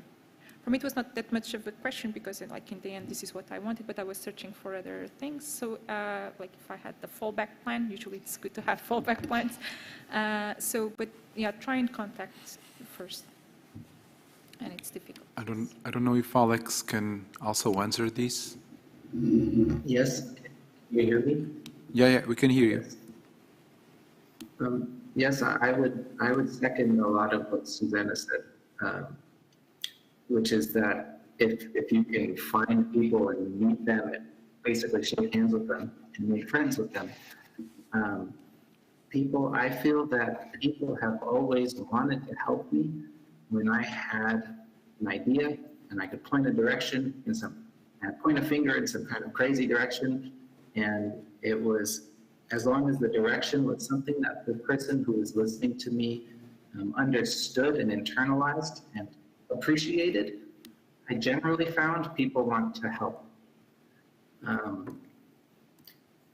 And I think that said, though, one of the things that's very hard to do is to actually find these people, find people and meet them is much harder said than done.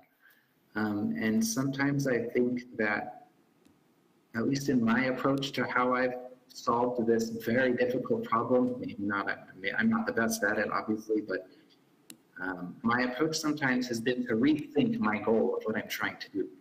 Sometimes the problem, the way you think about the problems that you have and the way you want to solve them is too narrow. And some doors, you can open them and go down the path, and it's just hard the whole way. It hurts, it's so hard. And other doors, you open them and they just look bland. I worked for, I think this is recorded, so I maybe won't say all the details, but I worked for a company once that looked not that exciting on paper, but actually it ended up, and I went for it because I knew somebody who worked there, and actually it ended up being one of my most rewarding experiences. It was an amazing thing. And so I think that the suggestion would be try to find and meet people, and if that's not working, just try to rethink the way you're solving your problem. Shoot for something boring and go gung-ho in it, and I guarantee you it won't be boring. It just won't. Yep. So I just would like to make an observation.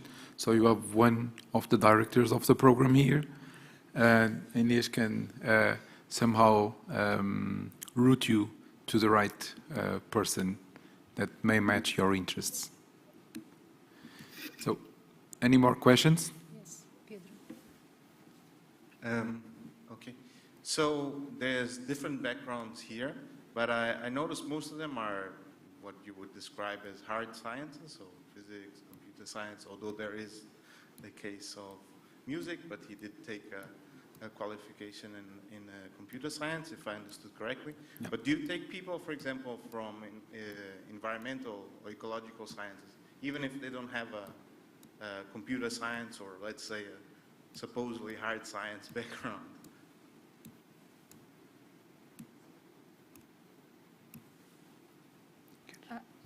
I am not sure I understood the question. You are asking if they should apply for the PhD?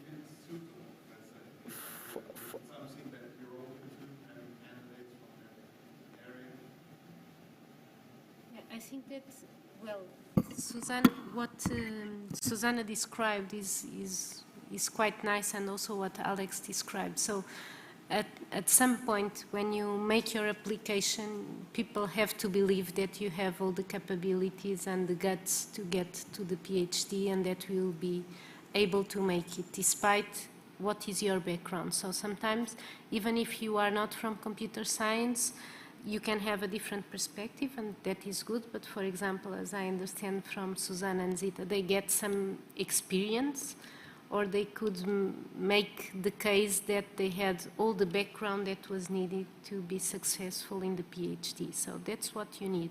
And if you think, well, maybe I will do some work before applying, you should build your CV so that it is strong enough. Because it's not a problem if you have a different background. It can even be an advantage because you have a different perspective, and these days computer science is quite interdisciplinary. So I would not see that as a problem, but sometimes you need to add some pieces to your CV to make it more credible. I can give an example of a colleague that, but it was a master she was in. So she was from arts, so she did from Belas Artes in Portugal. And what she did is like she took some courses, for example, from university, like online courses from universities, where she did actually the full work. Like she had the degree for specific course, like learning Python and those things. And she had a degree that said that okay, so she took those courses, and with that she could apply to CMU Portugal as a master's student. And she did great now. I think she's working at Disney. I think the last time.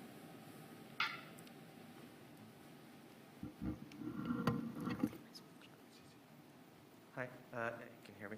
I was looking at Susan as you were talking because I'm a biologist, and like had I been a better mathematician, I would have studied physics. So I can think of nothing better to do with my time than study like the nature of black holes. But like an actual practical question about this whole matter of doing a PhD and what you gain from doing a PhD, right?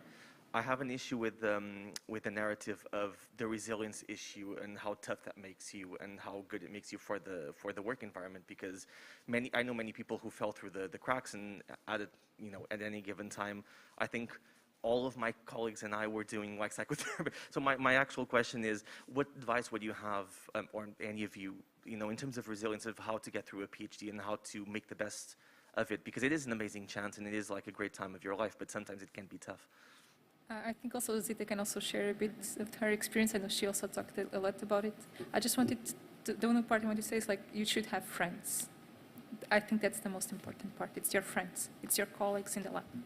And not to get too frustrated with people that are next to you and they have all the papers and they're like okay, so don't look at just focus on getting on your work and continue your and believe in your work, and don't get too frustrated if you don't get at the same part as at the same stage. Probably some will be above you, with more papers, some will have, and this is usually what causes anxiety.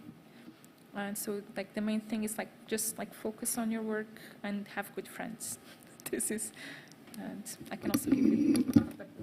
Yeah, I agree. Having a good group of friends will definitely help. Also meet other PhD students, because you'll not be alone on this. Everyone else feels the same. I think the problem is you comparing yourself with the other people in the lab or another few students that are great, and I think you just need to learn to deal with it. Yeah, that's it. And move on. But it's okay if you don't publish 37 papers in your PhD. If you just publish 3, that's still okay.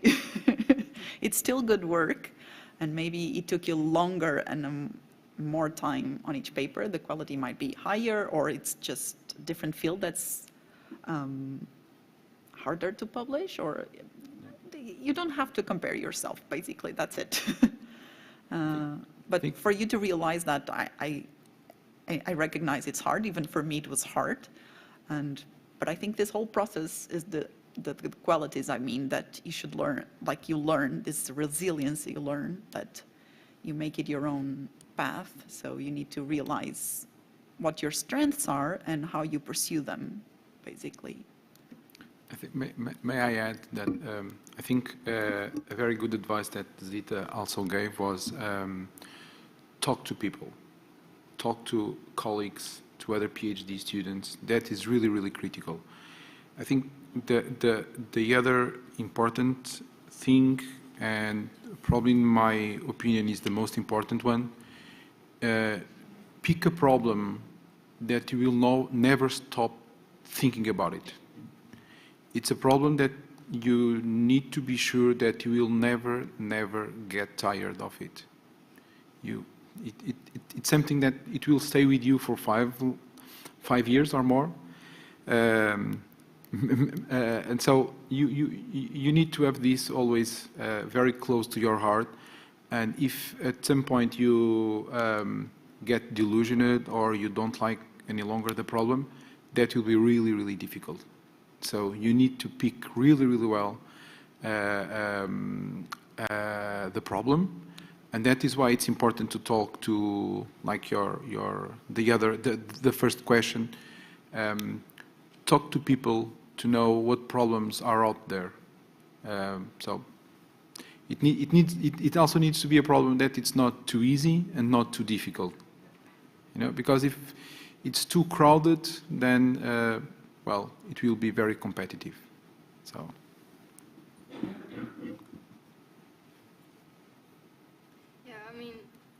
So I'm halfway, and so far, I think last year, I've been struggling with what you describe with resiliency a lot, because also especially with COVID and everything being online, I think it made everything much harder.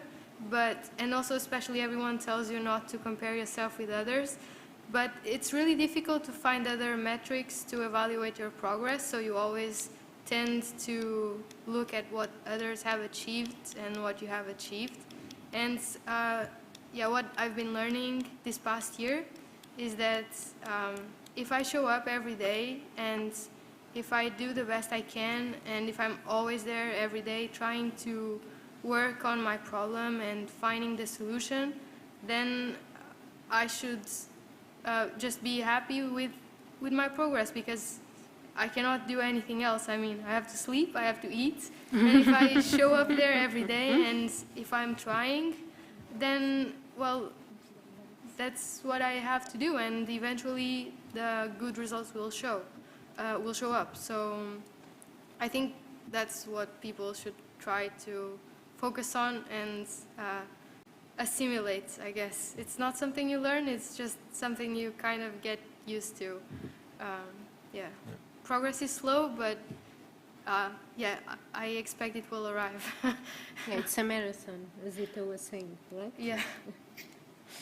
Hello? Hello? Yes, Oh, Alex. yes, I'm still okay. I would also say that this question of resilience is not one that is unique to the PhD. In my experience, before doing a PhD, I worked for 7 years. And I feel like I did most of my resilience training in the startup land, where every day you don't know if you're going to get fired the next day. And that's a very hard place to be, especially when you start to have children, these things. And having gone through that, and now being a little older, from my perspective, like many of the challenges of the PhD are a breeze. But there are also many of them that are very difficult. They're just not the things that for me have been difficult have been more related to living in a foreign country, things that I've never experienced. But what I'm trying to say is this question of resilience happens everywhere. You will encounter it no matter where you go. And I think what everybody, if I can try to summarize what everybody is saying, is that use people to help you, and it's about your path. And just focus. You can't love others until you love yourself.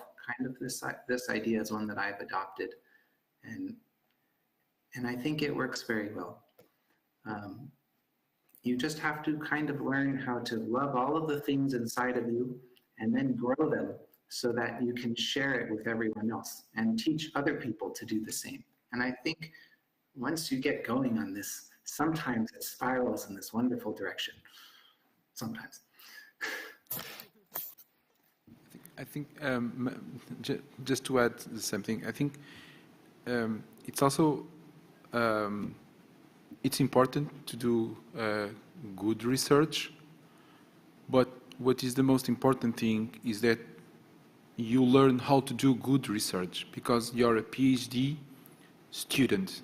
You're not a researcher yet, so you're being trained to become a scientist. It's a student. It's not. You're not a full-time researcher yet. You're still studying and learning how to become a top researcher or a good researcher. Okay, so that's important. Of course, that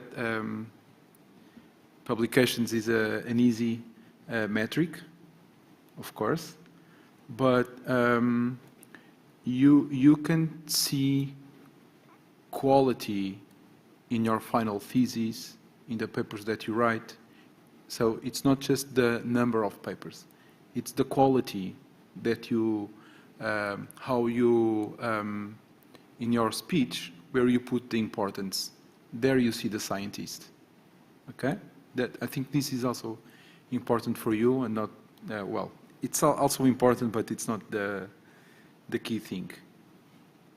Okay? So, more questions? We still have time, so we, oh, not really. Not much time. Maybe I will just make one comment, and if someone wants to add something, and when we will be done afterwards. One of the things that is quite clear here from all of you is that you think about your career and about your future when you are a student, but also afterwards, and you see industry as something that is the right place to be. And I think that, well, the traditional PhD has some strong connections with academia, when a PhD is much more than continuing the career in the academia. But it's something that you got from your experience in CMU, is something that you see for those who have already finished a PhD. You see that it was, so people recognize your PhD as something that is valuable. Yeah, definitely. So even as a requirement in some positions, you need to get a PhD to be, for example, a research scientist in some companies, right? Otherwise, you'll have to follow the path of a research engineer or some other path, right? Or if you want to grow in your position as a research scientist in a company, if you want to be in a management position or leading a research group, it's usually a requirement to have a PhD. Might not even be in the field. I know a few companies that is not tightly connected to the field, but they do require a PhD. So it's not a, so when people tell you, oh, but you are going to work in industry, why are you taking a PhD? In my program, for example, there was a girl that she entered the PhD because she wanted to grow as an engineer in the industry. Because she felt that if you don't have a PhD, you have a certain gap that you cannot pass, and you need a PhD. So it's no longer just going to academia. I feel that also if you want to grow inside a company, or yeah, you also benefit from having a PhD.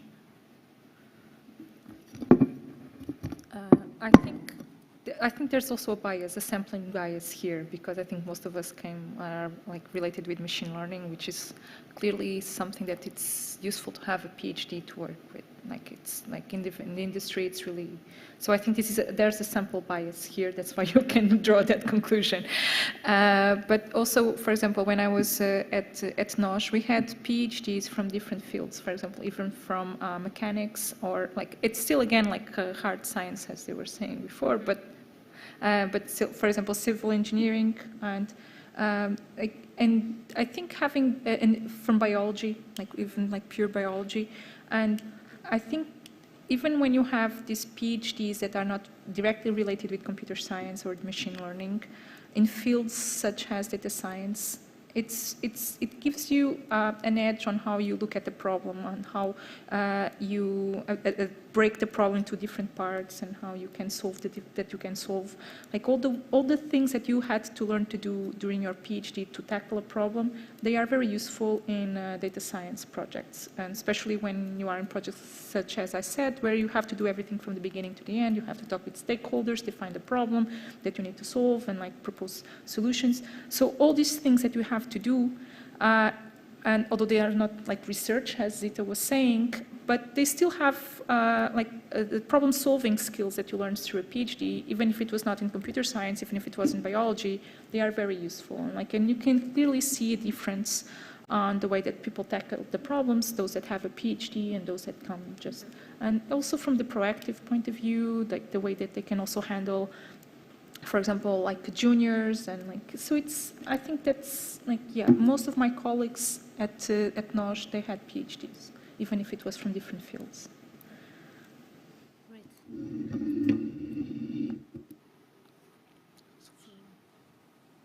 Anything about your experience with this industry, or it's yet to come after the PhD? Yes, I think it's a bit yet to come.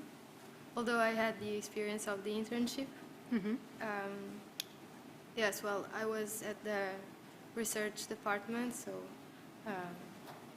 a lot of people there also had PhDs. So it's, I'm also a bit biased, I guess, because yeah, I think typically if you want to, well, maybe not, but yeah, I think typically if you want to work for a research department at a company, they usually prefer that you have a PhD. Mm-hmm. But not everyone there had one, I think. Yeah, so I don't know. I don't yet have a full opinion. Okay, thank you. Okay, I think we can close now. We can close. Thank you the very session. much. Thank you, Alex, and thank you for those being here. And see you next year, I hope. Thank you.